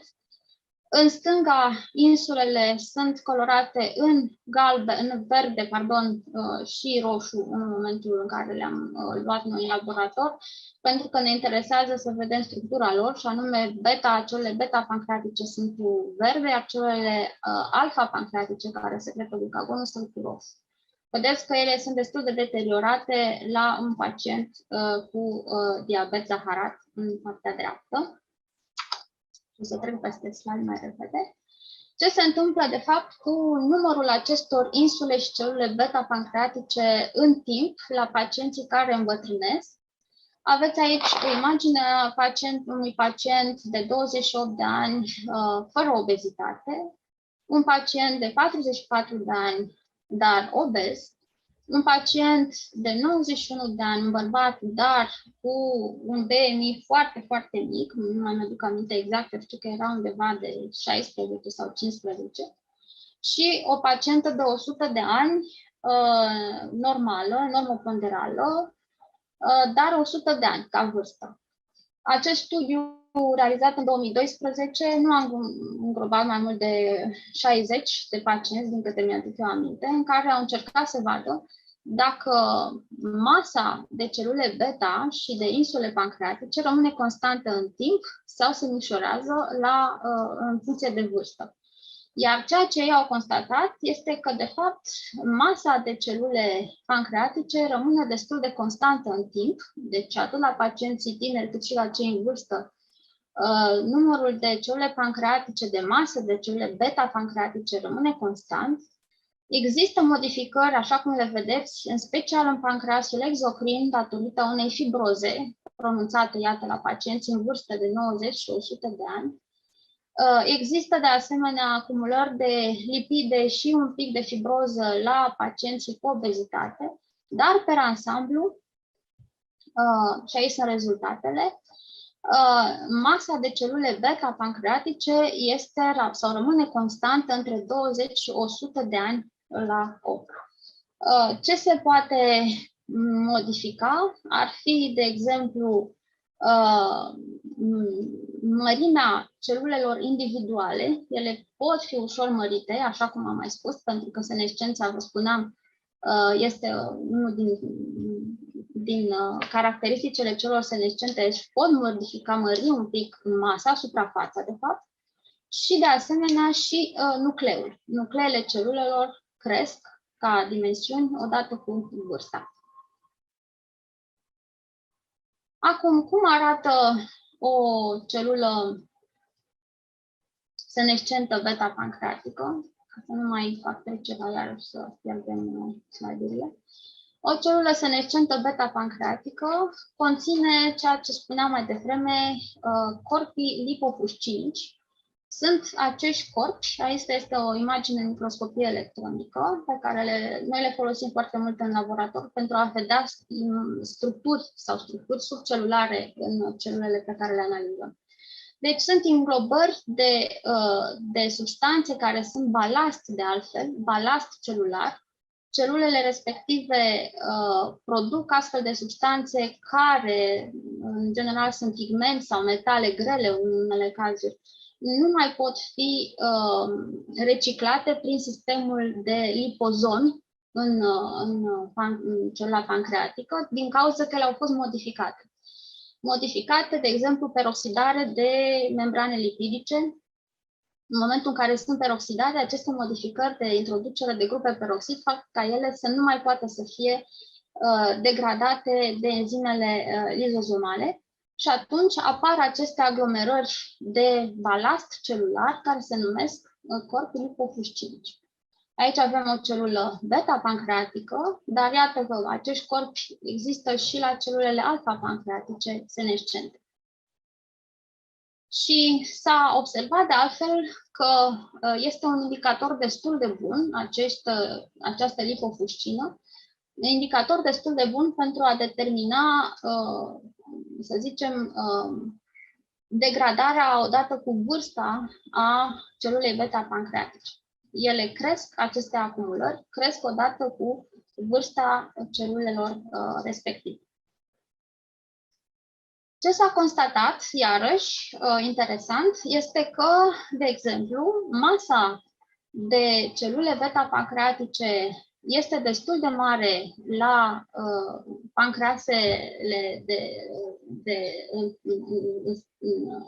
în perioadă prenatală la om. Cresc la un moment dat, la 32 de săptămâni post-concepție, avem o cantitate destul de mare de celule pancreatice beta, aici colorate cu roșu, după care ele încep să scadă și la un adult de 79 de ani avem o cantitate destul de mică comparativ cu perioada prenatală de celule pancreatice beta în pancreas. De asemenea, s-a constatat, interesant, că există de altfel aceste proteine de inhibitor de ciclu celular, așa cum spuneam mai devreme, P16, care încep să crească și să se acumuleze în nucleele celulelor pancreatice, beta-pancreatice, odată cu vârsta. Iată-le aici cu roșu, se văd destul de bine. Apoi s-a constatat, iarăși, că odată cu vârsta, cu înaintarea în vârstă, la om, da, deci la om, și există și la șoareci același fenomen, dar la om există un marker care se găsește în celula beta-pancreatică și care începe să crească odată cu vârsta acestora și care este receptorul de IGF-1. IGF-1 este poate fi folosit și ca biomarker de altfel în testele și pe alte celule, nu neapărat pe celula beta-pancreatică, în cele senescente.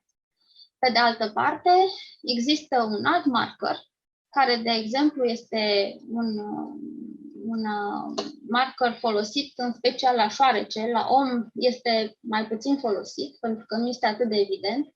Este un marker care scade odată cu avansarea în vârstă. În celula beta-pancreatică este vorba despre un canal de tip voltage gated de potaș.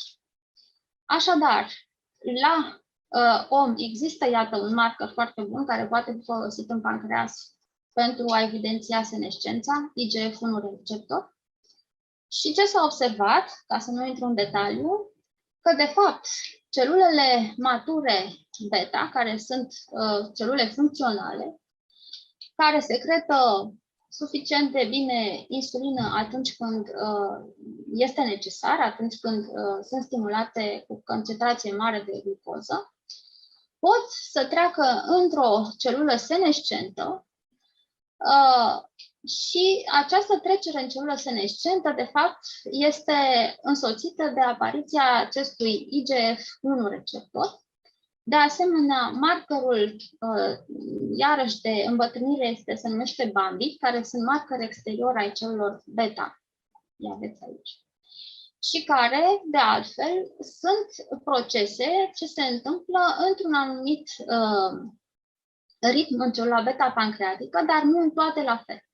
Asta este o problemă pe care o avem foarte mult în celulele beta-pancreatice, pentru că ele sunt extrem de heterogene, atât la om cât și la animalele de laborator, avem această heterogenitate, plus de asta, ca să se complice și mai mult situația, ele se pot transforma una în cealaltă, se pot transforma în funcție de tipul de celulă din care se află, se numește plasticitatea pancreasului endocrin, este extrem de complex și este o celulă incredibil de plastică, pentru cât de diferențiată este celula beta-pancreatică, pentru că este extrem de bine specializată în a secreta hormonul insulinic, pe atât de mult este de plastică, deci se poate transforma. Tocmai asta pentru că este important, pentru că de altfel poate fi gândit lucru ca un fel de adaptare în momentul în care apar diversi factori care destabilizează pancreasul endocrin. Celulele pancreatice pot să se transforme dintr-un tip într-un alt tip, dintr-un fenotip într-un alt fenotip. De altfel, asta studiem noi în laborator și ne prindem de multe ori urechile. Așadar, este iarăși interesant faptul că s-a observat că această transformare dintr-o celulă normală în celulă senescentă are loc în prezență de insulinorezistență. Deci nu neapărat mari factori de genul alterări ale ADN-ului sau efectiv îmbătrânire normală, ci pur și simplu în momentul în care avem o insulinorezistență periferică.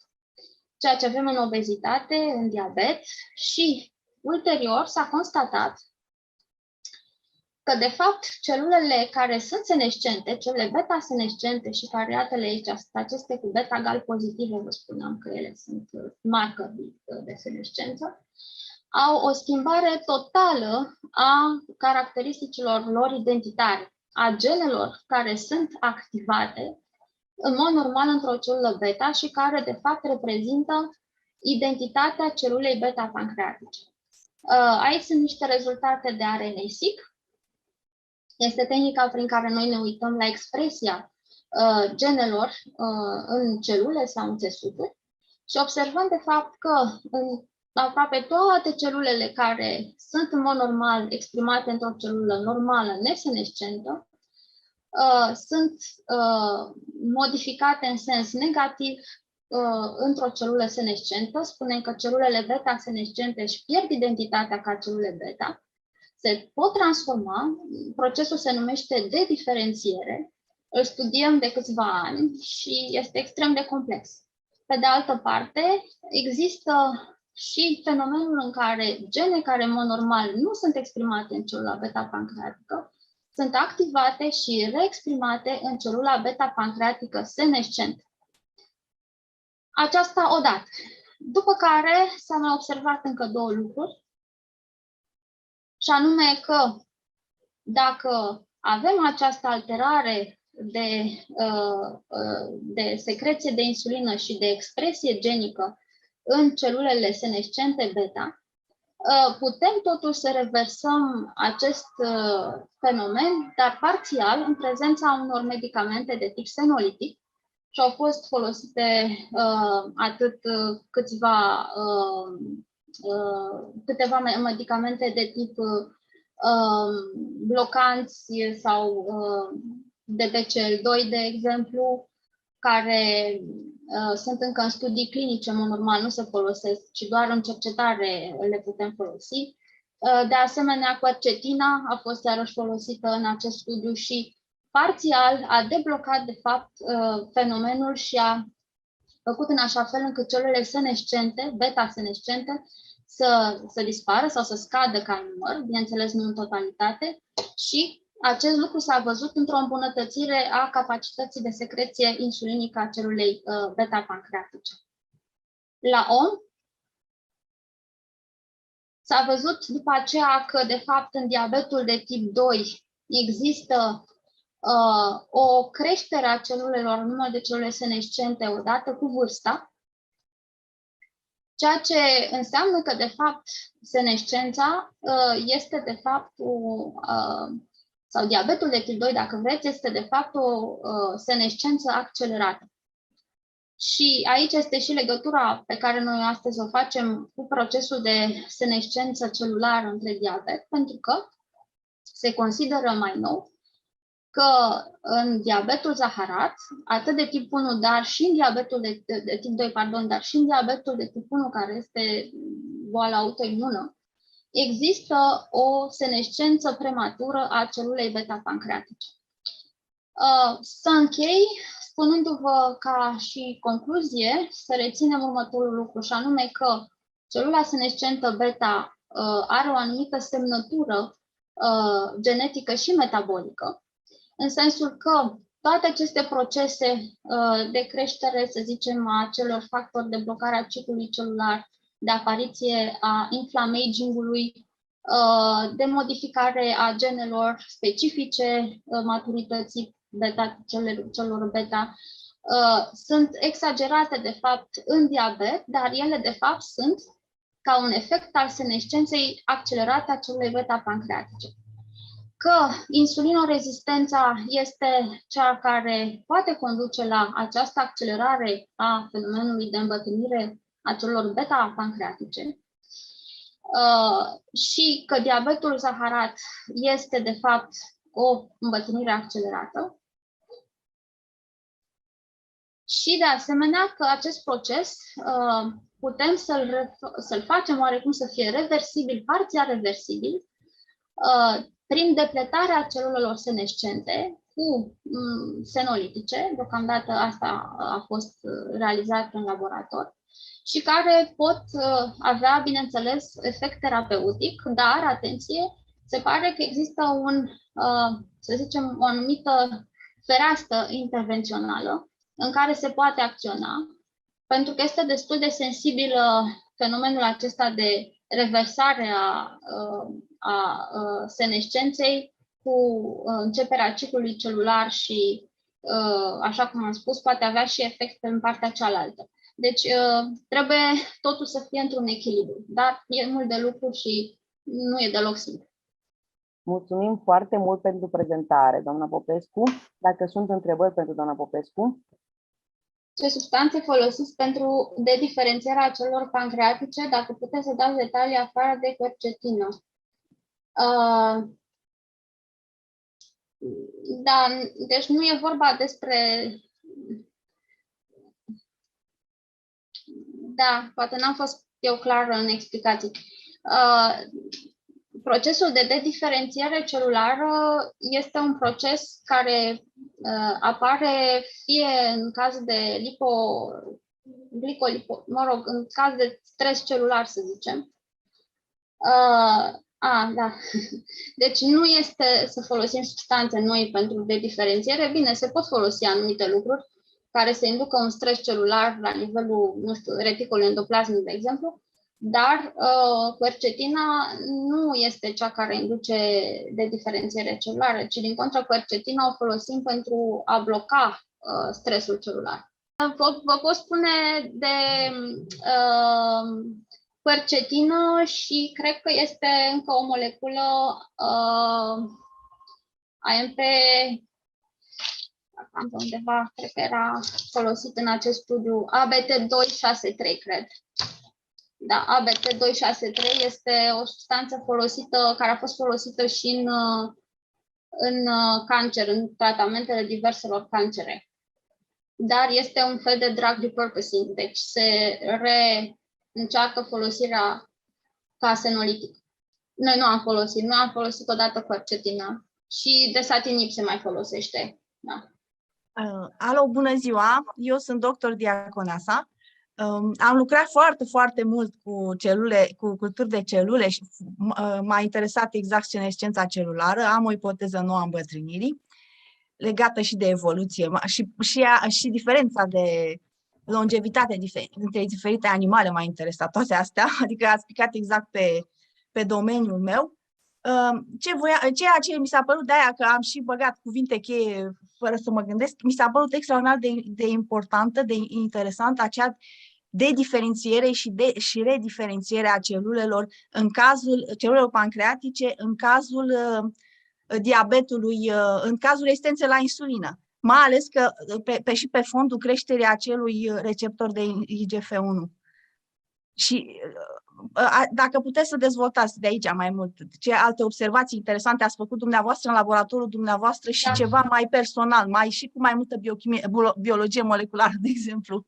Da. Asta mi s-a părut super. Deci, un lucru e foarte important de spus, e foarte greu să lucrăm în laborator, trebuie să lucrăm cu modele animale, fiindcă nu avem încotro. E greu să lucrăm cu modelele alte decât animale, fiindcă la om e foarte puțin posibil să obținem celule în cultură, plus că în momentul în care le punem în cultură, ați văzut, se întâmplă senescență și în cultură, plus că ele se degradează. Celula beta pancreatică este extrem de sensibilă, în primul și în primul rând la stres oxidativ. Este una dintre cele mai sensibile celule pentru că conține cantități infime de enzime antioxidante.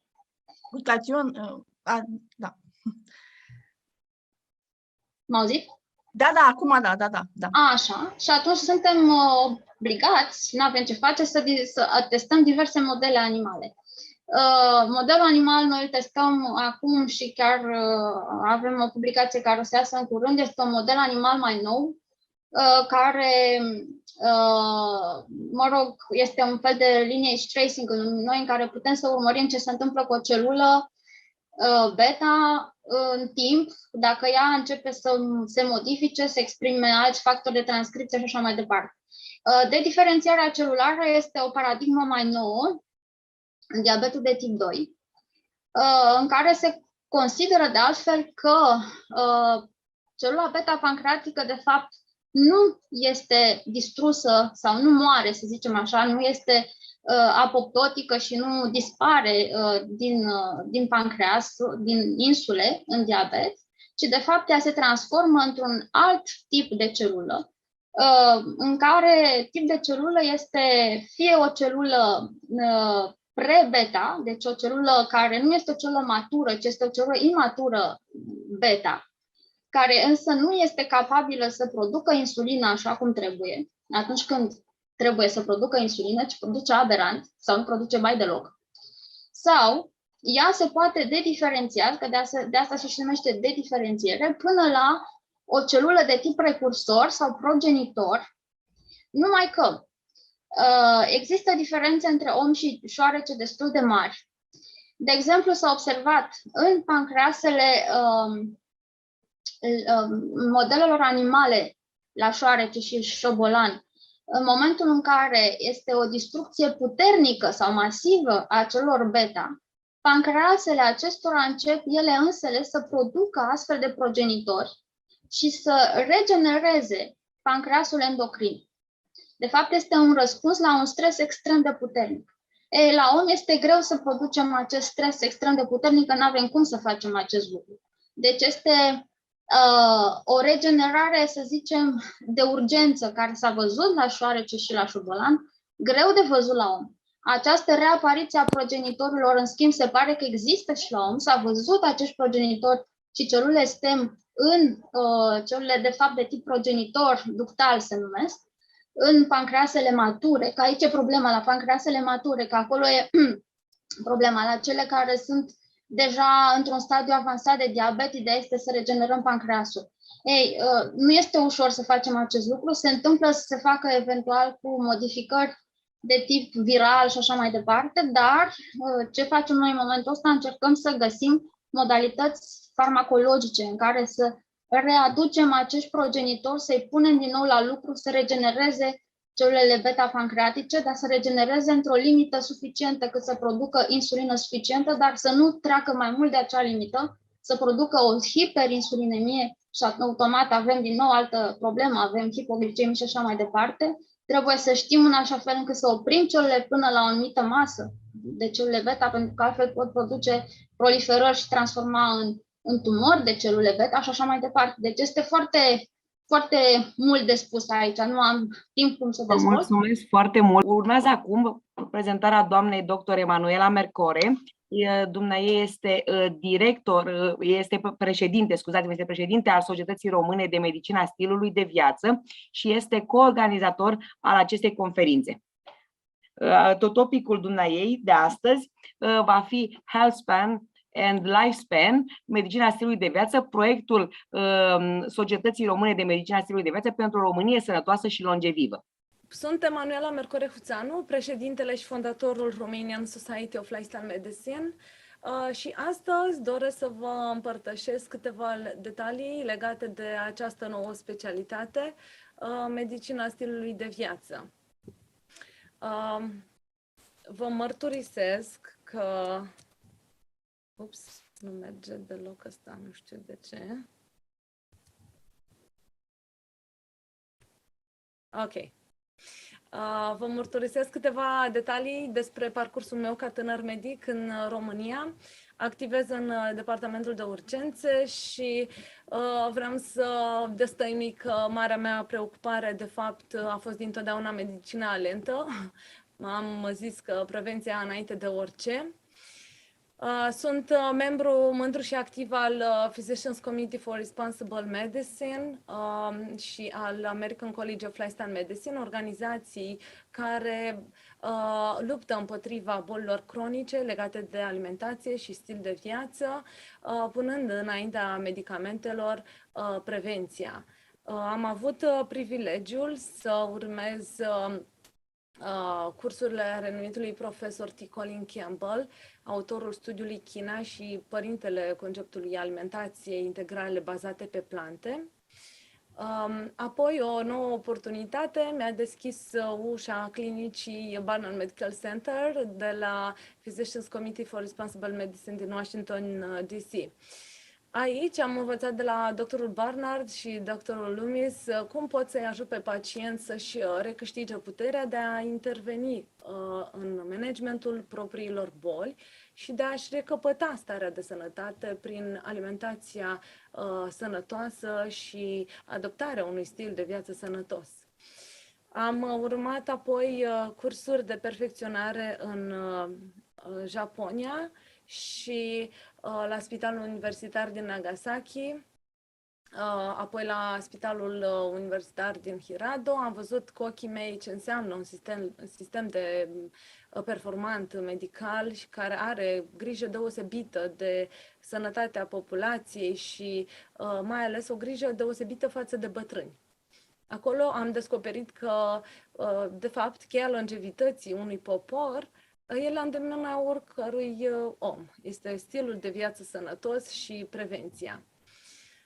Din păcate, în școala românească nu obții suficiente noțiuni legate de nutriție și stil de viață sănătos, iar eu, fiind o pasionată până în oase de abordarea holistică a pacientului și de longevitate, am adoptat o alimentație whole plant-based diet încă de pe băncile facultății și astfel am început să-i urmăresc pe cei mai citați medici în acest domeniu, descoperind, de fapt, că medicina stilului de viață este o reală revoluție în domeniul medical și este aici ca să rămână. Am vrut să aflu mai multe despre această nouă specialitate și am spus că mai întâi trebuie să fiu convinsă dacă e ceva evidence-based sau nu.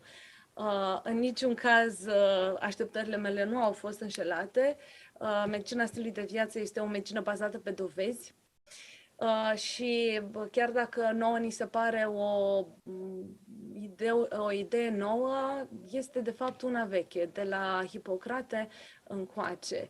Apoi să menționez doar pe câțiva dintre monștrii sacri ai medicinei stilului de viață. Voi menționa scurt câteva nume de referință în domeniu, și anume doctorul Burkett, doctorul Pritkin.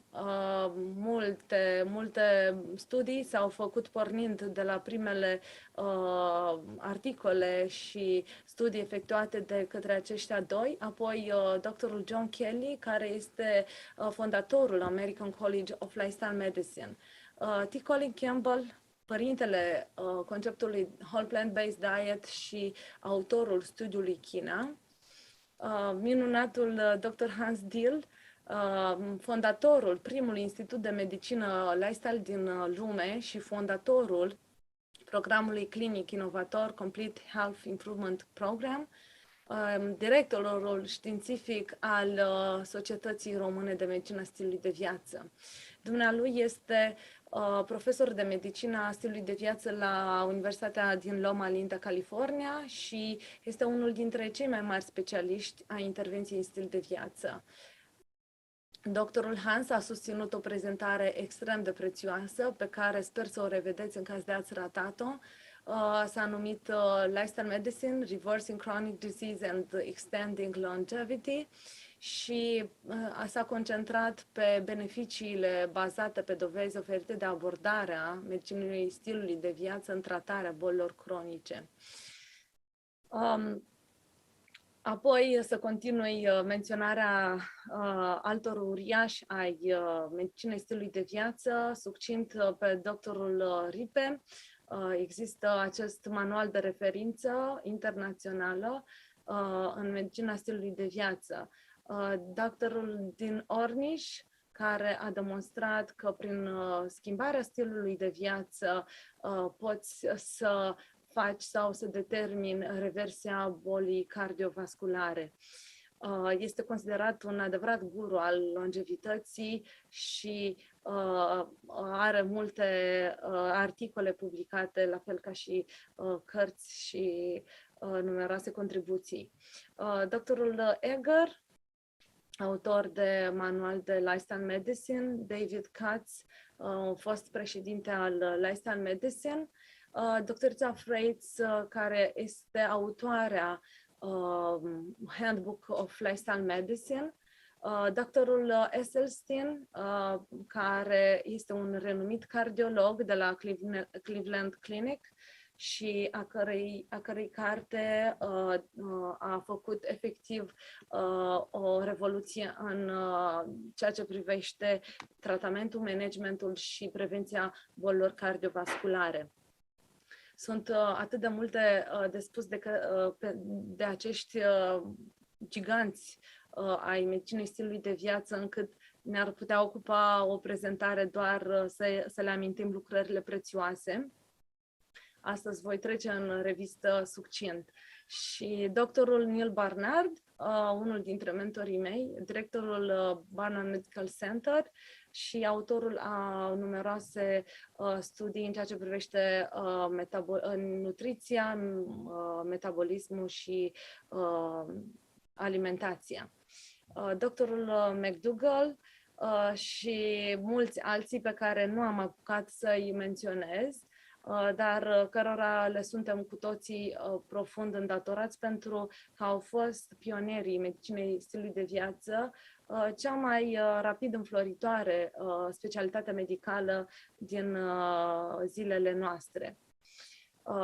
Rememorez cu drag vacanțele petrecute la țară și îmi amintesc cum țăranii de rând românii erau atât de activi, așa săraci cum erau ei, însă aveau contact atât de mult cu mediul natural și cu alimentația sănătoasă, aveau o alimentație echilibrată în primul rând și îmi face întotdeauna plăcere să merg prin piață și să discut cu bătrânii care, centenarii dragii de ei, care sunt neobosiți și încă muncesc cu drag, să își vândă recolta muncită de-a lungul timpului.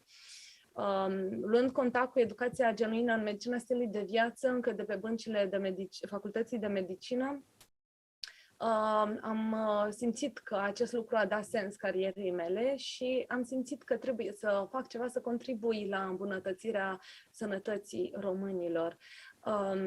Într-adevăr, sunt multe provocări, trăim pe pielea noastră aceste efecte multiple ale globalizării, care a adus cu sine atât mâncarea de tip western, atât de iubită de români, dar pe lângă au venit și așa numitele boli ale civilizației. Starea de sănătate a românilor a devenit din ce în ce mai afectată și asta e un lucru trist. Din păcate, nu avem o atitudine foarte eficientă împotriva gestionării bolilor cronice legate de stil de viață sănătos, de stil de viață al individului, mai ales că majoritatea deceselor sunt cauzate efectiv de stilul nesănătos de viață al românului. Incidența crescută a bolilor cronice, grava subfinanțare a sistemului medical, în special a celui primar. Noi, cei care lucrăm în urgență, efectiv simțim pe propria piele ce înseamnă un sistem de medicină primară grav subfinanțat. Majoritatea românilor neasigurați găsesc ca primă supapă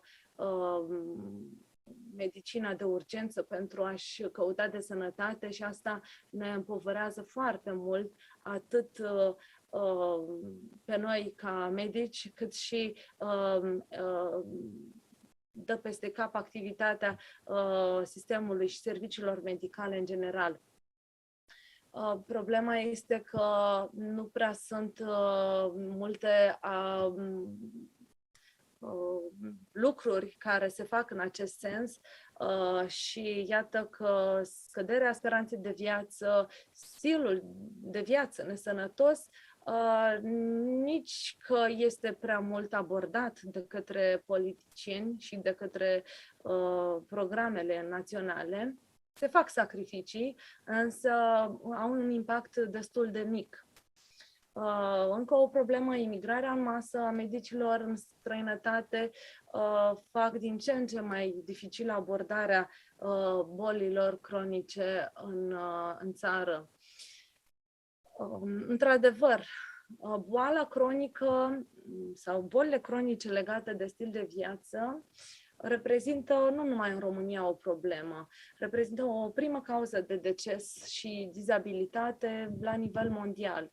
Conform Organizației Mondiale a Sănătății, aproximativ 80% din totalul deceselor din Europa sunt cauzate bolilor cronice non-transmisibile.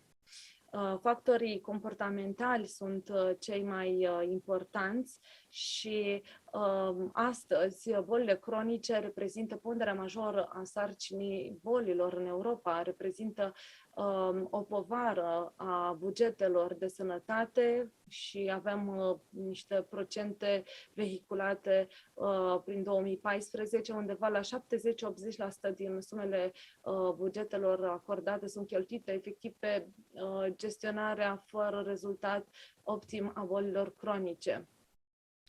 Din păcate, prevalența acestora este în continuă creștere și asta reprezintă o cauză majoră de morbiditate și mortalitate în întreaga lume.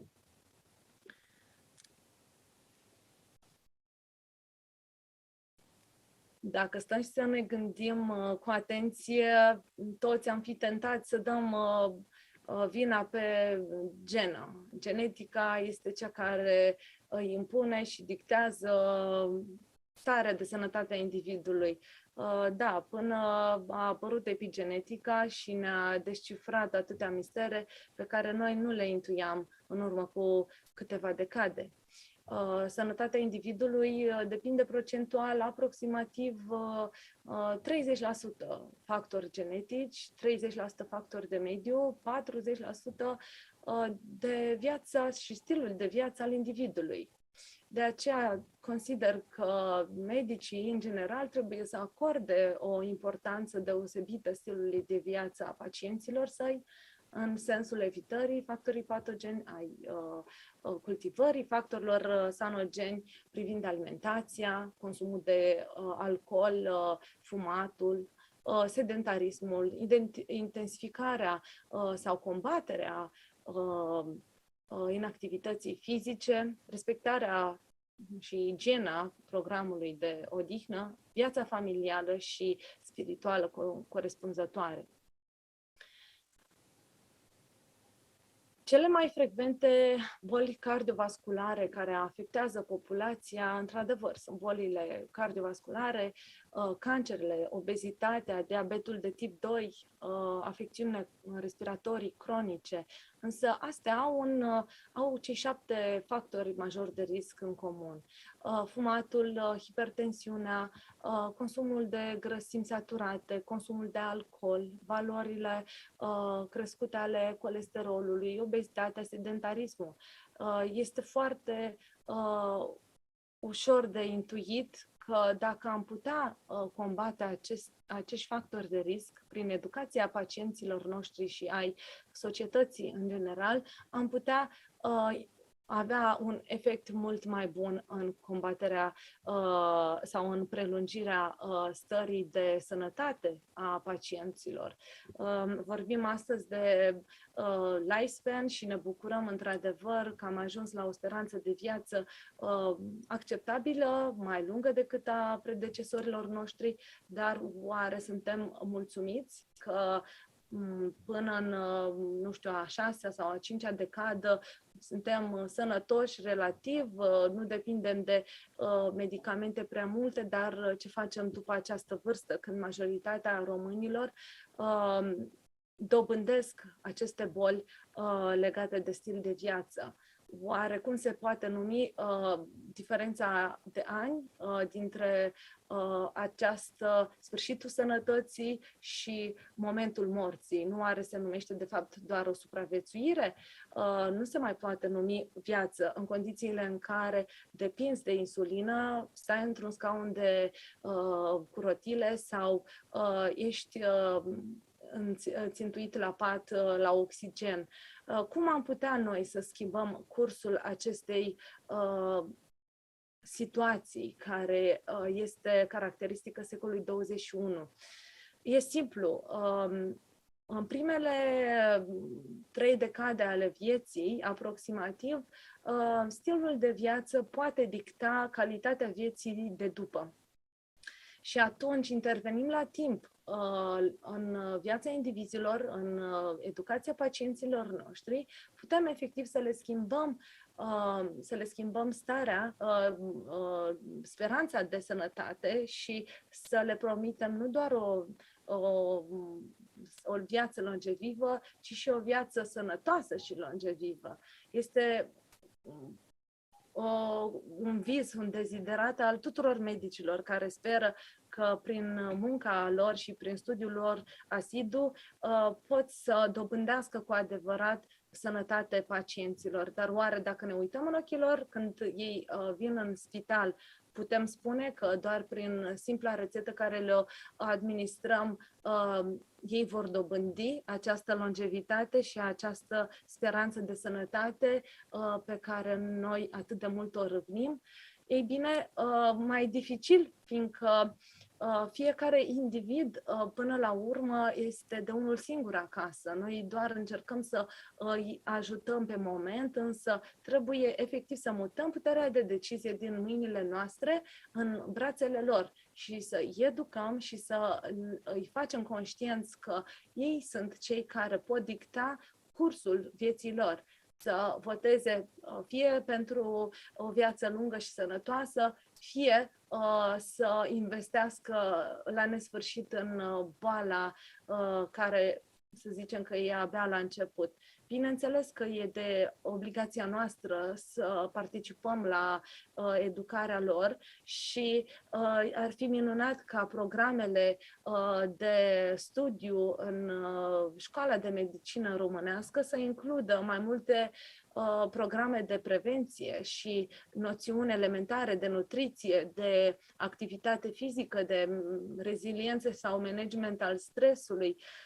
Sunt atât de multe lucruri de îmbunătățit în educația viitorilor medici că ei trebuie și noi trebuie să gestionăm acești bolnavi cronici cu polipragmazia asta pe care, nu știu, toți încercăm să o combatem, dar nu putem să o gestionăm singuri.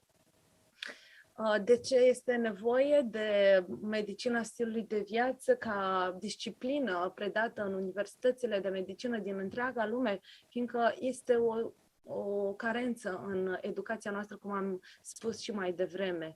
Și medicii de multe ori se află în situația de a fi chiar ei captivi într-un stil de viață nesănătos. Și atunci o să fie mult mai dificil pentru ei să abordeze acest subiect cu pacienții lor.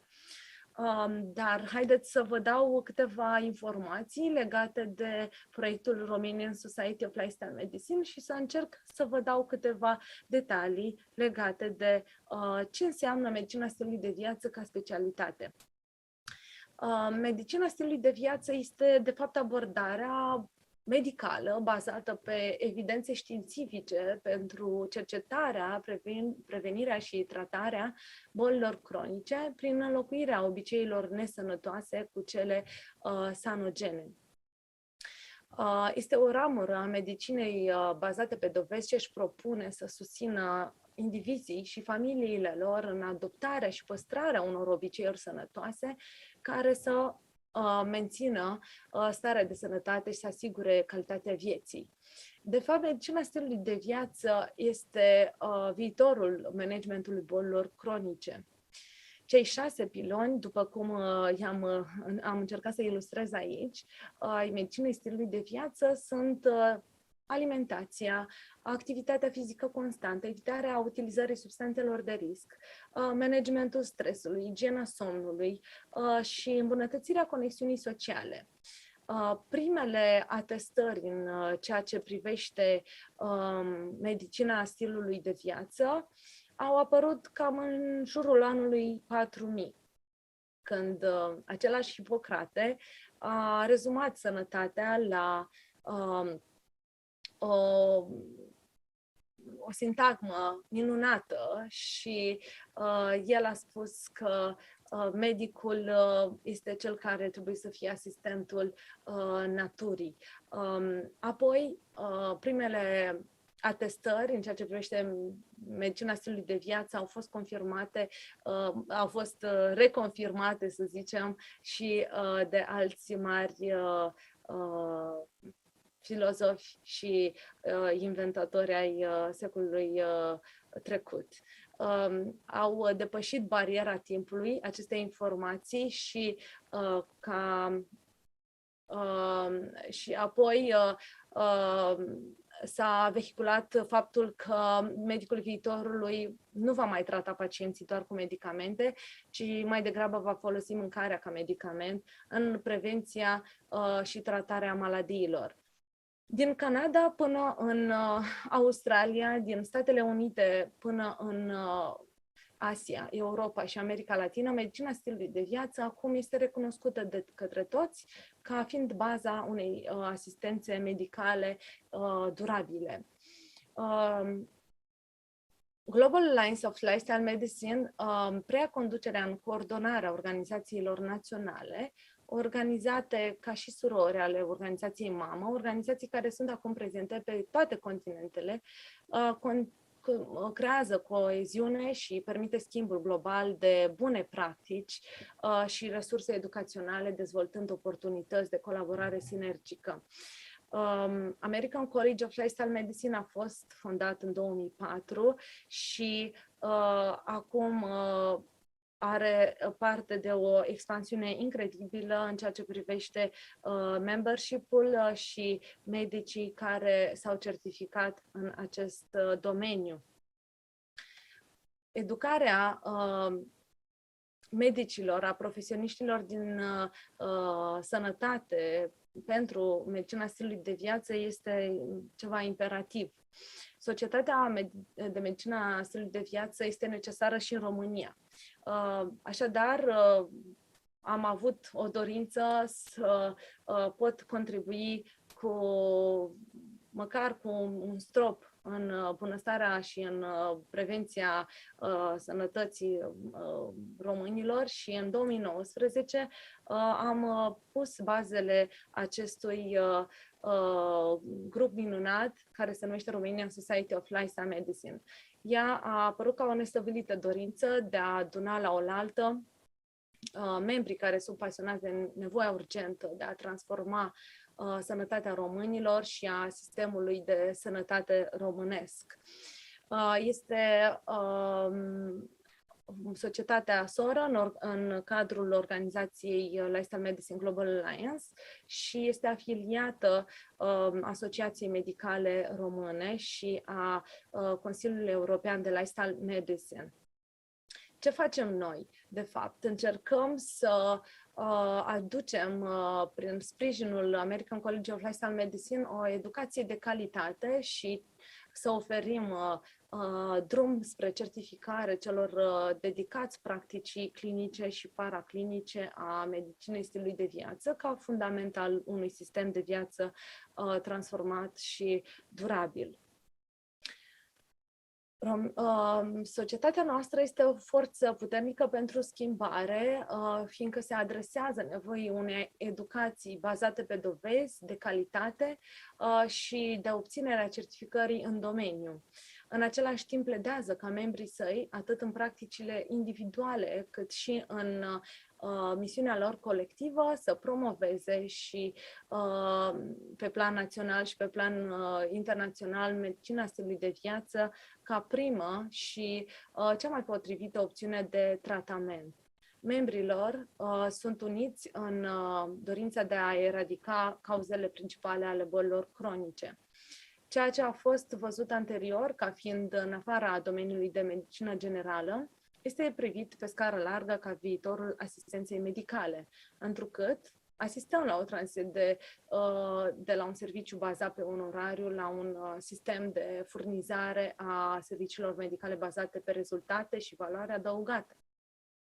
Ghidurile clinice internaționale afirmă că modificările dietei și ale activității fizice reprezintă un tratament de primă linie pentru multiple afecțiuni cronice, cum ar fi diabetul, obezitatea, hipertensiunea arteriale, chiar înaintea inițierii tratamentului medicamentos. Ediția din 14 iulie 2010 a revistei JAMA publică rezultatele unui proiect de 2 ani, inițiat de American College of Lifestyle Medicine și a avut ca obiectiv stabilirea standardelor în noul domeniu al medicinei stilului de viață. Proiectul a fost organizat și gestionat de Colegiul American al Medicinei Preventive și a fost intitulat Competențele medicilor pentru prescrierea medicinei stilului de viață și a evidențiat competențele recomandate pentru toți medicii în abordarea stilului de viață ca principală cauză și totodată principal tratament pentru cele mai multe probleme medicale ale societății moderne. Mulțumesc. Competențele de Lifestyle Medicine au fost publicate, după cum vă spuneam, în revista JAMA în iulie 2010 și au fost destul de clare și de elocvente pentru a crea o certificare internațională. De ce este atât de importantă medicina stilului de viață? Fiindcă ea adresează cauza de bază a bolii, nu doar simptomele ei. Actualmente acestea sunt gestionate cu cantități din ce în ce mai mari de medicamente și proceduri multiple și tratând cauza și nu doar simptomele, doar prin medicina stilului de viață putem modifica cursul prezent ce duce la escaladarea în spirală a costurilor de îngrijire a sănătății. 90% din costul asistenței medicale este cheltuit pentru tratarea bolilor cronice, însă majoritatea profesioniștilor din domeniul sănătății tratează boala cronică, la fel cum tratează boala transmisibilă, doar cu medicamente. Iar creșterea tendințelor bolilor cronice și a cheltuielilor medicale aferente în Statele Unite și în multe alte țări este nesustenabilă. Modificarea stilului de viață clar are puterea de a preveni boala. Studii actuale arată că statusul de diabet de tip 2, că diabetul de tip 2 și statusul de prediabet nu numai că sunt prevenibile, ci pot să fie reversibile. Medicamentele singure nu sunt soluția completă. Soluția este abordarea stilului de viață al individului și există multe studii care susțin aceste lucruri. Potrivit Studiului Național pentru Prevenția Diabetului, medicina stilului de viață reprezintă baza piramidei în abordarea cauzei principale ale bolii și are impact asupra mai multor aspecte ale sănătății individului.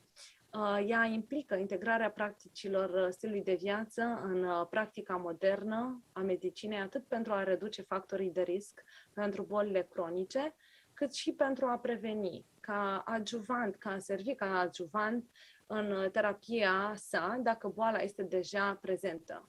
Medicina stilului de viață reunește dovezi științifice solide din diferite domenii legate de sănătate pentru a asista clinicianul nu doar în procesul de tratare a bolilor, ci și pentru promovarea sănătății.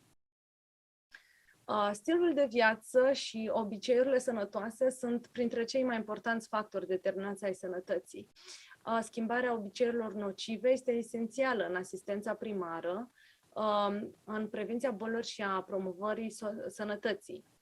Relația de încredere dintre medici și pacienți cu sprijinul familiei, a comunității și a echipei interdisciplinare este decisivă pentru îmbunătățirea stării de sănătate a pacienților noștri. Din păcate, sistemul medical românesc creează o presiune din ce în ce mai mare pe medici, care ajung să vadă un număr din ce în ce mai mare de pacienți într-o zi, ceea ce rezultă în scurtarea timpului dedicat consultației și zero timp dedicat prevenției. Pacienții primesc diagnosticul și rețeta cu medicamentele după modelul diagnose the ill, prescribe the pill. Mai mult decât atât, se pare că și la nivel mondial, profesioniștii din domeniul sănătății, în special medicii, nu primesc nici ei suficient de multe informații în direcția prevenției și a managementului stilului de viață. Un studiu arată că medicii din Statele Unite primesc în medie doar 19 ore de educație nutrițională la facultățile de medicină. Și arată, de asemenea, un alt studiu publicat în 2019 că nutriția este insuficient incorporată în educația medicală, indiferent de țară, de instituție sau de anul de pregătire. Știm că nu poți face o educație a pacienților până medicii nu devin ei înșiși modele pentru pacienților. Sunt diferite și multiple studii care arată că medicii care sunt activi din punct de vedere fizic, au o alimentație sănătoasă, au un stil de viață sănătos, sunt mult mai dispuși să abordeze acest subiect cu pacienții lor. De aceea este necesar ca medicii să devină ei înșiși pacienți buni, care să aibă grijă de stilul lor de viață și ca să devină iei modele de viață pentru pacienți, trebuie schimbate ca multe lucruri. Ar trebui ca politicile din România să lucreze împreună, să îndepărteze toate obstacolele care stau între individ și alimentația sănătoasă, de exemplu, și cele care stau între individ și stilul de viață sănătos.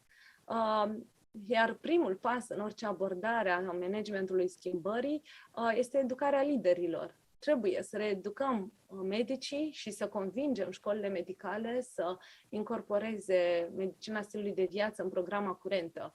Medicii trebuie să primească educație suficientă în ceea ce privește stilul de viață sănătos și, după cum spuneam, să devină ei înșiși modele de urma pentru pacienții lor.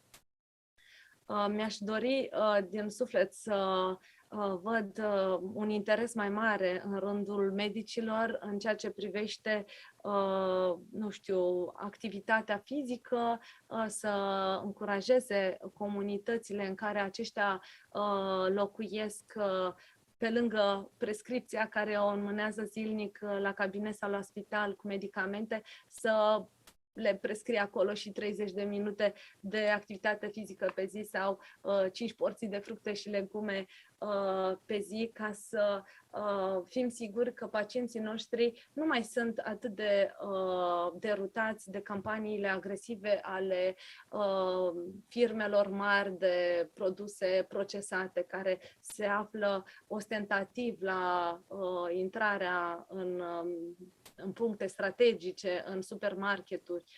Normal că pacienții sunt confuzi, nu mai știu pe cine să asculte și pe cine să urmeze. Iar știm că noi ca medici suntem foarte respectați și suntem destul de...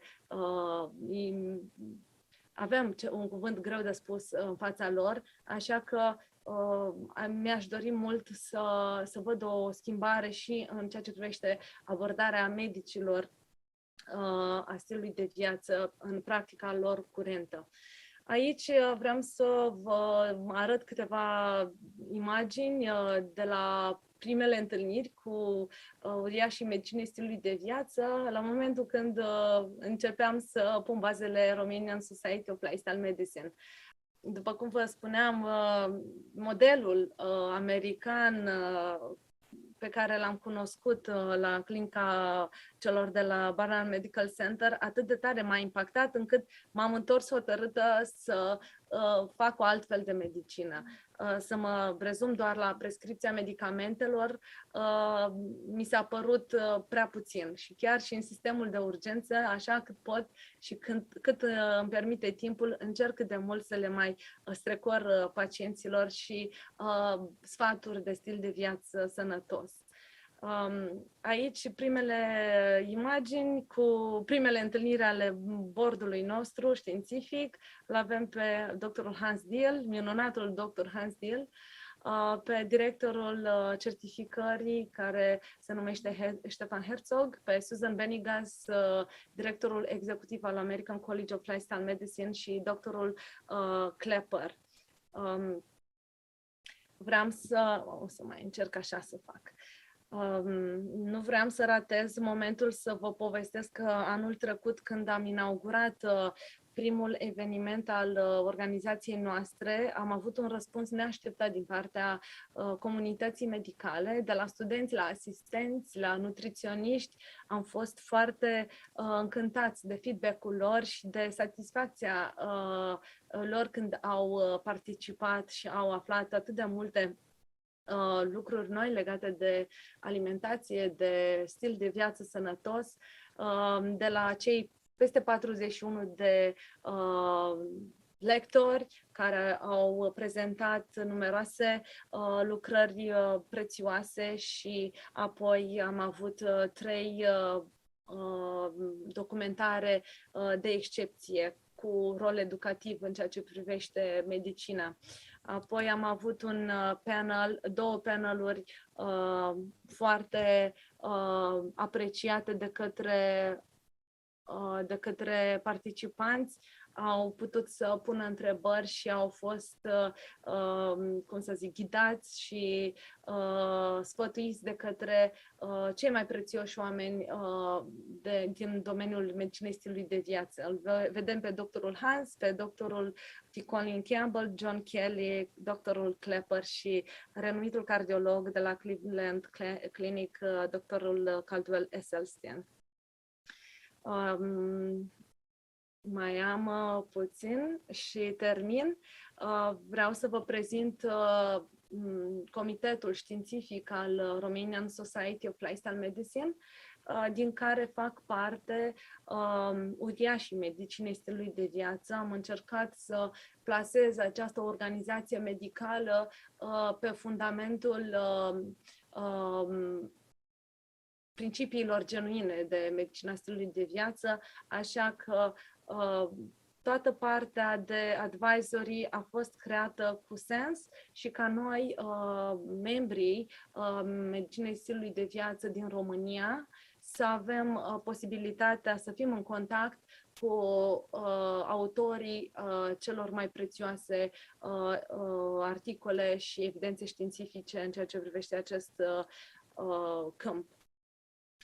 De exemplu, în imaginea a doua, dacă vă apare, la International Advisory, îl avem pe doctorul Walter Willett, care este profesor de epidemiologie și nutriție la Harvard Duchenne School Public Health. El este cel mai citat nutriționist pe plan internațional și suntem foarte onorați că ne ajută cu partea de advisory în Romanian Society of Lifestyle Medicine. Desigur, au apărut foarte mulți medici interesați să contribuie la dezvoltarea acestei organizații și suntem încântați să primim cu brațele deschise pe toți cei care vor să ni se alăture.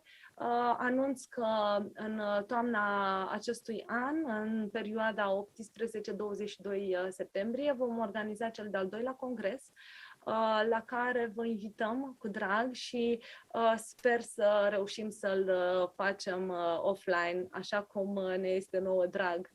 Da, vă mulțumesc din suflet